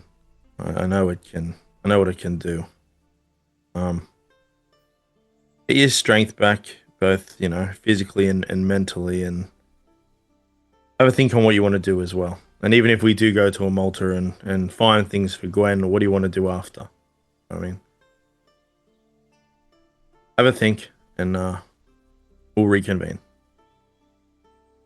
She nods, says, "That's fair. That's fair to say." Oh, and likewise, if you think that that's the best trick to go, I'd be willing to head west before I head north. I know you would. You're a Technically, good woman, Ashanti. She smiles. She says, "No, it's selfish. I actually live very northwest. Okay. I grew up not too far from the. Do you know what the Sill are? No. The Sill? Oh. There's a region in northern Tasiandale, she says, like finishing getting her stuff together. That's it's been kind of taken over by these creatures. There's rumors as to the origin of these things, but there's these strange creatures that have just changed the land there. It's not that there's a government. It's not like they've taken over in the sense that, like, it's just they changed it to the point that nobody goes there anymore. The people are called the Sill. That's what they're known as. At least that's what the Congress has told us they're called. I don't know where they came from. I don't know much about them. But the region, it's now known as Silencio. It's a. Either way, I grew up not too far from there.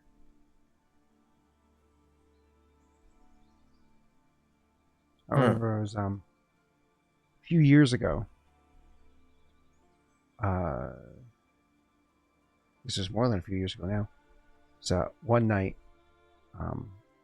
over at the coast, because the town that I grew up in was not too far from the coast, only about a day's ride, and it was when I was home between my early years of the university, and home near the later years of the university. We went up to the coast for a few days, and one night, off in the distance, off the coast, there was this light that happened. A light so bright, so profound. I didn't see the light, if you will, directly. I saw the sky because I just wasn't looking that way.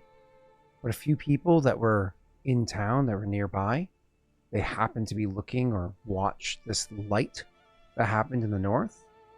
And some of them can't see anymore. Others, their vision's all blurred. It's the Sill. It's what they do. They're just corrupting and destructive and taken and warped. Shakes her head. Either way, that stuff aside, it's an interesting place to live, and it's very north and west of here. Maybe you'll see it I'm someday. glad you still have your eyes. Yeah. It would be a little difficult to select the right herbs for the potions if I didn't, right? Yeah. He'll take your hand at this point, just in his own.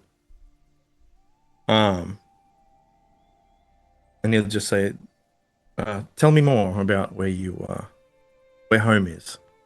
maybe things not as dark as the seal. And he'll just more or less listen to her talk about her home or whatever. Yeah. She'll talk about Daisydale. And a little bit I would say here is Daisydale on a map looks like a giant country, right?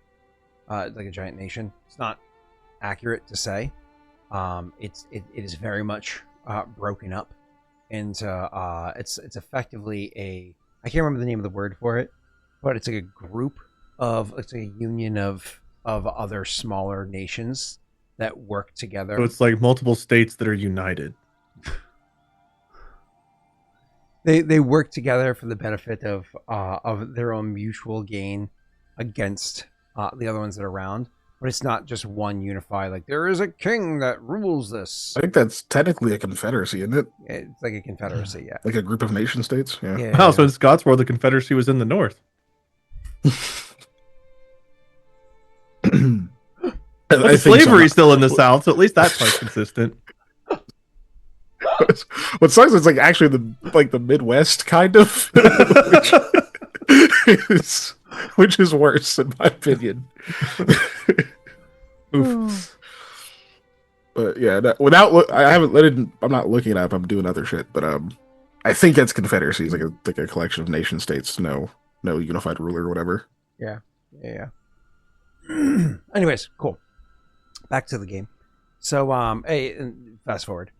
Your characters leave the cave or the keep or whatever it is, thinking to yourselves, when's the last time you're gonna go back in here again? Like, get your shit out of there, because you might not go back for a while. Yeah. And then you Koa's gonna go before we leave and just look at the tree that we took the crystal away from. Uh-huh. How is it? It's autumn. Did we ever see the tree show signs of seasons before? You had not, in your less than a year of knowing it existed.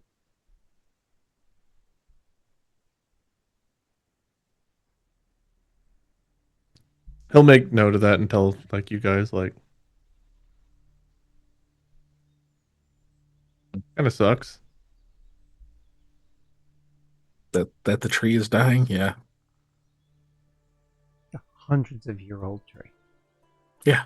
It's had a good life. All right. Its Wow. food went to a good cause. Okay. What are we gonna do? Bring it the sun? Like, what do you want me to fucking do? It was The in permanent crystal used dancing is lights. gone. Emergen dies, and you're like, well, you know, he had a couple of centuries, he's fine. No, he did good for himself, you know? He's got to travel, you know? People know his name. He'll be fine. Like, if we still had the crystal, then yeah, it's like, by all means, bring it back, but... Wow. All right, Scott, give us another crystal. Oh, sure, hold on. There you go. Okay, done. Thanks. So we put that All right, back. Yeah, we put it back where it was. I pressed digitation at first, you know? No, But I put it back where it was. no. Now the tree smells. I pressed digitationed it first, and we put it back where it goes. Either that or we just don't care if the tree smells. I don't know if the tree cares. It probably doesn't. I don't know what its olfactory senses are like, but So, anyways, tree finally after all this time is like, what the fuck, guys? Right? The like dryad tries to like come back to it or whatever. It's like, oh. No, I'll take my chances elsewhere. I'll go bond with another tree. We Or walk back die. and there's just a Either for way's sale fine. sign, and we're like, there's a review like the neighborhood's really gone downhill. So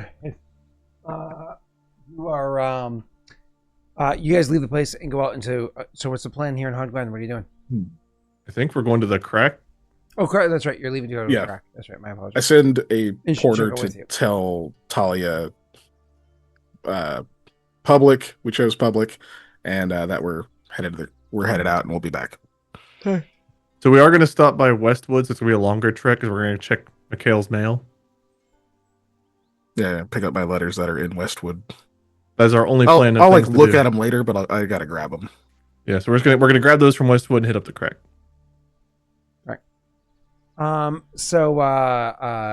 Yep. You you guys went to so you're gonna grab that. You're gonna head down to, you said Westwood first, yeah? Yeah. Yeah. And it's like what, half a day's travel, I think it is, or about a day's travel to Westwood, half a day's at the crack. So you're gonna go to Westwood first. That way you can bring her there and then go back to. It was like half to both, but yeah, I don't remember because I'm not looking at the map. It used to be like 3 hours travel to the crack. It gets longer every time. Half a day is 4 hours, so I mean that would be about the same. I just don't have the map up. That's all. But that's fine. Yeah, travel. It's 8 hours of travel. That works.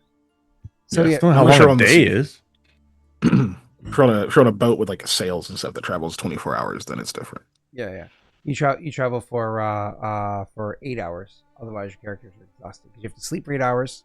You physically travel for 8 hours, but then of those 8 hours, you have to set up camp. You have to break down camp. You have to stop and poop. You have to stop and eat food. You know, eat food while you poop. That's in the rules. Scribbles, you know this. We've gone over this on my stream too. But we leave it at like 8 a.m. It's still noon when we get there. He's like, oh, half a day is gone. It is midnight. No, Scribbles, the days are 5'11". Okay, Scribbles, they're 5'11". Oh, great. No wonder half a day is 3 hours. So anyways, it all makes sense now. Forget what I said. No, so you guys make your way down to, my apologies, saying Westwood first.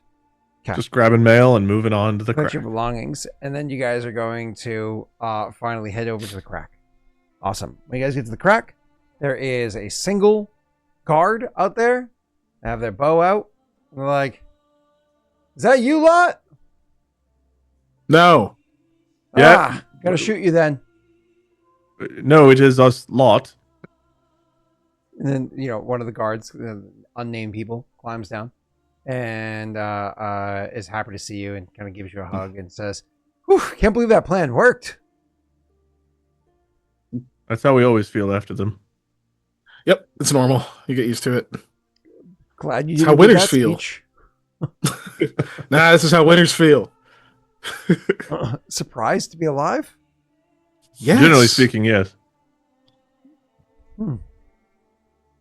But it's worked out for us so far, right? And like clap him on the back. Yes, he says. Yes, it has. Trying to reassure himself.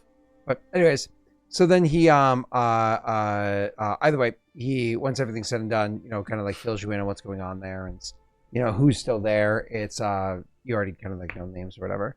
And you're gonna go in and they'll chat with you as you're making your way in, and you'll finally go in. I imagine the first person you want to see is Leon. Wait, I'm sorry. I didn't bring this. What is Ashanti with us, or is she still back there? Ashanti was heading towards Herod, and so if you went to the crack first, she would have gone with you. If you went to Westwood first, she would have left you at Westwood. Okay, I would have wanted to get one of those tinctures she was talking about for sure. lucid dreaming. Mm-hmm. Yeah, that's fine. It's first level spell, so she can even make it into a potion. okay, right? yeah. Oh wait, is that one of the ones you can turn into a potion? Is Polypurpose Panacea one of the ones I said she can make into a potion? Probably. That's what I'm assuming you were talking about. It is. Yep. And so therefore, she would do that, and she would specifically turn it into the lucid. She said the lucid dreaming is what helped, right? Yeah. Mm-hmm. Cool. All right. I don't know if that will help Gwen or not, but did you said you went to the crack second, so she would not be with you. Yeah. Okay. So they bring you in. I imagine the first person you want to talk to is Leon.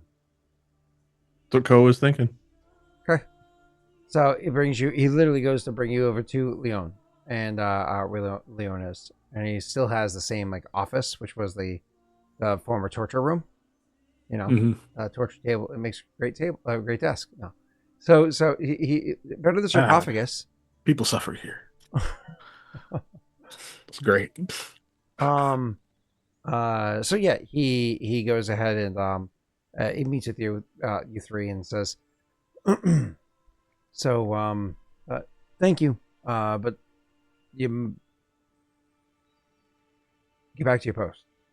Oh yeah. They leave. So I imagine things went well. They did. They went. I don't know if they could have gone better, actually. We Well, he like gives a real quick side glance at Aldo. For the most part, they went about as good as they could have. Yes. yeah. I don't need all of the details, but please. Those are the details. Yeah, now that Koa said that, no, yeah, we give him the details. I think he's at the same level of info as Ashanti, if I remember correctly. You're Yes, just, yes. Did I tell you about the picnic with Aurora and Gwen, or no? If no, I'll tell you after the stream. Well, at the end of it. No, I don't think so. Okay, I'll tell you afterwards. All right, so at the end. So you give him all the details or whatever it is. I imagine. Do you tell him about seeing the martyr and everything? The risen gods? Do you tell him about all that? I'm imagining we don't. I don't think so. Because he knows literally everything. I mean, if you guys wouldn't, that's fine. But Koa kind of would. So he's so it's him. He knows about the Elder. If he knows about the Elder, then yeah, he gets everything.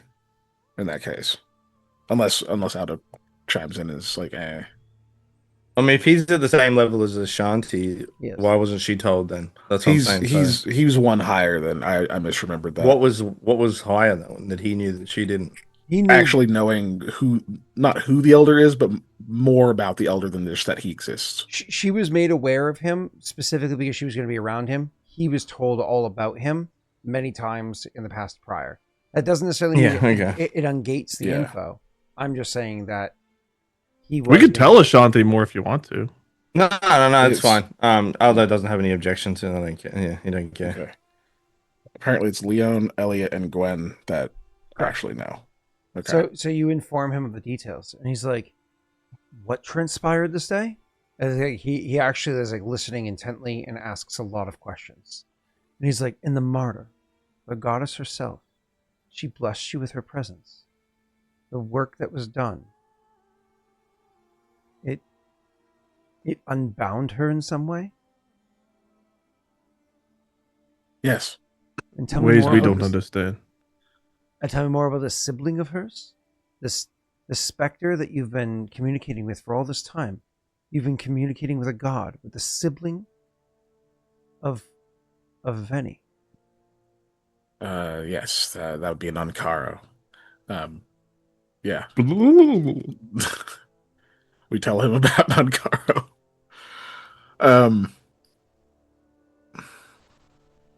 Do we tell them about? I don't know if we tell them if we're soulbound or whatever. Is the only thing I'm not sure about. I don't know. That was the Mikhail would probably like falter about that point, and it's like I think the only person you tell about that is Gwen, and even then, maybe not yet. yeah. I think instinctively he wouldn't get into that. Just that we met him and kind of not gloss over, but Koa will remember this. Finding. But like just to try to not do the same. Yeah.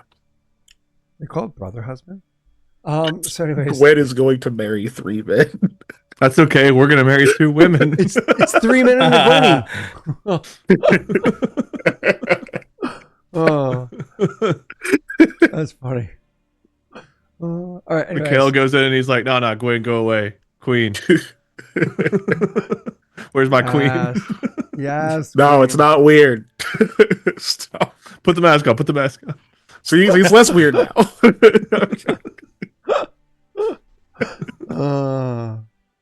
Do the thing. Do the thing. Do the thing where you take your mask off. Do the thing. Sleep me. Sleep me. Sleep me. Oh, I want to wake up so restful. There's just like tincture bottles all over the floor. We walk in like, what the fuck, Mikhail? Anyways. Oh, your turn. Runs away. Dropped it. 2 pound, 3 pound brass ball knuckle. Anyway, so all right, you do that.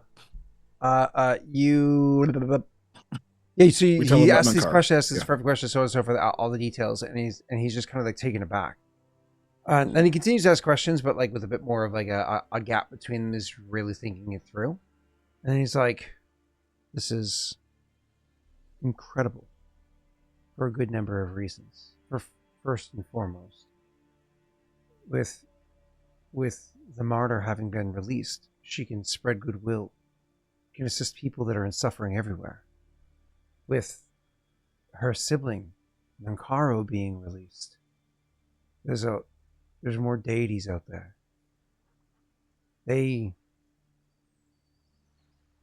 More importantly,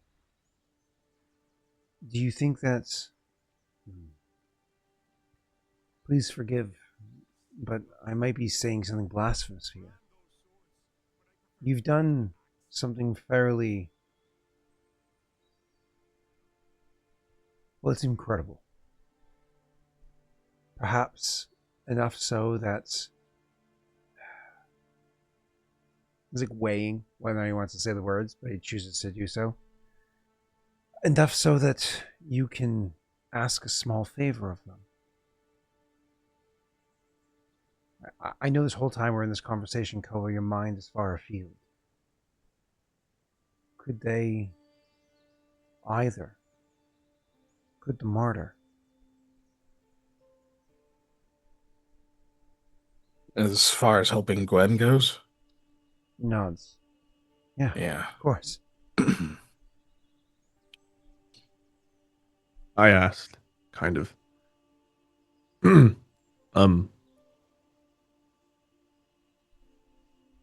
He's been gone for a long time, and apparently they have important deity things to work on, but I need to go speak with Gwen. Blah, exposition, creature, hot Gwen, connection to Guinevere, SQ. Blah. Explain all that. Koa would, When unless you they explain stop. it, he spends the first half of it sitting there and listening, and then eventually he stands up and starts pacing while listening. He does ask a lot of questions, but you guys have so few answers to offer to this. Mm-hmm. And eventually he settles down with, I thought retirement was going to be a quiet thing. Didn't realize it was opening a whole new chapter of complexity.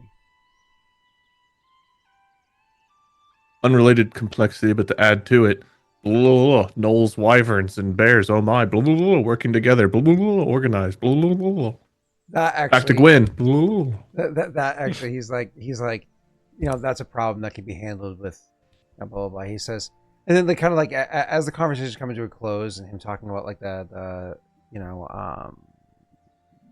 amassing to fight, like as you guys are working through those details, he says again, I thought retirement was going to be me finding a small town to build a nice estate in, and spend my latter years. Perhaps the opportunity to raise a family. So I never had one before, but it seems as though... Yeah, It he'd can be. still like to, Leon. He gestures at Aldo. Looks at Aldo. Aldo said you it still can be like... It's still like though. Aldo's looking for a man. Want to head north? Frying chicken brownstone.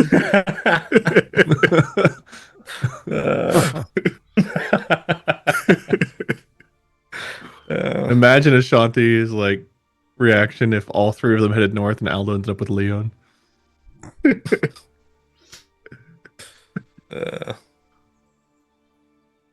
You said no to the thruple, all right? This is on you as much as it is on anyone else.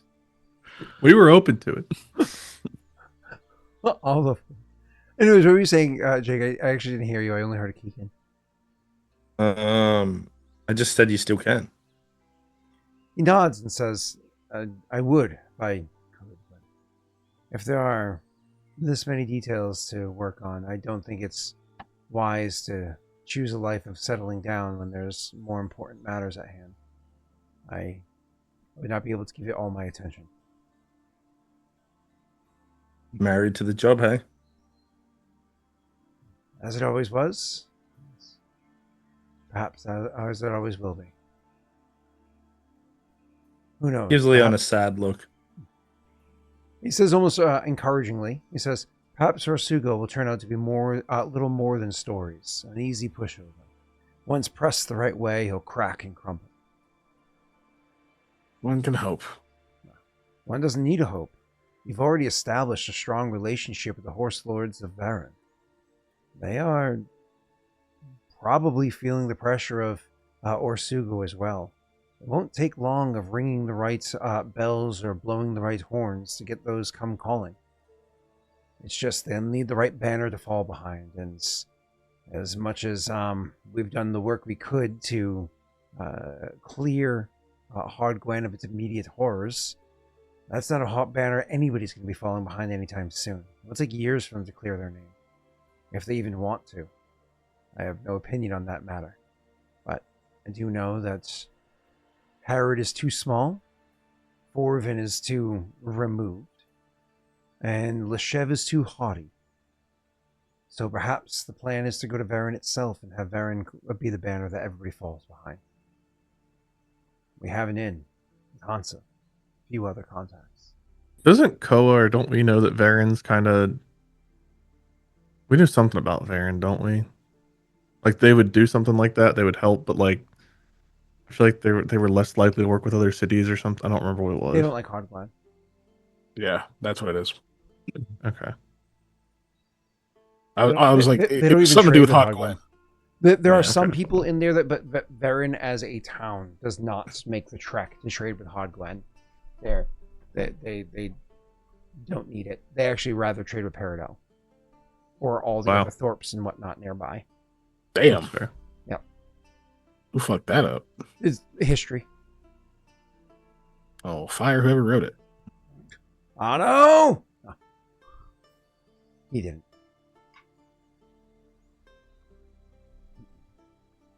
I don't know. I grow tired of working with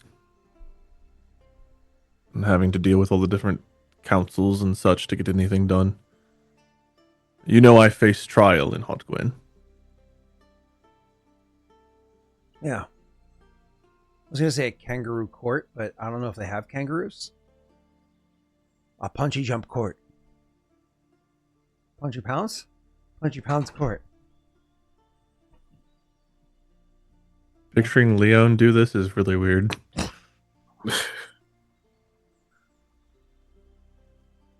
I don't know what the answer is, but it will take not a small force to deal with Osugo and the Knolls, and what we do about Guinevere and the creature in Hot Gwen now, I need to speak with her. I've taken over an hour of your time since you've returned. Nearly 2 hours, it seems. But thank you for informing me of these details. It's much to think about, much to plan on. As Koa's getting up to leave, you know, he's more speaking to the other two, as I imagine Koa's maybe half listening as he's preparing to leave or whatever it is. He's like, I've been doing all the work to tie off the details, reallocate the supplies, maybe find ways to return or show you how to. Arthur will give you the details, but he was actually looking in trade agreements that could be used to sell these details, make a fairly heavy sack of coin, maybe even a couple, with all that we've been able to collect over the time. But I don't know if there's more to do. Perhaps we hold on to these goods.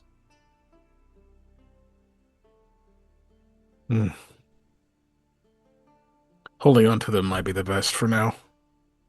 And for a moment, I thought I'd be able to call 4 wooden walls and a warm feathered bed home. But I'll remain in... We do need to rename this place. You guys have any ideas? Jurda's Rest? Fissure? Koa like nods at everyone and walks out at that point like, okay, this is...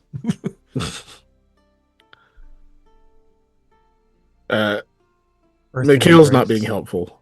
Every time he names something, he'll just look over at Aldo, who I imagine is shaking his head. Yeah. It's not enthusiastically, but he's definitely dismissing every single one of them. Some things never change. Even in eternity, can't change Aldo's mind about the crack. At some point, he's like, he only solidified the idea over eternity. he's like, that one, I just, I like it, but the crack, you know. This one's one syllable, you know. Just The crack for short. Mhm. Mm. God Don't be damn it. whacked out of the crack. Oh. Good one, Joey. I agree. Mm. It is centuries old. Fuck off. Okay. So, you go to speak to Gwen. Yeah, this is the first time they've talked since the bracelets. Mhm. Uh, I, I guess he would knock before he goes in. Mm-hmm. She say, "Come in" or something. I'm just thinking for a second. She actually opens the door for you. He gives her like a big smile. Thought it might be you. Nobody else knocks anymore. That's rude. Not much going on in here, Koa. It's done. Beltran? I've heard. The curses, both. Oh. You told me not to come back until it was all done. So it's all done. Her eyes actually light up for a moment, like there's, you see a small amount of hope in them. It's unfortunately short-lived, but it does happen when she hears that. And she, of course, as part of it, does actually give you a warm hug. You know, like, who wouldn't after everything that's been gone through and da-da-da the whole while, right? Yeah. So well, I suppose Leon wouldn't. But otherwise, she gives like a nice hug and everything. And then, of course, moments afterwards, kind of like fades away a bit and says, "That's incredible. I'm so." Do you want to hear the tale? I would. Perhaps we should have some tea. There's a moment of like hesitation from him, and then he'll like shake that off and nod. When you that, it kind of like changes the mood immediately. She's like, because like your moment of hesitation reminds her of why you're having a moment of hesitation, which adds like a damper. And so this is like, Yeah. this is like, like a gravity in there. Yeah. I imagine they both play it off after that, but like there's definitely that moment of like, what kind of tea? Yeah, of course. Of course. It's like you just went to Aldo's house and he went to the bathroom and you just happened to sniff what's inside of his coffee mug and he walks back in the room as you're doing it. Like one of those scenarios. Yeah. I guess that's a weird thing to compare it to, but I guess. Yep. So anyways, so she says, we can go outside to talk. There's less people here, so. He's happy to do so.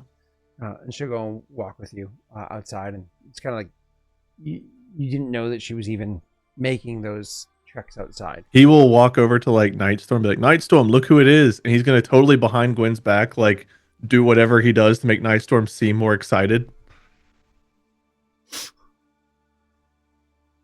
He's trying to make her smile. So like he's like holding an apple or something like behind Gwen's back, like. And so yeah, obviously they start being excited about it. Yeah, handle animal check as a move action. I'm good at those with Nightstorm. 91. Yeah, he geeking 10? 10's good enough. I think actually 10 is exactly what you need for a basic handle animal check.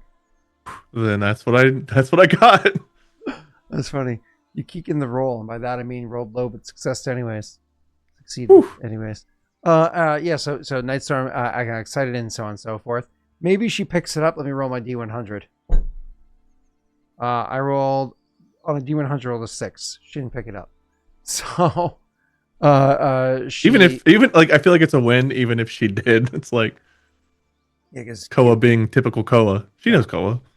And so otherwise she opens up the whole thing and she goes over, she sees Nightstorm and gives Nightstorm some pets or whatever and says, "Ooh, he hasn't been brushing you, has he? A lot of time on the road?" She says, turning to you.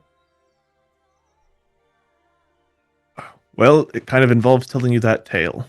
And like he'll start going into it, I guess, if she lets him then. Yeah, I guys go out to you explain. I imagine for her, you give her the blow by blow in order. Yeah, we would start with Beltran and the lieutenants and stuff, and the resistance, and them thinking that we were dead. How we had to try to work through that. The curses. I mean, it's Koa, so he's going to be honest, but he's definitely going to like try to blow certain moments up and whatnot. But yeah, he will not hold back any details about any of it from her. Mm-hmm. She has to get your details about from Beltran and whatnot, which is, obviously she's like, I hate the idea of someone having to die, but if there was somebody to die, well, and at least she made it as quick and painless as possible. That's a merciful death. It was kind of you. His face is the only one that does not haunt me at night. Oh, and Tor. And then there's also all those gnolls. I don't really count them, but maybe I should. Gnolls aren't people in Koa's eyes. All gnolls look the same. Anyways, so yeah, you are so yeah, she asks questions and kind of like goes through the details, and we telling her about the council that's up there, and she tisking and shaking her head and says, there's a handful of people that are in town. If they're still alive, I'd talk to, see what we can, kind of a thing. And just being frustrated because it's her town that she's lived in for years. Not that she calls it home, but it's home, away from home, right? It's her kind of exiled home, if you will. And she's frustrated at how things are going there. Let me explain it to her. Anyways, you going through all the details with the curses and how was you broke before the curses. He would tell her that he has to go back to face trial for treason in Haunt Gwyn. He would mention that detail. She again scoffs and is upset by that, and the whole while. And someone lives in her house. Excuse me? There was people had taken over the district and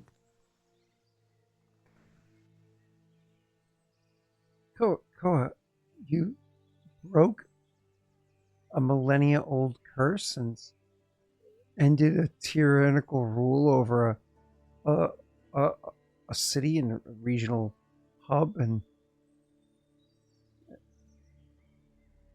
I suppose you had higher priorities at the time. Were they doing anything foul in the house? When you told me I couldn't really come back to see you until we broke this millennia-old curse and stopped Beltran, so figuring out what they were doing in your house was a little bit low on my priority list for many reasons. Wow, that was snippy. Well, he meant it playfully. He meant it playfully, but there was a bit of like... I mean, she also was like, it's okay. She's like, ooh, okay, I guess it makes sense. Ooh, that sucks. Okay, yeah. And Koa's like, listen, bitch. You set the stakes. I just did them. Yeah. I kind of gave you everything. You upset that I didn't get you a coffee as well? Like... He'll also, I mean, he will add that like he didn't even go to her house. It was Mikhail and Aldo that went in there because I think Koa had to do something else at the time. I don't remember what, but this is just what they reported. But yeah.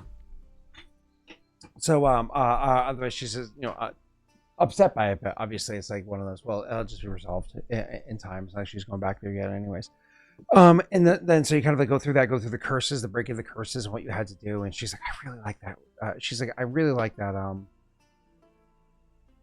I want to say Ashtara. Ashanti. I thought you say that ooze. I really like that ooze. I'm gonna miss it.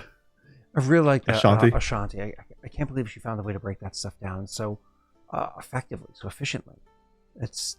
She's brilliant. Is she going to be coming by? She's making her way to Herod. I think a month of being locked by herself in the keep. She wanted to go home for a little bit and come back, so she said she might be gone for a year, but she's spending some time in Herod first. It does sound nice, going home for a bit.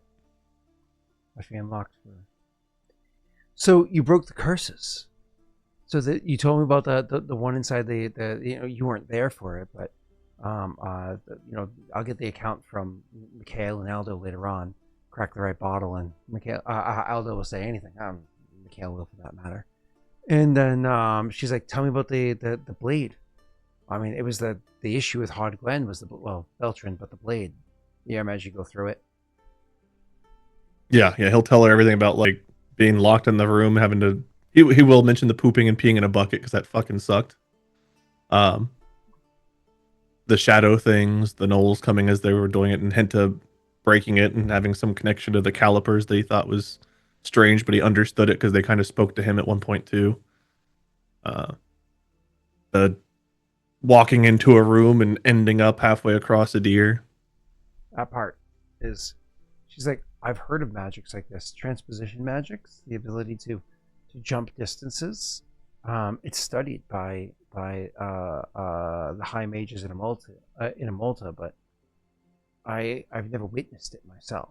I've never. I can show you. We can do it ourselves now. I can do it. So you're telling me that you can bring me from the ruins in Hard Gwen all the way to the mountains to the west of here? We've not tried the mountains yet, but yes. In truth, Koa, you believe you can do that? Well, we went from. We did. We went from the mountains to Wraithblade. Just us. Then he'll go back and retell the story, getting to the birds and the mountains and stuff.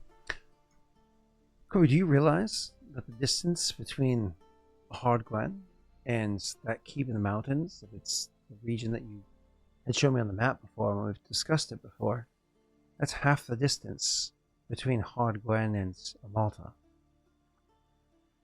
In an instant. I did not know that, but the problem is, for it to work, we have to have the map and the thingies, little stones to, and then it's a some sort of a magical accelerant, if you will, an enhancer. It channels. Is that what you're saying? Is this Mikhail's magic that does this?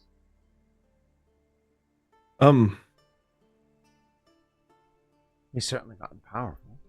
This is where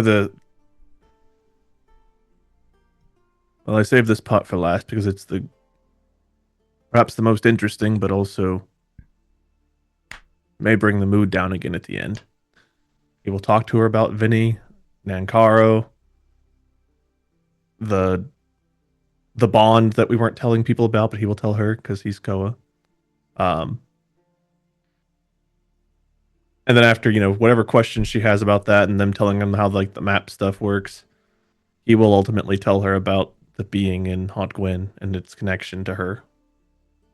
It's a lot to glaze over. So first... Yeah.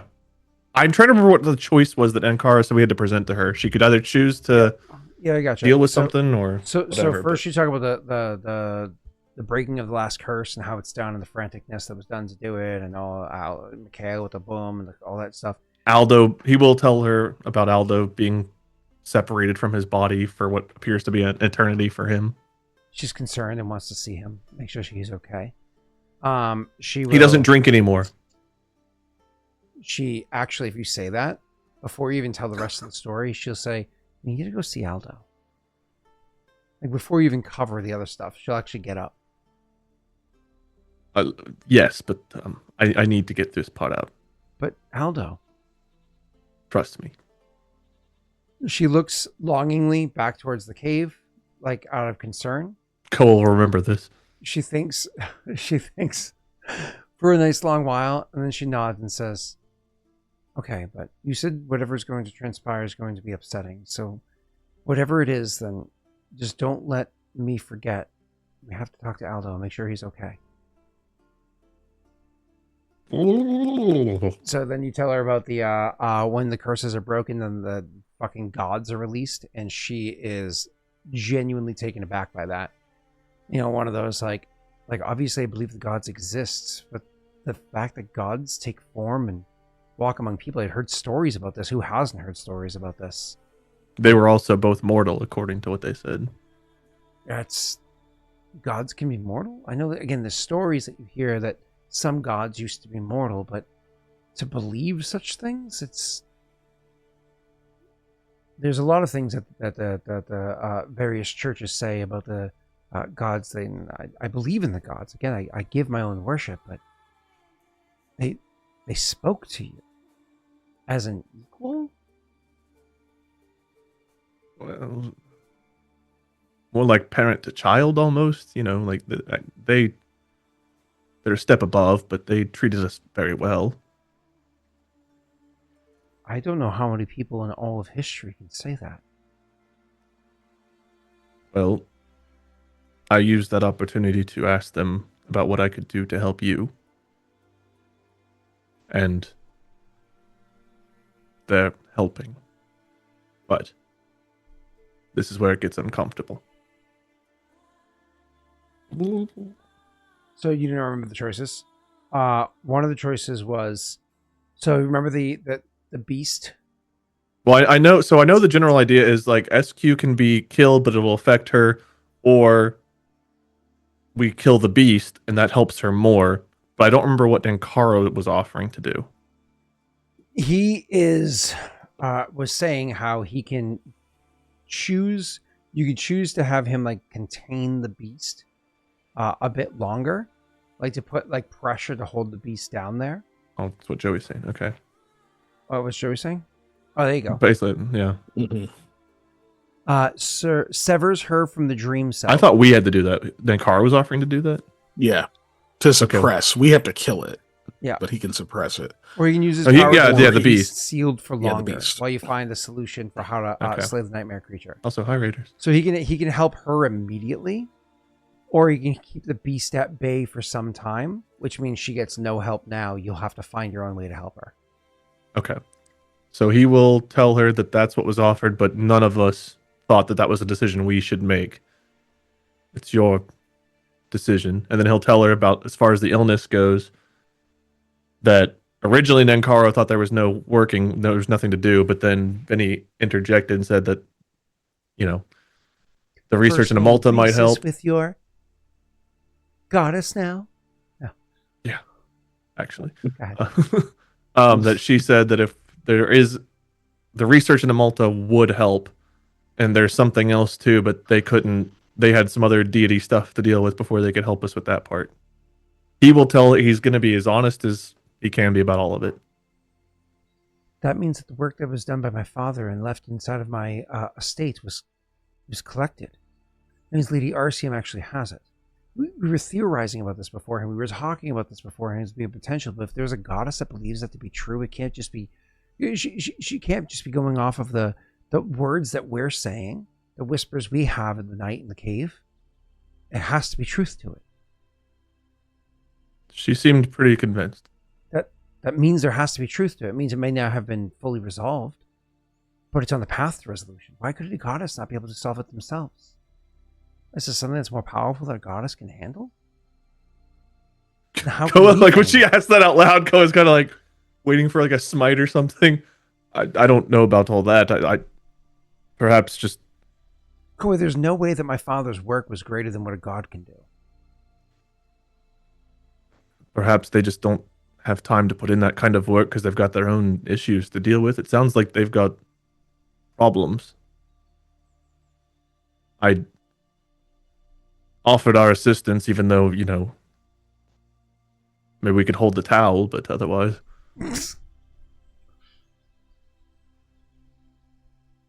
The point is there's hope. We now know more about everything going on, and there's hope. Not the best news, but it's better than no news. And now that the curses are broken and Beltran is gone, The people.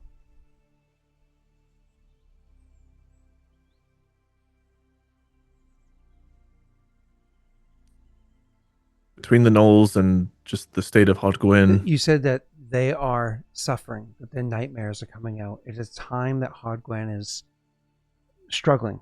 Everything's going on. Everything's a struggle. They've just gone through so much. If Nankaro can suppress the beast for a while, it may relieve some of that. It's the only choice, Koa. It's not even my choice to make. Well, the choice was to remove this dream being, which would be bad for you, was my understanding, but would relieve that issue, or to suppress this creature and buy us time to deal with it. I support what you wish of this. It's the only choice. Suppress. I don't have a choice. I know I'm being presented with options. But there is no choice here. What would you do if this were you, Koa? If this wasn't you doing it for me, what would you do if this was you, about you? What would you do? You wouldn't even have waited this long to contemplate the question. You already would have given your answer the moment they presented the two options. Well, that's what you've done the moment I presented them to, and you're right. But the gods themselves said I should present you with the choice, so.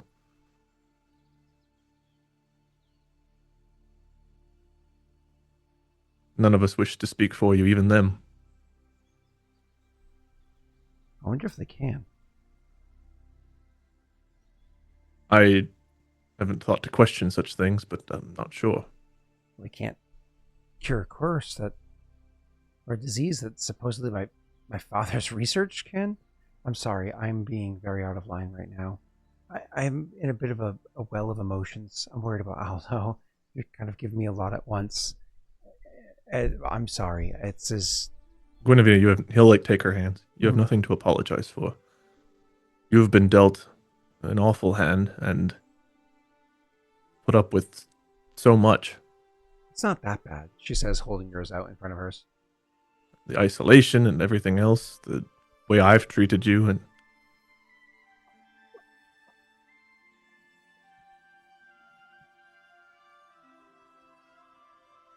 did I tell you about emerging asshole? Jesus Christ. She's making a light joke and you meta. Anyways, so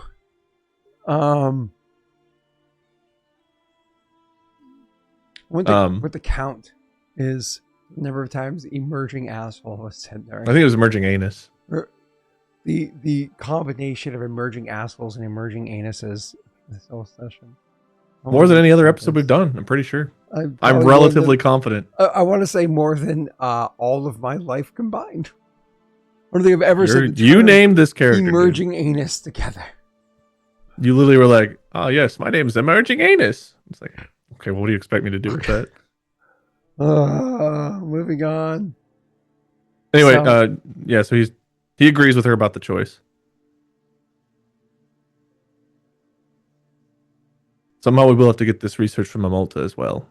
I don't know how, but it will have to be done. I might know how.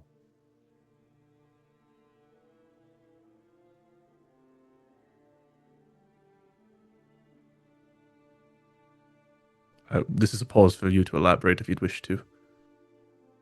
Thanks, Koa. Can I think on it before I elaborate? Yes. After all, you did want to go see Aldo. That's right, she says. And then she stands up. Aldo. And then as she turns, you notice a bump. And she walks over towards the cave entrance. A bump or like a belly bump? Or what do you mean a bump? Oh, a belly bump. Hit her head? Oh, okay. Yeah. She hit Koa's head. Got it. Mm-hmm. And so she makes her way into the cave to go see Aldo. He will, now that Koa's noticed, he's not hiding the fact that he's glancing over there every now and then to make sure he's not losing his mind. Mm-hmm. Do you join to talk to Aldo or no? Yeah, unless she doesn't want him there. No, that's not the case at all. Yeah, he wants to. He's not got to spend time with. He's there. He's uncomfortably there. Is Aldo and Mikhail together? Yeah. Probably, yeah, after we got done talking to Leon. She'd walk in the room and she'd say, "Hey, Mikhail," but like walk straight up to Aldo and like Yeah. while you guys are responding, whatever it is, we'll walk straight to Aldo and like throw her arms around him, give him a big hug. It's one of those like one-handed like pat on the back, and he's like, "Hello." Koa gives you a look like, bro. Mikhail's like looking down, like, is there something on me? Like, did I spill something? You have the magic on you. Okay, when you're looking confused and Aldo's She's giving the at half-assed hug LTs. back, Koa's gonna say, "I told her everything about She what looks, you went through." Looks back at Koa. He's like, tact.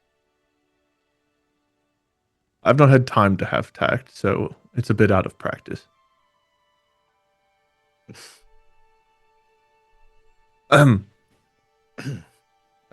present to you Guinevere, who I have informed of all of the details of our excursion. Aldo, are you okay? Since there was no tact, I guess I'll also be direct. Are you okay? Think so. I mean, I'm here. I don't know. Different. Koa said you were dead for a while. Thank you. I use different words. I said you were split, and that you don't drink now. That was the more concerning part. I don't know why that I did not emphasize that as the concerning part. She says that jokingly. Obvious. So does Koa, but also like, bro, I got you, bro. I know if he was here, someone would be very upset to find out that you weren't drinking.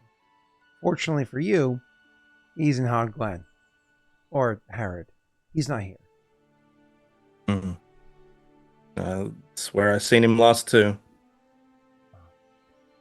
You got spared the peer pressure from Edric. But are you okay?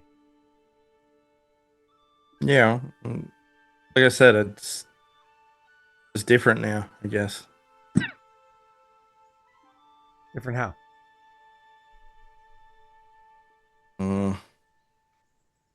Uncomfortable to say, but it's as if Aldo is a very far away, and I'm looking through a glass, and the glass is foggy.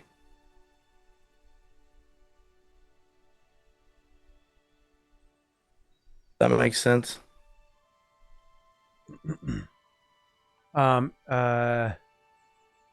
She says, that's strangely familiar, but please go on about your perspective.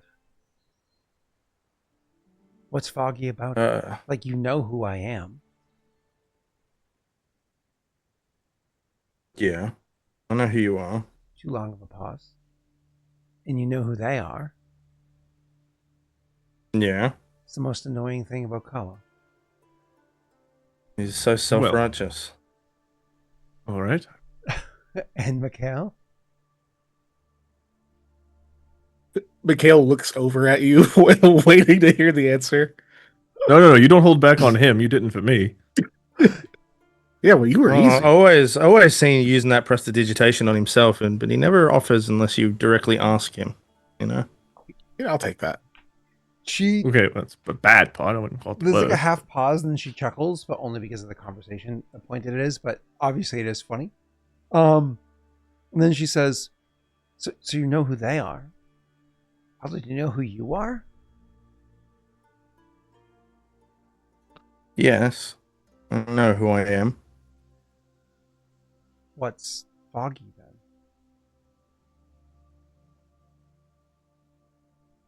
It's hard to explain, but it's like it takes a while. Things took a little while to come back to me, but I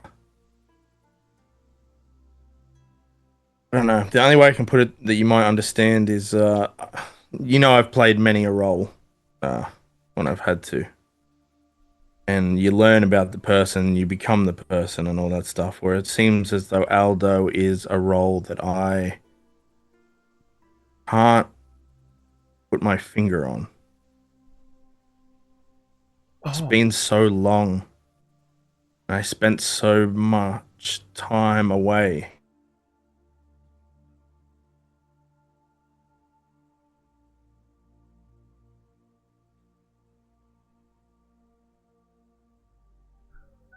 God, the deep thinking. what a line to freeze on.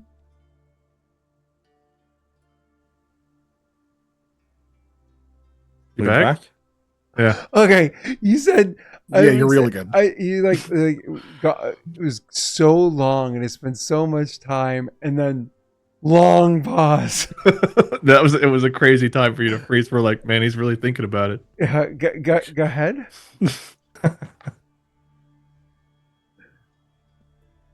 What did I say? I said it's been so long, and it. What did I say again? Remind me. It's been so long and I spent so much time. Pause. It's what did I say? It's been so long, and I spent so much time away that it's as if now that I'm back, he's like, it's like a role that I can't put my finger on. It's like I know who I am and what I've done, but can't remember how to be.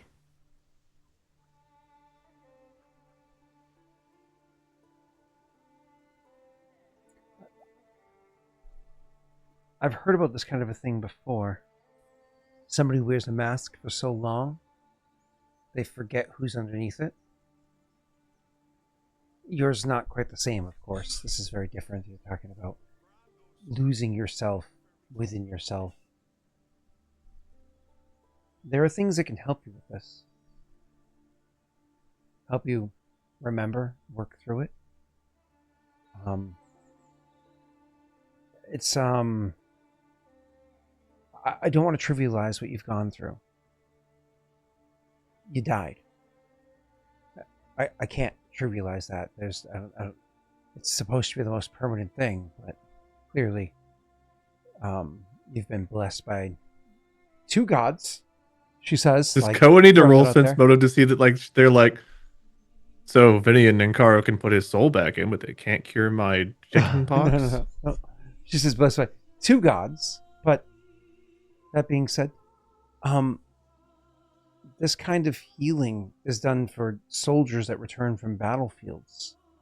There's healing like this that's done just to keep people, to keep the country from tearing itself apart in a Malta, because pressure from all sides. And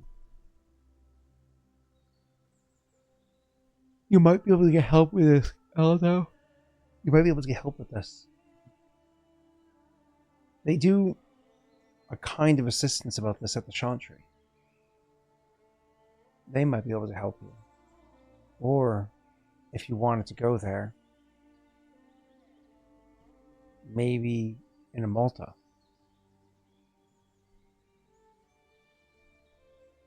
What, and leave these two by themselves? Who knows what they'd get into. Well, No, Koa wouldn't get anything. I was going to say, Mikhail will pick up a few books, and Koa will learn how to... Is it whittle? Is that the next thing on the docket, Koa? I literally built a chest. I'm past whittling. I'd be a step backwards. Build tables and chairs. Whittling.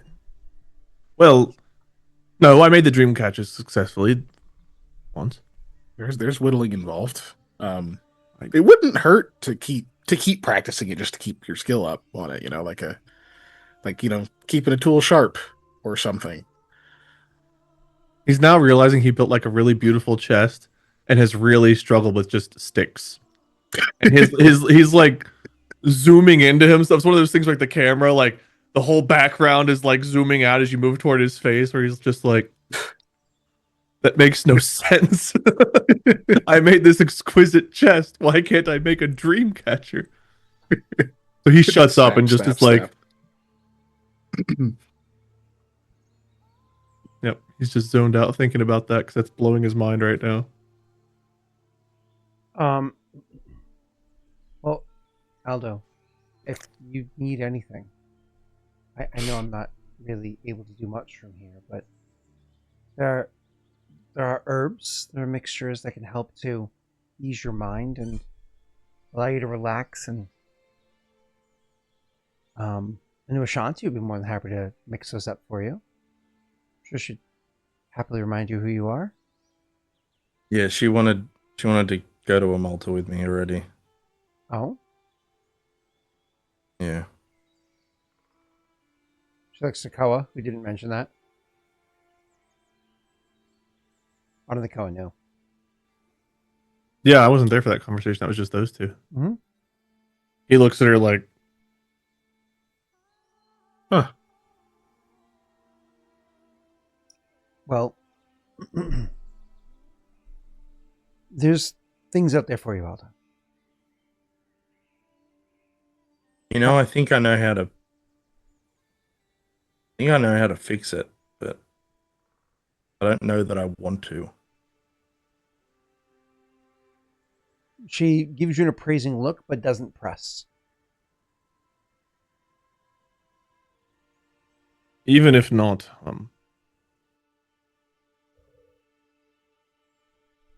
there are things in a Malta we need. Yeah. I don't know. Food for thought.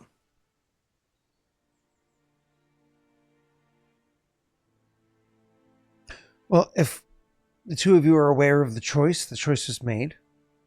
I'm sure everybody knows the way it was going to go. It's pretty obvious.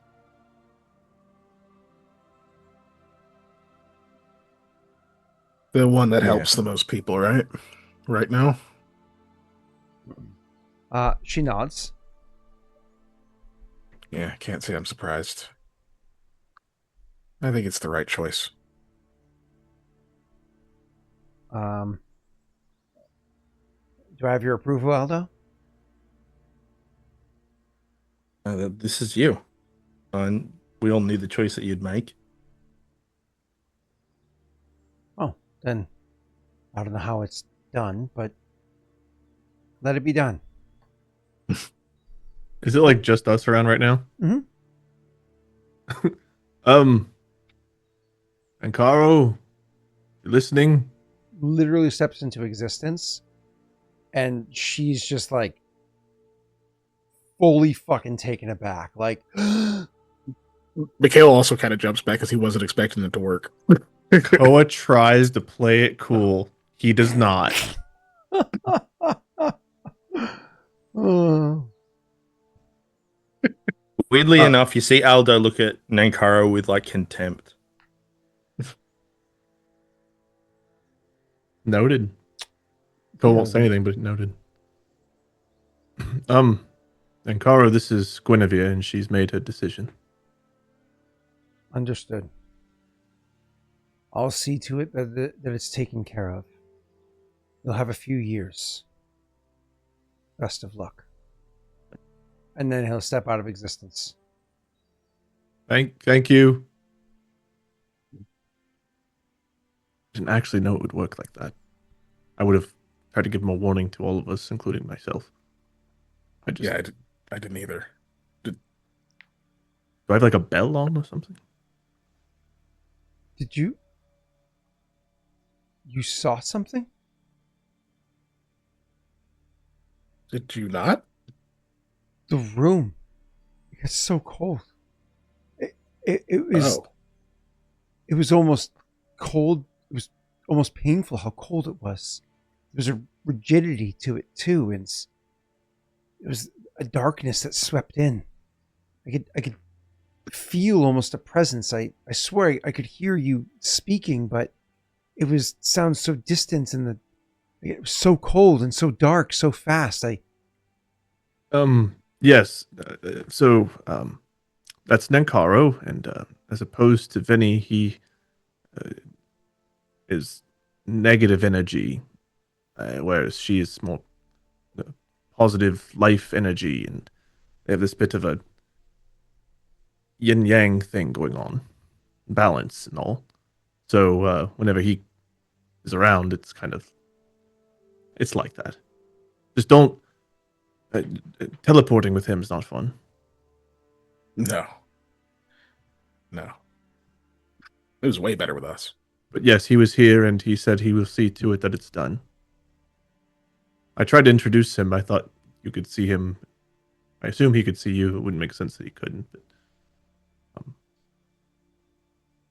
we've had issues seeing him in the past. Only I've been able to see him consistently. So, You kind of get interrupted for a moment as you feel a surge of energy pulsing through the three of your bodies. As you can feel, Nankaro's doing whatever it is he said he would do. You imagine he's in Han Gwen and just pouring energy into wherever he needs to. And it's an insane amount of negative energy. Koa like puts his hand on Gwen for a moment to like catch his balance. Just from you guys feel that? No. Yeah. Yeah. He'll like sit down for a moment. Leans on the wall. Okay, I think he's doing whatever he said. Holy shit. Why do we feel it? I mean, I know why, but God, couldn't he keep it to himself?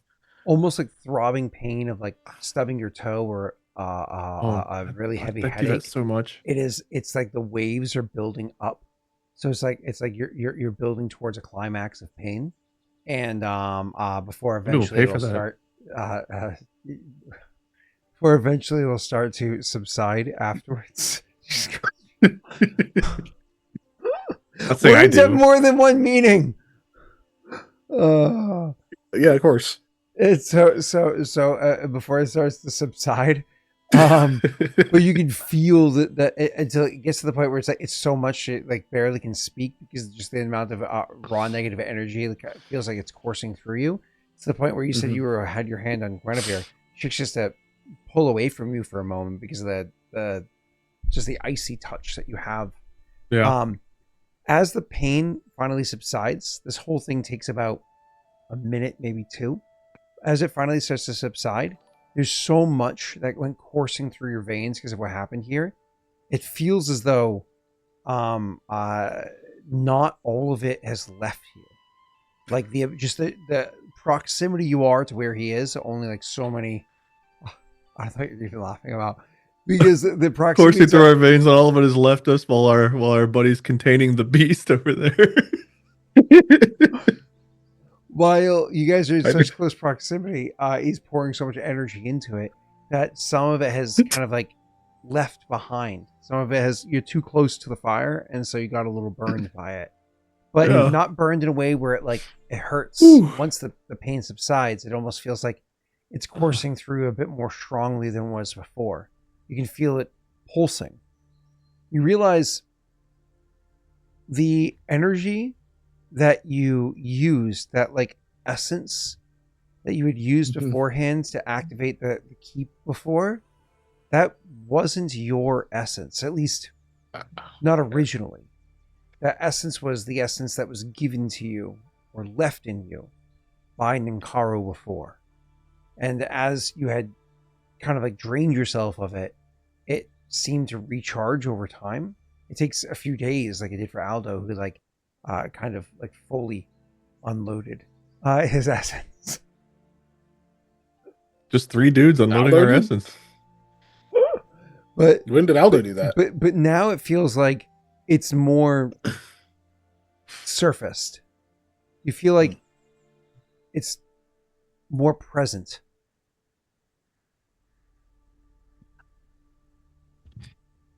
Okay, that sucked. Oh, fine now, though.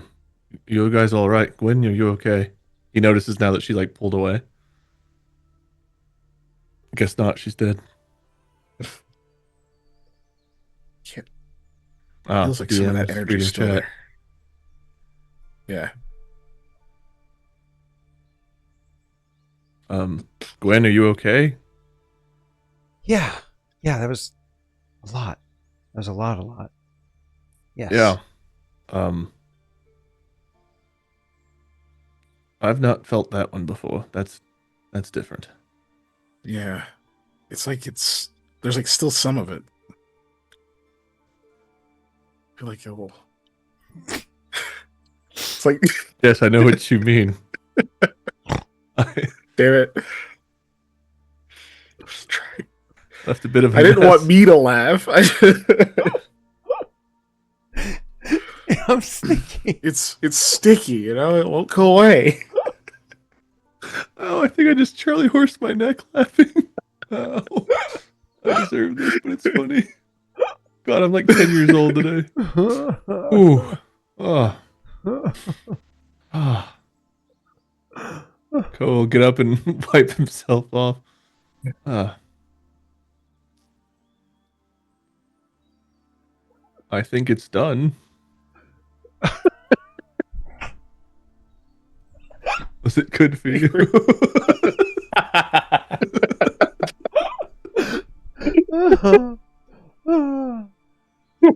I was totally the type that would ask that afterward too.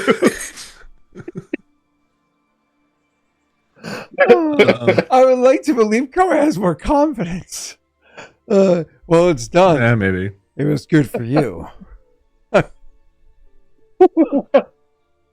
Well, it's done is crazy. He must have gone like 16 times. Well, it's done. Fucking fair. See you tomorrow. It's done. Yeah, you know, Fucking I guess with Koa's history, yeah, maybe, yeah, maybe I'm projecting.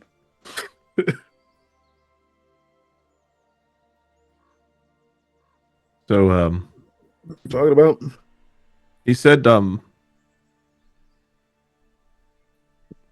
would last a few years. Yeah, yeah. He said we had a few years. I hope Does we that don't mean I need have that a few long. years, or that the beast is contained. The latter. That makes more beast is sense contained. because, as awful as my disease is, it doesn't tend to get worse unless I'm pushing. If we we can haven't get- had any reason to, right? No. Good. If we can get to a Malta and get this research, that means we can focus on that for a while. Perhaps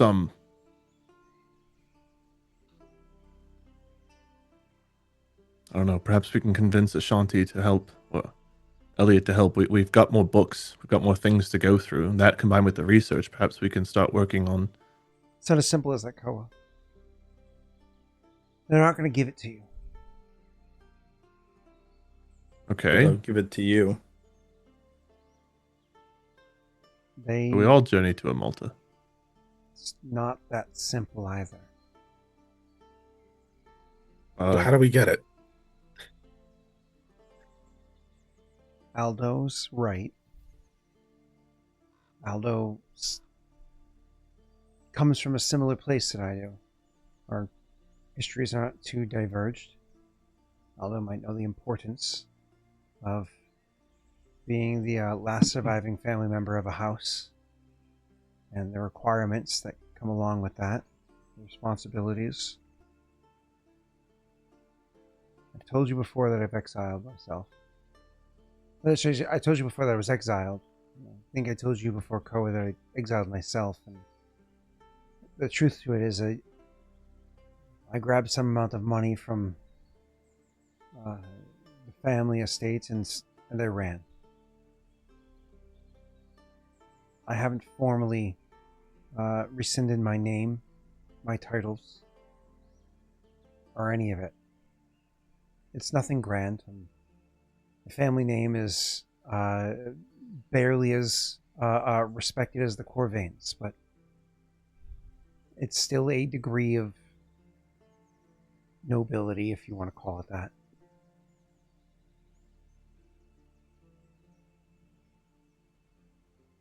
So, what do you face if you go back to Amulta? The molten life. You don't believe they'd let you leave again? I wouldn't be prisoner by name, but I, as an individual, they couldn't risk getting captured by Paradel or any of the other enemy states by leaving to go through the border. I wouldn't be caught in a cell. I'd have my home and surrounding lands and so on. I'd travel throughout Malta as I'd like, and probably even to Vincia, as I did last time. Well, then you just come back here. Sorry, into Yovance. Last time. Oh, She shakes her. Maybe you would have said something different when I said I meant to say Yovance. Would you have said something different way, or would you still have said, then you just go back here? Go on. Okay. She goes, this time with escort. Well, can we break you out and bring you back?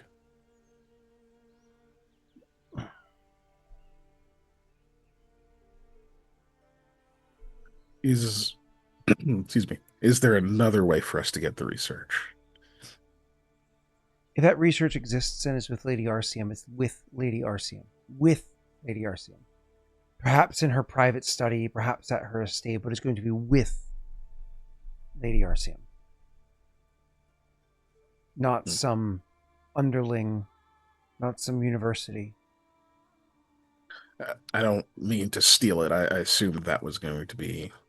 She's not going to hand insane. it over. Lady Arceum is as she should be, and as she has earned every bit of a molten respect, and my own, a molten respect for. First and foremost is a molten. Her family has served Amalta for many years. Sometimes her family members have served as ruler. Well, I see two paths. We go with you, and you get it back, and we break you back out. Or we go and we take it.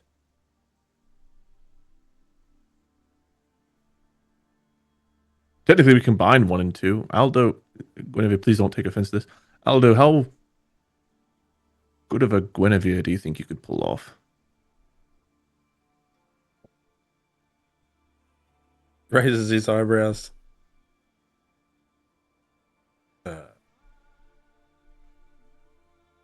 I don't know. I'd have to practice. It's not so easy. Nothing we've done has been easy. It's not the same, Koa. Yes, typically I wouldn't think so. Well, hold on. You two are betrothed. Would marriage change any of this? Does it make it more complex, or does it give us another angle? Her eyes light up, like almost like she forgot, and you reminded her of that fact. Koa's might similarly. Like, he won't look at her when he looks at you like that, but he's like, oh yeah, we are engaged. Oh, it's like time to see that emergent. No, This is just like You guys know this is a relationship built to last, right? Yeah. He then will repeat, you are betrothed, of course. right? And Yes, it of does course. actually Okay. change things. It does. I don't know if it's for the better or for the worse, but it would change things. I have to think this over. Well, you have time. What would make it Thankfully, change we just things bought for the some. better? In theory, should we have a molten wedding, a proper one, Joey, fuck you you. take all of the oaths and all of that, you can take my name and share the title. That's great, I think. It means, by law, my estate would also be yours. I'm with you so far. Does that mean he'd be beholden to a Malta? And he could be beholden to a Malta, but he would also be able to access, assuming she's willing to give it, access to the research. It belongs to my father. It belongs to the estate. We just have to argue whether or not it belongs to a Malta. You would then be able to access it and do with it as you please. Leave Couldn't I with just it bring as you Mikhail and please. have him make a copy so they could still have it? Theory, if it's written in a copyable format, then yes. Sorry, Well, then that Malta could probably still have it, and sounds- we could too. Let me. This might not make sense to you, and Mikhail might not understand as well. A molten magic is old, very older than it's old. Potentially older than what the Arcane Congress would claim it to be. For ages, people would try to copy it. It's an old trick to make documents that are uncopyable. It's like the Prima. I don't remember the name of the incantation, but it's a singular copy. You can't physically copy it over. Fine, then we make a deal. We take the research, we finish it, and then we send it back completed. That is what I'm thinking might be possible. And this is where the marriage could make things easier for us. You could take the research and go and complete it. We would complete it together, yes? I would have, if we're going to stay in the good graces of the crown of the High Lords, then I would stay and do my responsibilities. But if you were able to complete that research, do you have any idea how much that would change the lives of other Immoltans? Other people are likely suffering the same disease. No other. It's a nation of magic, unlike anywhere else. Even Eustace doesn't have the same density. I know people think Eustace, it's the gnomes, and so therefore Arcane Congress and magic. It's not the same. Eustace could have 100,000 gnomes, and only a dozen of them are properly trained in magic, if a dozen. It's not like that in Malta. It's much more dense. That kind of research could certainly, lack of better phrasing, buy my freedom. I would have served the crown. Everybody has to do their part. Things weren't this rigid before, but the war has been going on for decades. He's gonna give her like just a stern look. Isn't it more complicated than just leaving you there now? Wait, is it what more complicated than just leaving it there? The marriage? He looks. Oh. She says there are other benefits to becoming betrothed. I meant about you being left there.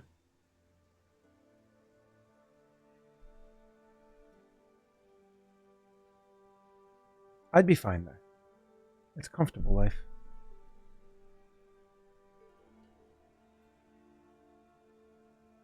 He looks a little taken aback at that.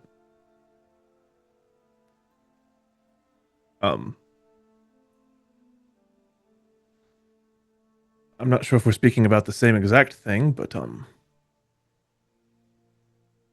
Do you need to speak in private? Aldo, I think they need to speak in private. he just stands there slack-jawed. No, One moment, I'll one leave with moment. Mikhail. What'd you say, Aldo? He'll leave with Mikhail. Yep.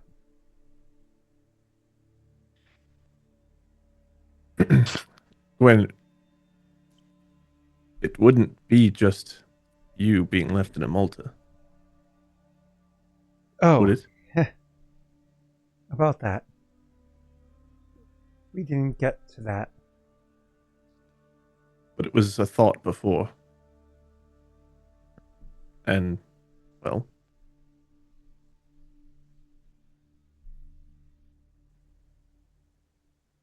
am I mad? Or If we did a proper wedding, a molten wedding. And you took the vows and everything that you're supposed to do. You would have access to the documents. I'm sure of it that we could get them. I'm fine with all of that. And then there would be everything would be proper. It'd be a good life. It doesn't have to be a permanent life. It'd be a good life, though. And you have things here you need to take care of. Or Sugo, the beast beneath the Hod Glen. And you'd have me removed from... What else am I going to do? Live in a cave for forever? When the curse is broken, I don't think you have to live in a cave now at all. Do you think all of it's gone? I hope so, but even if not, we know how to get rid of it now. It doesn't matter whether or not you know how to get rid of it. It matters whether or not I know how to get my hands on it. It's not me, Koa. Don't think like that. It's not me. You have no idea what it's like at night. I feel it every night when I go to sleep. I feel it fighting forward. I feel it every night, trying. I wake up so many times in the middle of the night and I am not in my bed. What if we just lived somewhere that wasn't Hot Gwen? Exactly. But I can't leave a deer. There's too much left to do there. We could live somewhere else in a deer. Where? In Leshev? So in the middle of the night I can go and cut a deal with some No, we can go river rat and they come down here and collect the goods that are still being... to Varen or to with the free folk or make our own home somewhere. Anywhere within reach of somebody who can get their hands on the goods if they're still being sold. Or some old stockpile of them. Or maybe they're still inside of my ingredients back at my shop.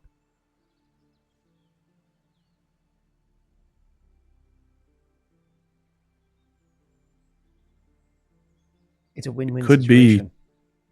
Could be years. It could be years. Or it could be way less. But are you going to be able to go out there and fight Orsugo? Are you going to be able to go out there and do all the things that you've talked about doing while... And she slowly puts her hand on her stomach. The alternative is not being there.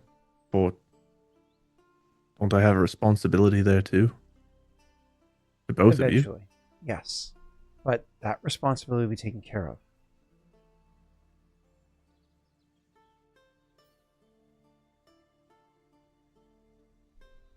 He'll like kind of pace around for a moment. There's truly no other way. There is a lot of other ways. What's the right decision?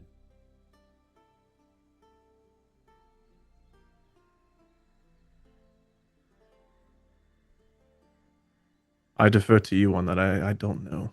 Don't do that shit. I've already made You the know hard a decisions molten now. customs. You Yes, I know how well we will be taken care of.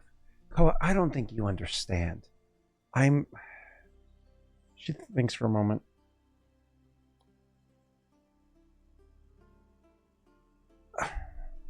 This sounds... I gave you an investment into your cause. You remember that? I still have some of it to return if you he'll like go look like realize that Nightstorm's not there and he doesn't keep 500 gold on him or whatever, but Koa, I probably have 100 times that waiting for me. And he just freezes for a moment and is like, that's just in coin, Koa. That's not the estate. Guinevere, I wasn't educated. I don't even know what that number is. I don't either. I haven't looked.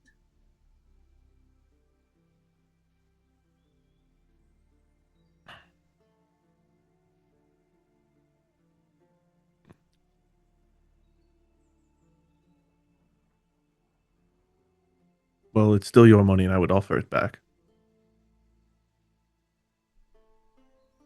I thank you. I think we were successful with the cause, though. It's time to celebrate. Perhaps use it to buy a keg. But either I don't way. know that you can. Do we know about that in this time period? A keg? No, that drinking while pregnant is bad. Oh. Oh. Right.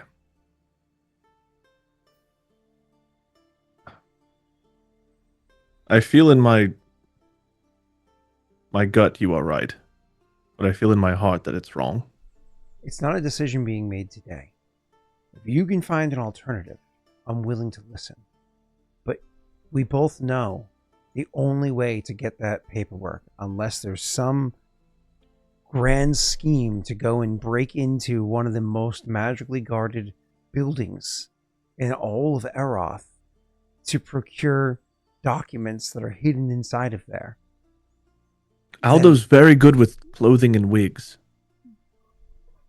She lets you think that one through. He knows it sounds stupid, but also he's seen Aldo, so he's like holding his ground on that one. Until he doesn't.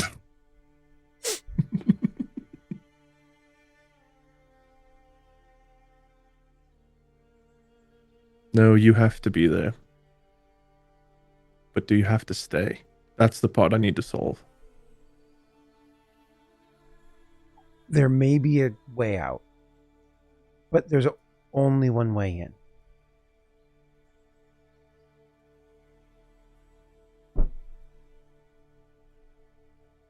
Right.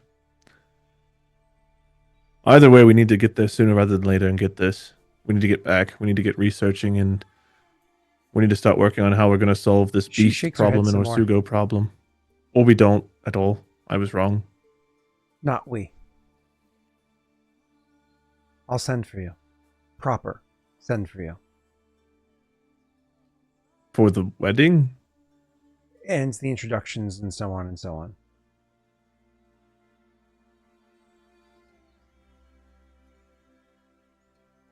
What can we do to procure you safe passage?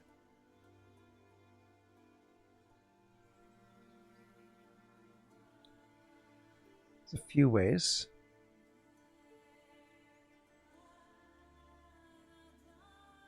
Well, we've already sent the bounty hunter somewhere else, so he's not an option. I could send a letter home.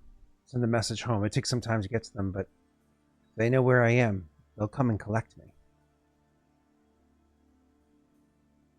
Do you think if we got to that mountain keep that we can get as far as Drazstone? Do you think we can get to Drazstone? We can get to Drazstone. The mountain keep with the knolls is trickier. If we can get to Drazstone, I think if I send the message.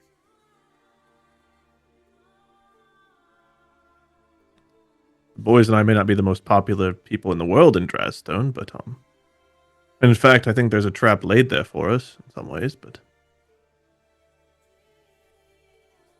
fuck it. You know, I have to make a plan with the other two, but you if we can get to Drazstone, I think they can collect me from there. Otherwise, we can come up with some sort of a plan. Drazstone trades with a town west of it, inside of Paradel. That's been known inside of Leshev for a long while. Didn't that name of that town come up recently? It did. I don't remember the name. Not Renetslav, but there's a town that I can't remember the name of it. It's on Nar? Nar, that's it. Oh, yeah. That's what I know we dealt with it in Keegan's thing, but I also think that came up in this campaign. Yeah.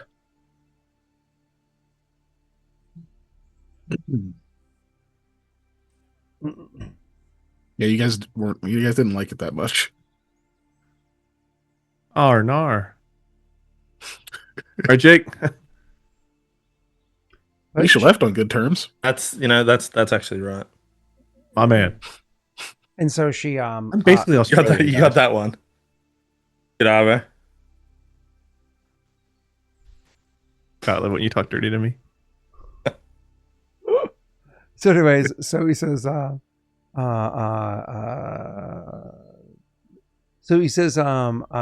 she says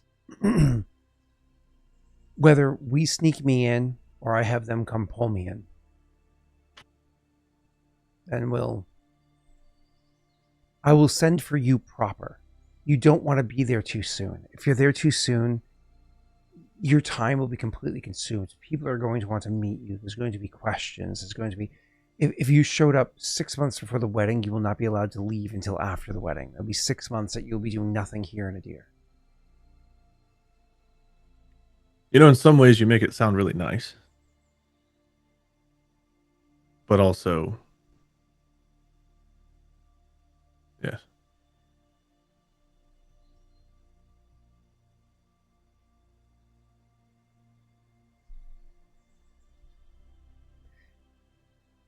Thank you for keeping your word.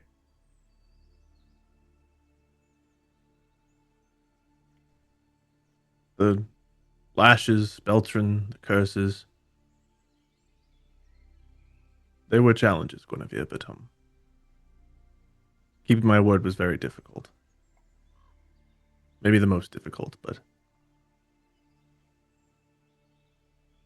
I did give it.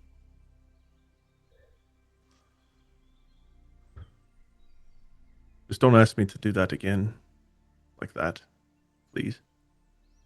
Other than, I guess, this time where you're leaving and... Last time you left me. Oh, great. Guess we're even then. He says like half a smile. I promise there'll be really good cake.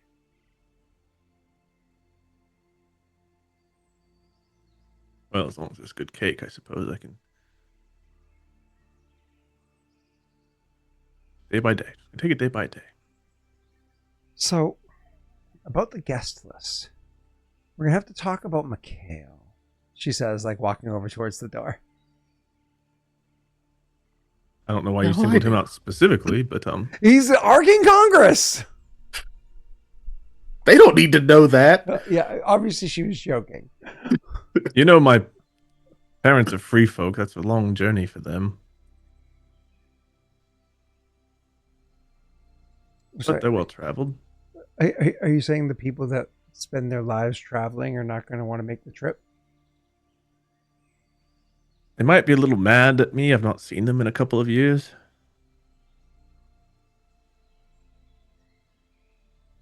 But it's way too out of the way to take you up there now, so they're just going to have to wait. I'm forgetting my bugbear friend's name that we met in the shed. I think it's Burr. BHIR. Burr. They'll be like, let me name all of my friends. They'll name like Mikhail, Aldo, that guy, his parents. Wasn't his nickname Bugbear because he's not a bugbear? Correct. I was going to say that, but I was like, no, that's Yeah. stupid. That can't be it. I think it's BHIR. Burr, right? Is that his name? I I don't know if remember. we ever got his real name. I Maybe remember my we called him notes somewhere. Bugbear, and I was like, Koa has a bugbear friend? And you're like, no, it's his nickname. Like, oh. If that is his name, then I'm sorry, but his nickname is even dumber. He's a free folk. He's a hobgoblin. He's a hobgoblin. He's a bugbear. He's a hobgoblin nicknamed Bugbear. Is that what it was? Yep. Sounds about right. He's bigger than most hobgoblins, standing nearly 6 feet, which is very big. For Oh, he's That's a taller than me lot then. bigger. That's a lot bigger than those. By me, I mean near, Koa. Near 6 feet. Koa's not 6 feet either. Yeah. Koa's 5'10". Yeah, you and Aldo both. Though a good part of it is boot. Oh. He wears more He heel wears- than other wears men platform do, and it shoes. flatters He's got him. them 3-inch inserts. Snaga, you know, Koa would 100% mention Leon to Gwen and not even think twice about it. We could invite Leon. Koa, she says, opening the door. We could at least send an invite. He could decline. Be awkward if he accepts. The invite literally says, please decline. Leon, we're sending this because we like you as a Immediately person, not accepts because you it. could actually be. And then Oh. he looks the thing back and forth and says, huh, are they issuing a +1? There's no return address as to where to send the invite back to.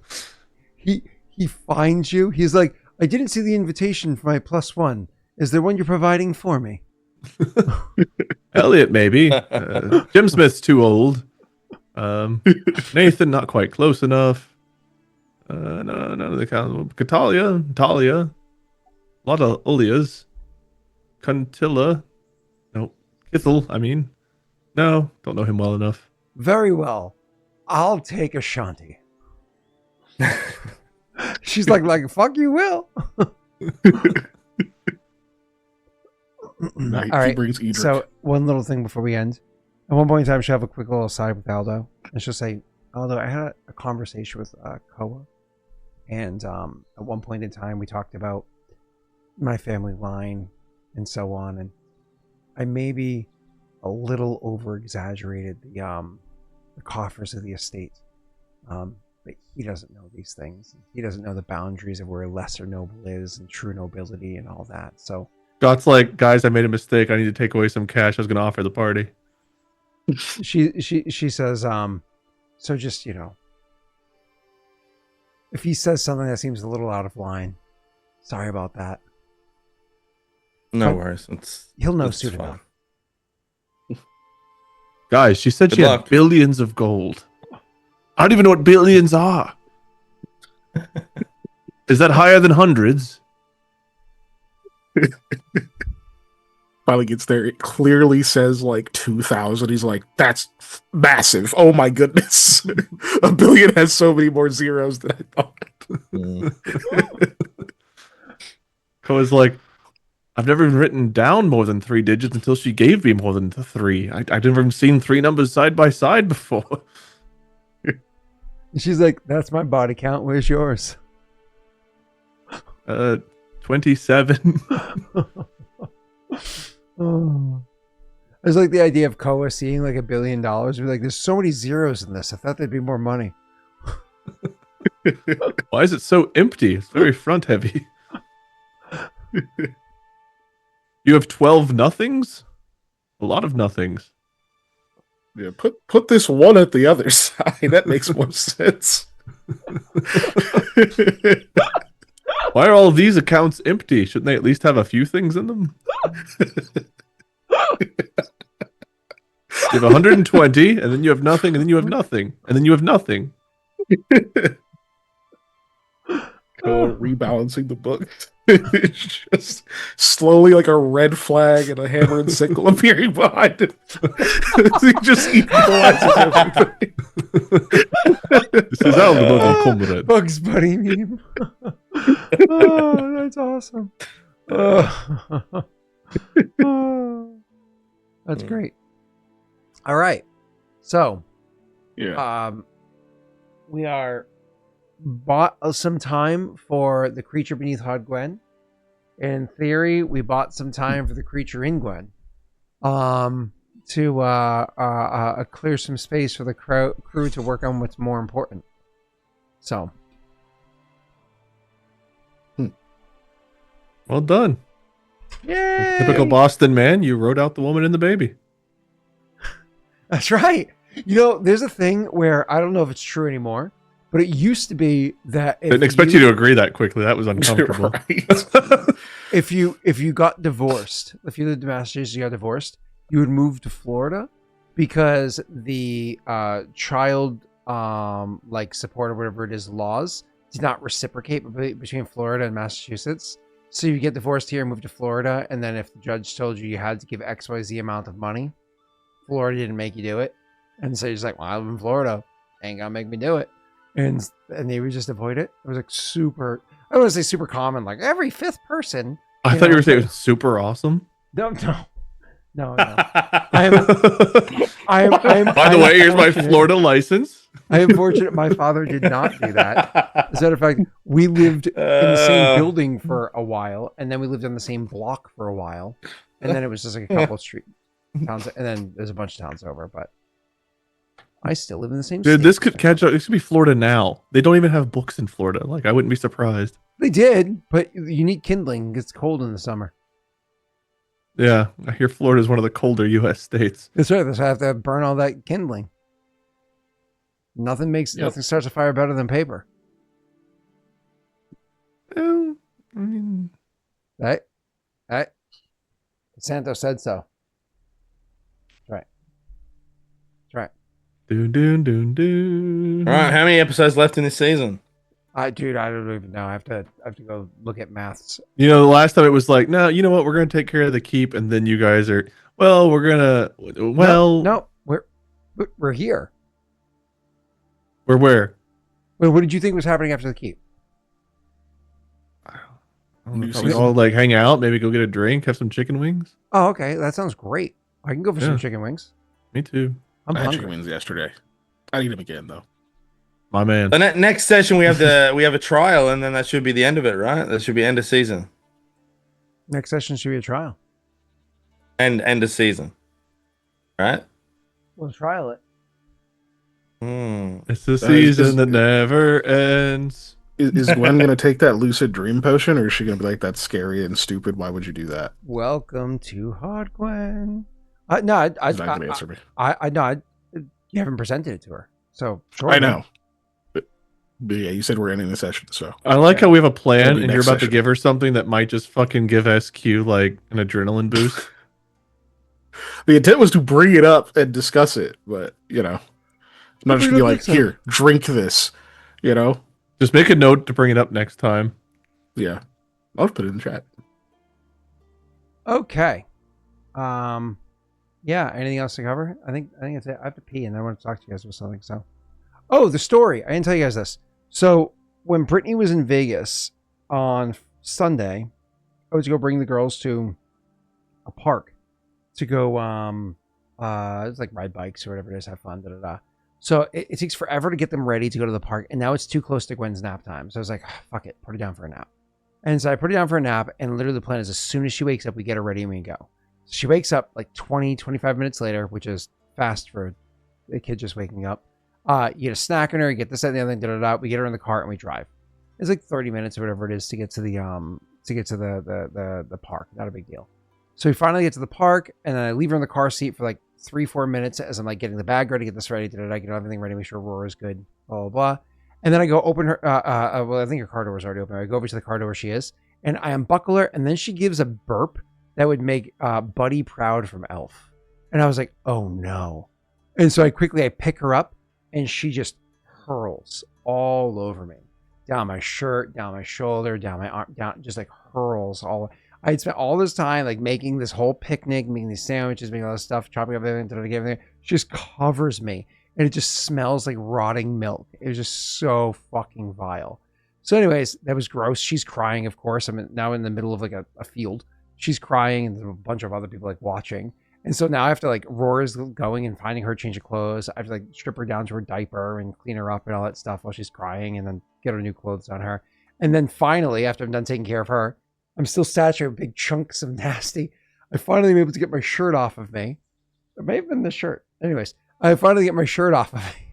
It's been washed. You haven't changed? I finally get my shirt off of me, but I don't have a spare shirt. So like I'm wiping myself down with wet wipes and washing myself with like sanitizer and all that stuff, da-da-da.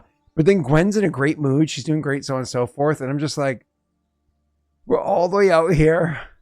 She's happy in a good mood, and I guess we'll have the picnic. And then I proceeded to spend the next 3 hours as the awkward shirtless dad at a park in a playground with my kids. It was Man, so uncomfortable. I'm shirtless dad. This is great. This is okay. That's great. But if it makes anybody feel any better, I was in Rhode Island, so their judgments don't matter. So, yeah. I didn't think it would get grosser than the vomit, but here we are. Yep. Shirtless. Oh, it does get one little bit grosser. It gets one little bit grosser. Oh, please tell me you left your pants on. So I get all the way back to the house, so on and so forth. We're there. We're getting the kids out of the car. Da-da-da. Aurora's helping me unpack the car. Gwen's playing in like the driveway or whatever while I'm doing it. And then I go over and I looked and I realized there was a chunk of vomit that had been dried in my chest hair.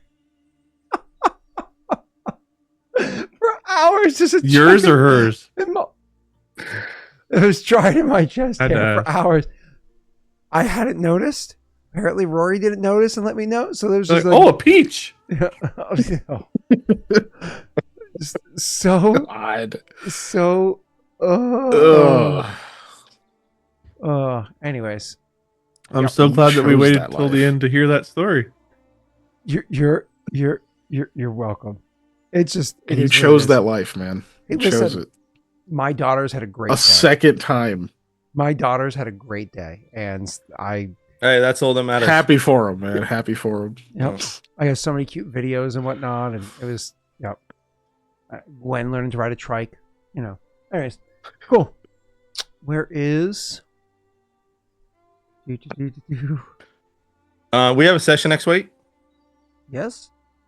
Yes. Yeah, okay. 'Cause I know you're away Yeah. at some point. The week after. Yeah, I think we have what, 2 more? Or no? Okay. No, just next week. the week of the 10th. That's I'm the- out. So Oh, the week that's of the 10th, you're out, 12th, yeah. okay. 12th, I'm not. Yeah, okay. I'm missing way too many sessions there, Scott. Yeah. Well, Way I mean, too many. I'm gone September 2nd. That's September 2nd. Gotcha. I might be doing a trip We got a while. around that time to Kent, Washington. Well, you better So- line it up with the same week because no excuses the week before or after. Well, I think actually it's the week my kids go to school. I don't think I'm allowed to leave their first day of school. So Well, I'm giving you permission. thank you, Daddy. You're welcome. But I listen to Mommy. Well, not anymore. Daddy's taking over. We're going to Florida.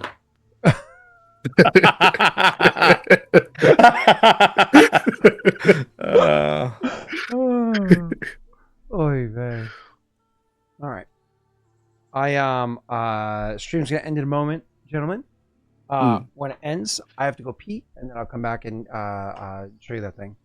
So Okay. yeah, it's that wart growing on the side of, you know. After that time, I No. had that.